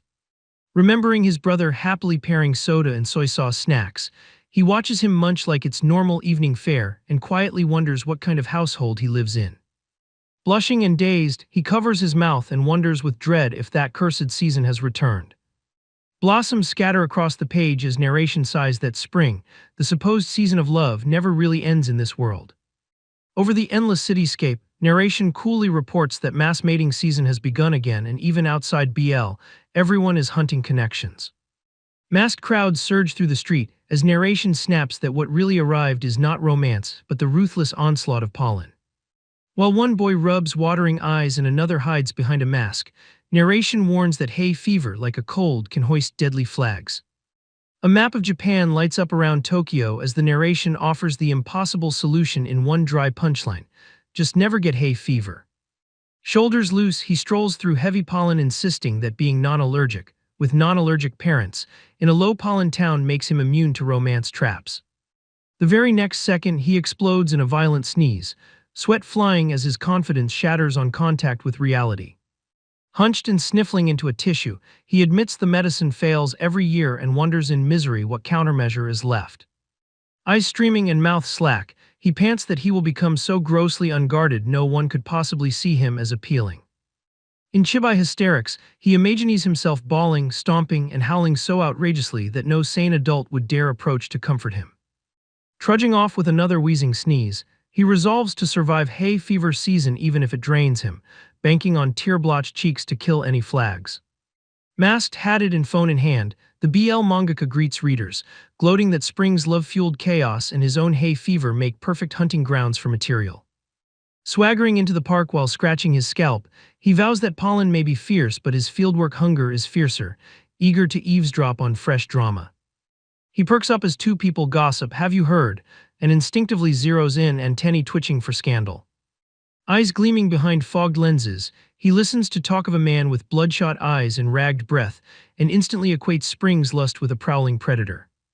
As passers-by whisper that the bundled man looks suspicious, he muses that spring is also the season of perverts and daydreams about an uke doomed to attract them.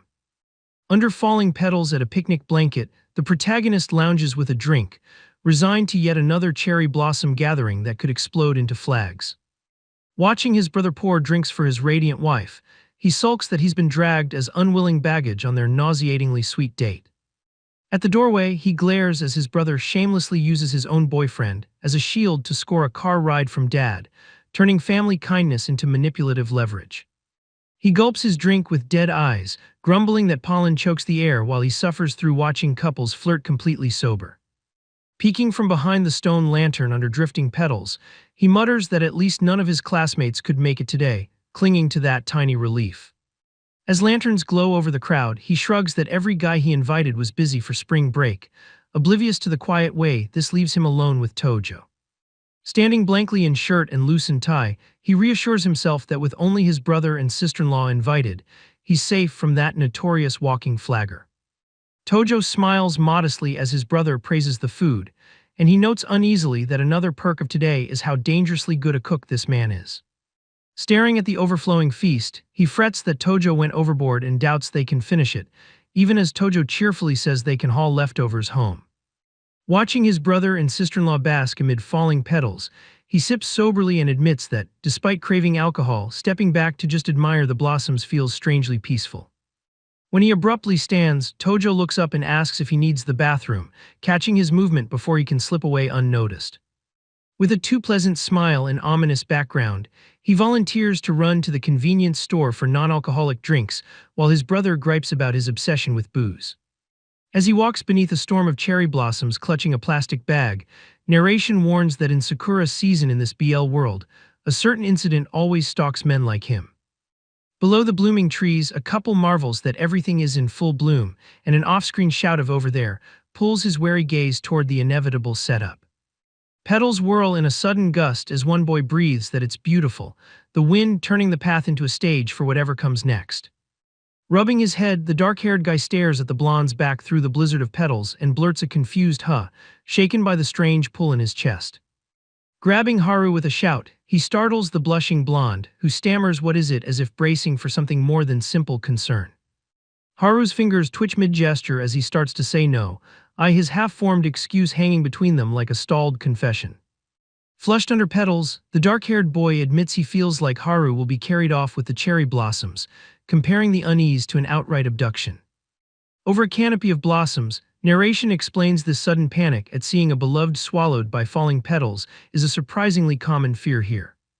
Strolling under the sakura, he recalls people fretting their lovers will be stolen by the blossoms, and dryly wonders if these groves have become hunting grounds from the trees' point of view.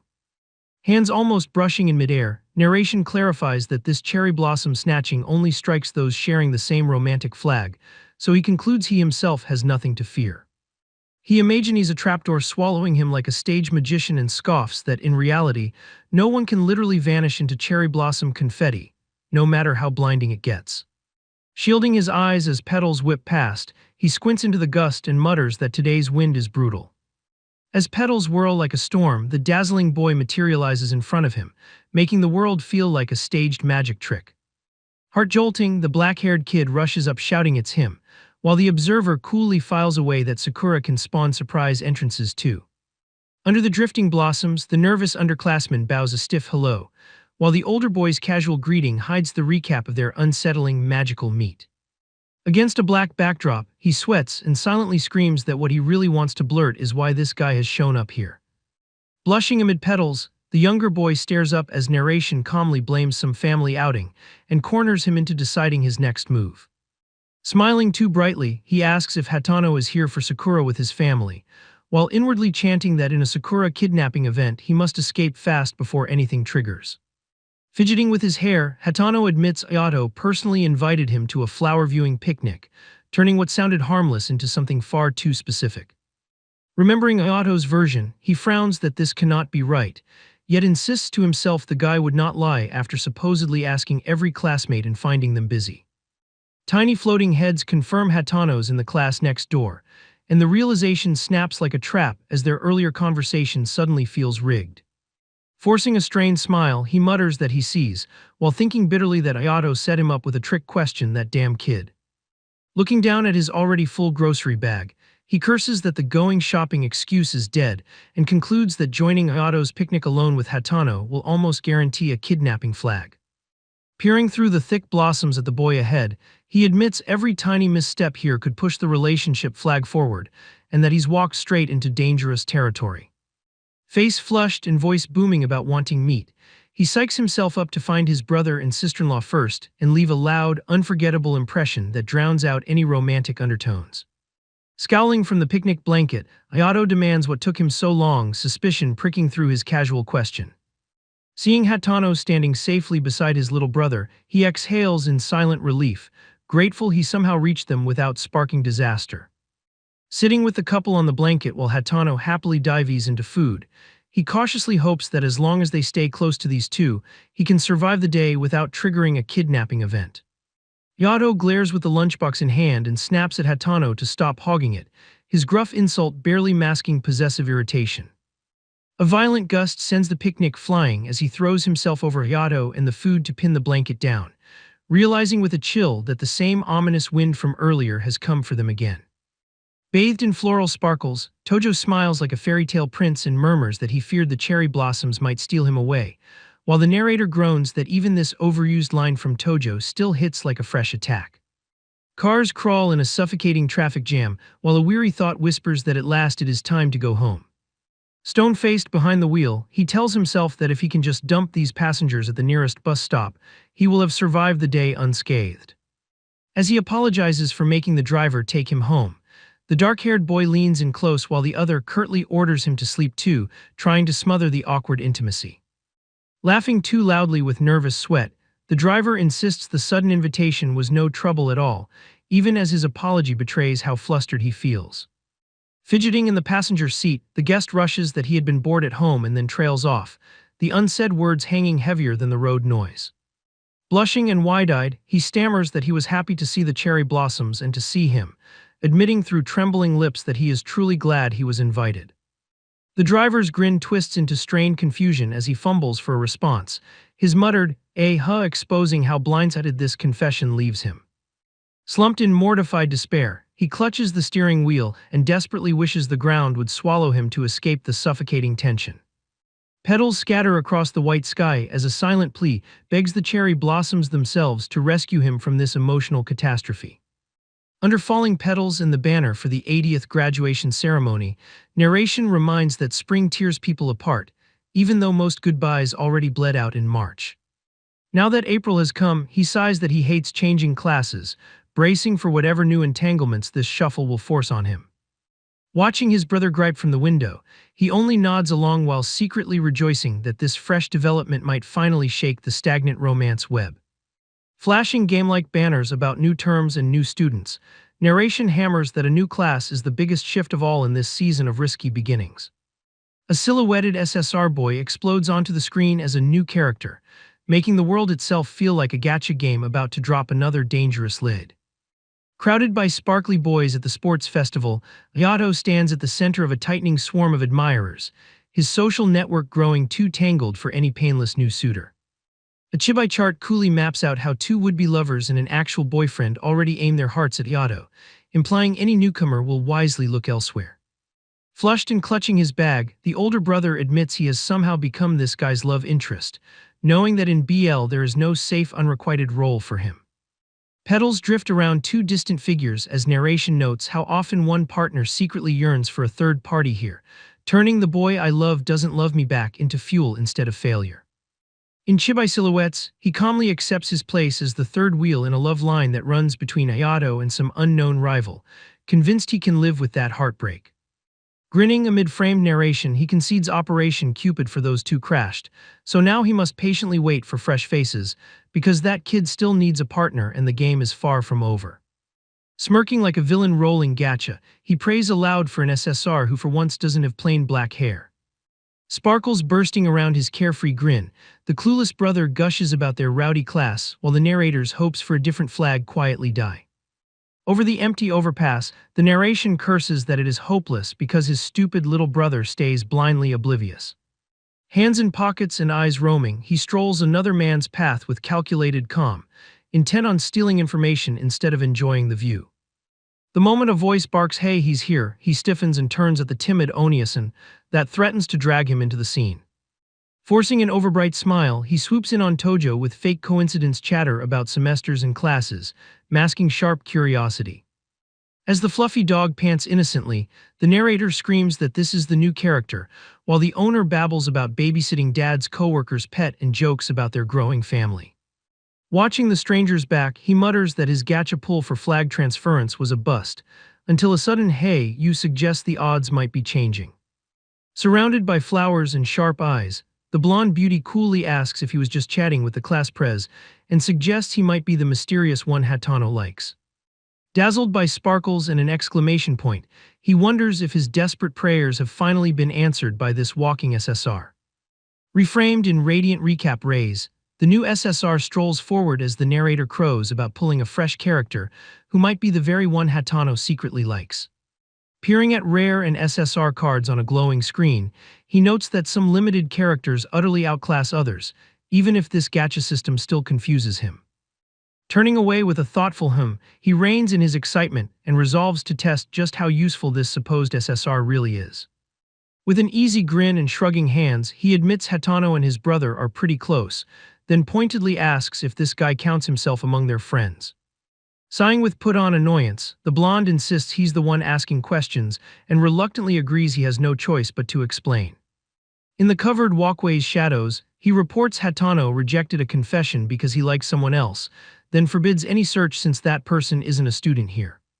Touching his chin with a thoughtful smile, the informant links Hatano's new crush to the exact moment he began hanging around Tojo's group, calling the timing too obvious to ignore.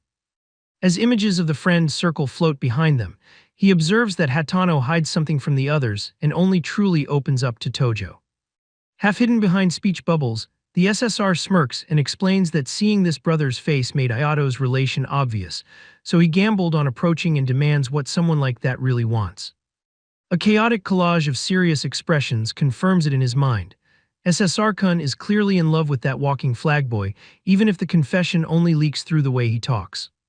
Smirking like a villain who has just discovered treasure, the sharp-eyed boy savors this once-in-a-lifetime flag transferring event, deciding the clueless target is far too valuable to waste. Scratching his head under an empty sky, the oblivious guy wonders why Hatano likes him so much, struggling to recall their distant meeting while completely missing how strange that fondness really is. With a crooked grin half hidden by word bubbles, the manipulator quietly concludes Hatano only feels drawn by an old memory connection and sneers that someone like this could never truly interest him. Fingers spread in casual contempt, he tells the stunned protagonist he is just a mob character, and the chilling thought that this stranger somehow knows his role slices through him. Pointing straight at his chest, the boy coolly declares he and Hatano are no match, leaving the mob character reeling as panic screams inside that this guy understands everything. Sweat beating in the darkness, he hears the ultimatum to stay away from Hatano and falters mid-protest, torn between fear and the bitter sting of being ordered out of someone's life. Forcing a squinty grin and awkward laugh, he hides behind his spineless mob act, answering vaguely while inside he scrambles for any way to dodge this threat without fighting back. Watching from behind with possessive ease, the pretty boy wraps an arm around Hatano and urges him to drop that lame guy for him instead, confident this blunt move will ignite jealousy like fuel on dry tinder. Walking off with a dismissive, he calls the protagonist's face and response pathetic, proudly declaring his work finished as if he has just trashed an inferior rival. As the manipulator's back recedes down the path, the abandoned mob grits his teeth, realizing phase one of some cruel plan has succeeded and their conversation is already over.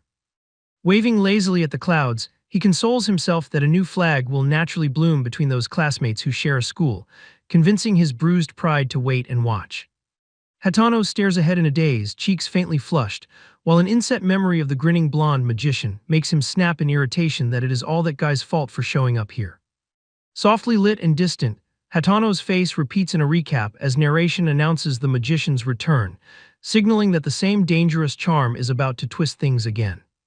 Skidding across the ground with a pained howl, the mob curses that this scheme forced him into a desperate jump slide for the first time in his life, his throbbing ass paying for someone else's flag.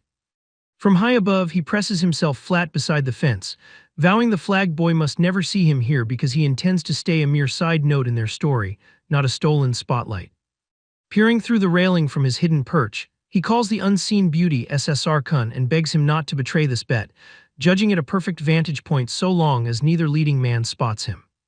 Smiling lazily under the open sky, the blonde saunters up and greets, "Yo, Hatano," his casual tone masking how confidently he walks straight into the boy's guarded world. Hatano studies him with wary eyes and quietly confirms he's in his class, the simple recognition carrying the weight of a door creaking open between stranger and something more.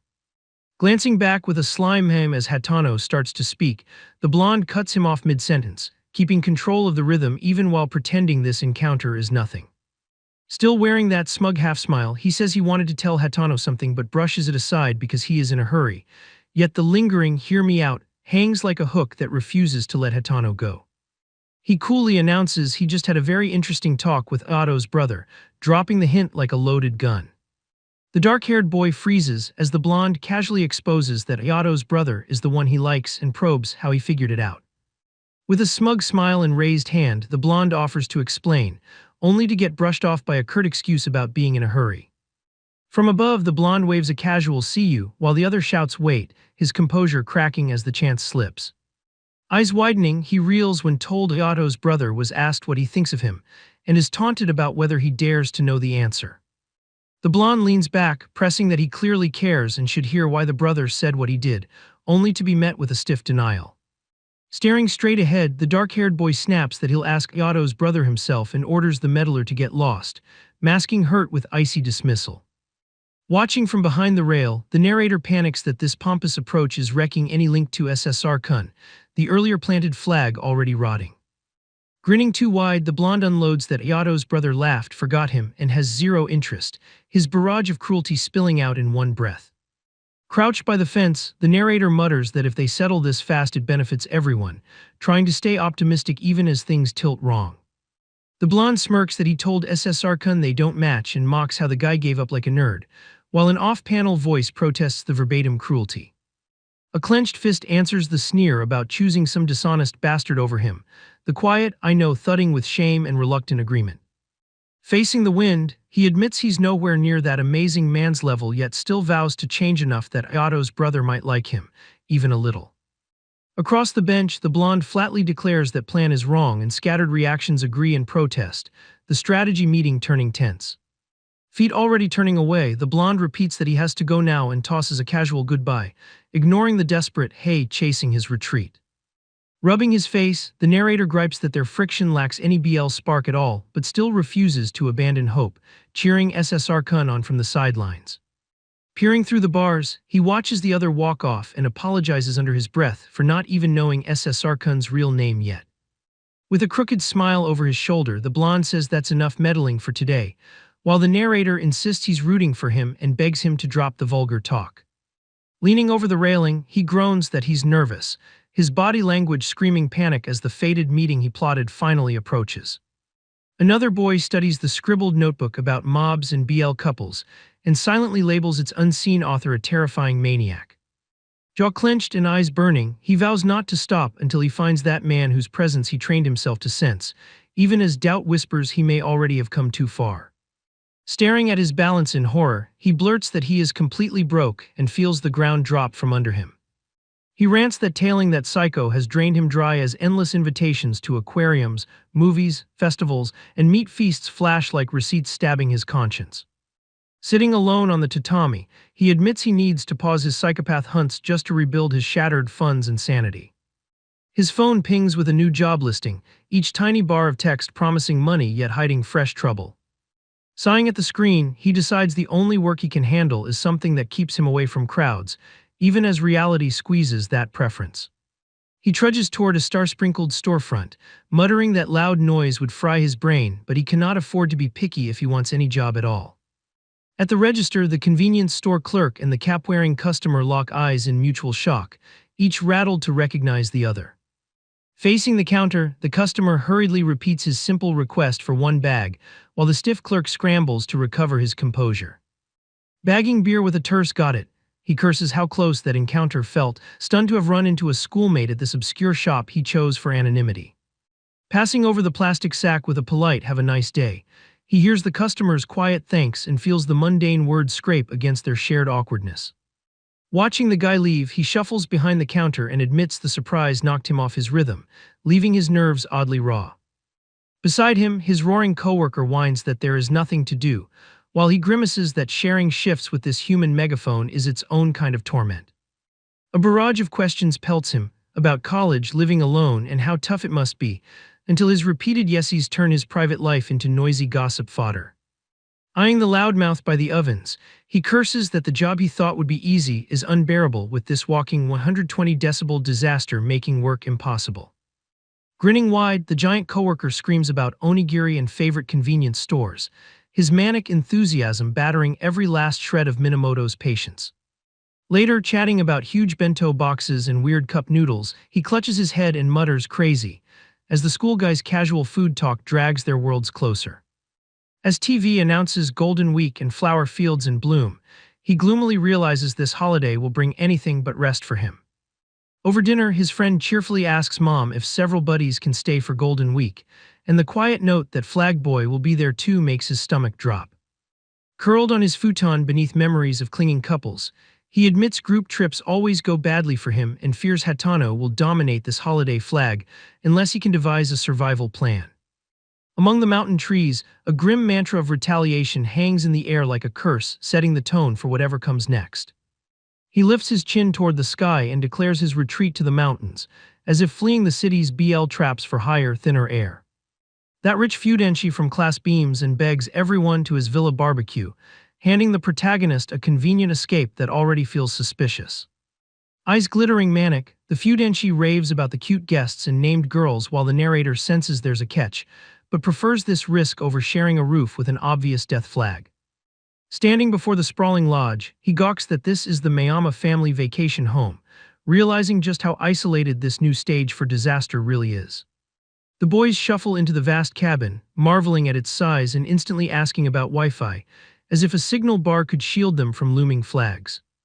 Grinning, a friend presses Mayama about when the girls will arrive, shy, buff, mysterious, while Mayama's vague "they're already here" makes the setup reek of misdirection.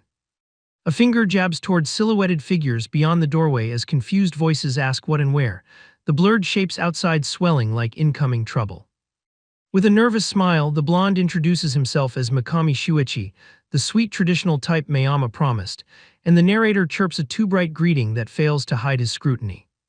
The tall athlete Sarashina Ryogo glares with a curtch as he's labeled strong and buff, his discomfort giving the buff one roll an unexpectedly prickly edge.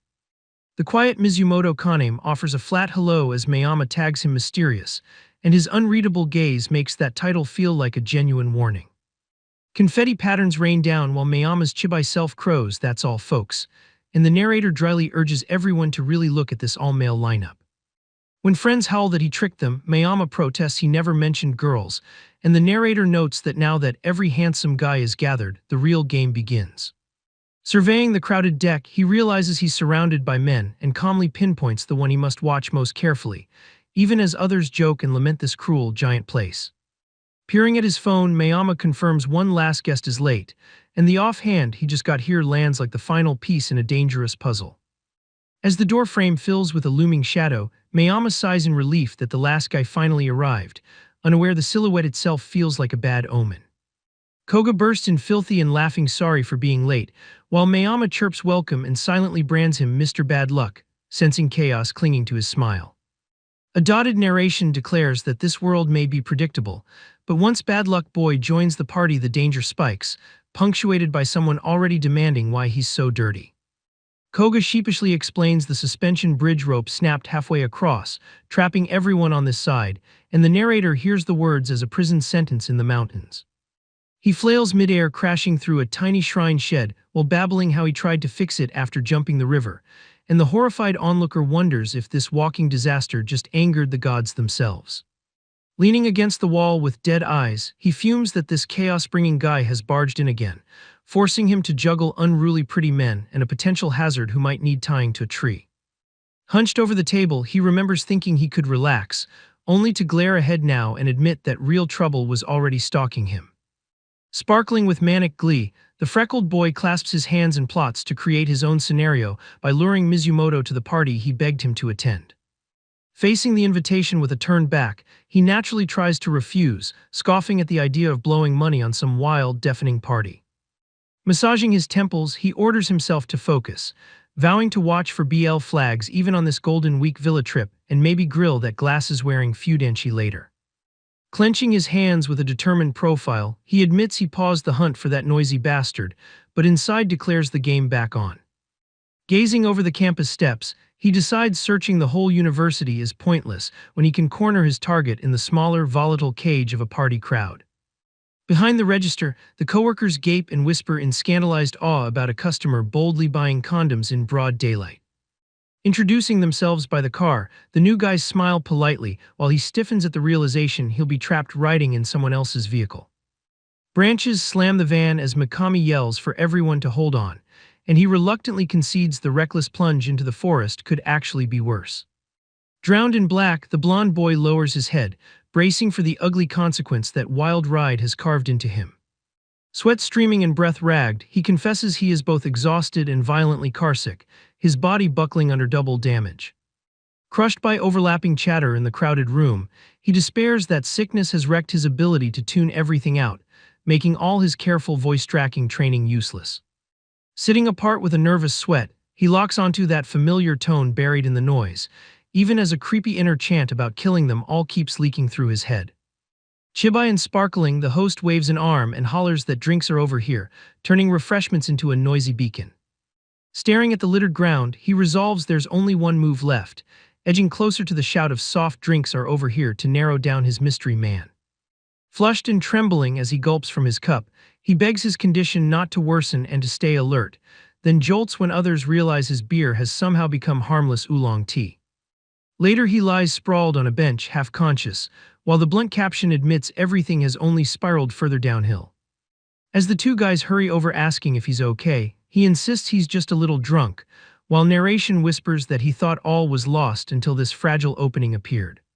Shadowed on the steps, he coldly assesses the sick stranger from afar and decides to nudge the others to help, carefully avoiding direct contact himself so no dangerous flag can latch on. Over his scribbled mental script about this guy-on-guy romance world, the narrator coolly notes that the chatterbox protagonist tries to avoid interacting with men at all. Sweating with a crooked smile, the guy snaps that this whole dodging unnecessary flags strategy will bury the chatterbox when no one comes even if he's dying. Clapping for attention with a big grin, the chatterbox announces that plain barbecue isn't enough and rallies everyone, unknowingly setting the stage for chaos.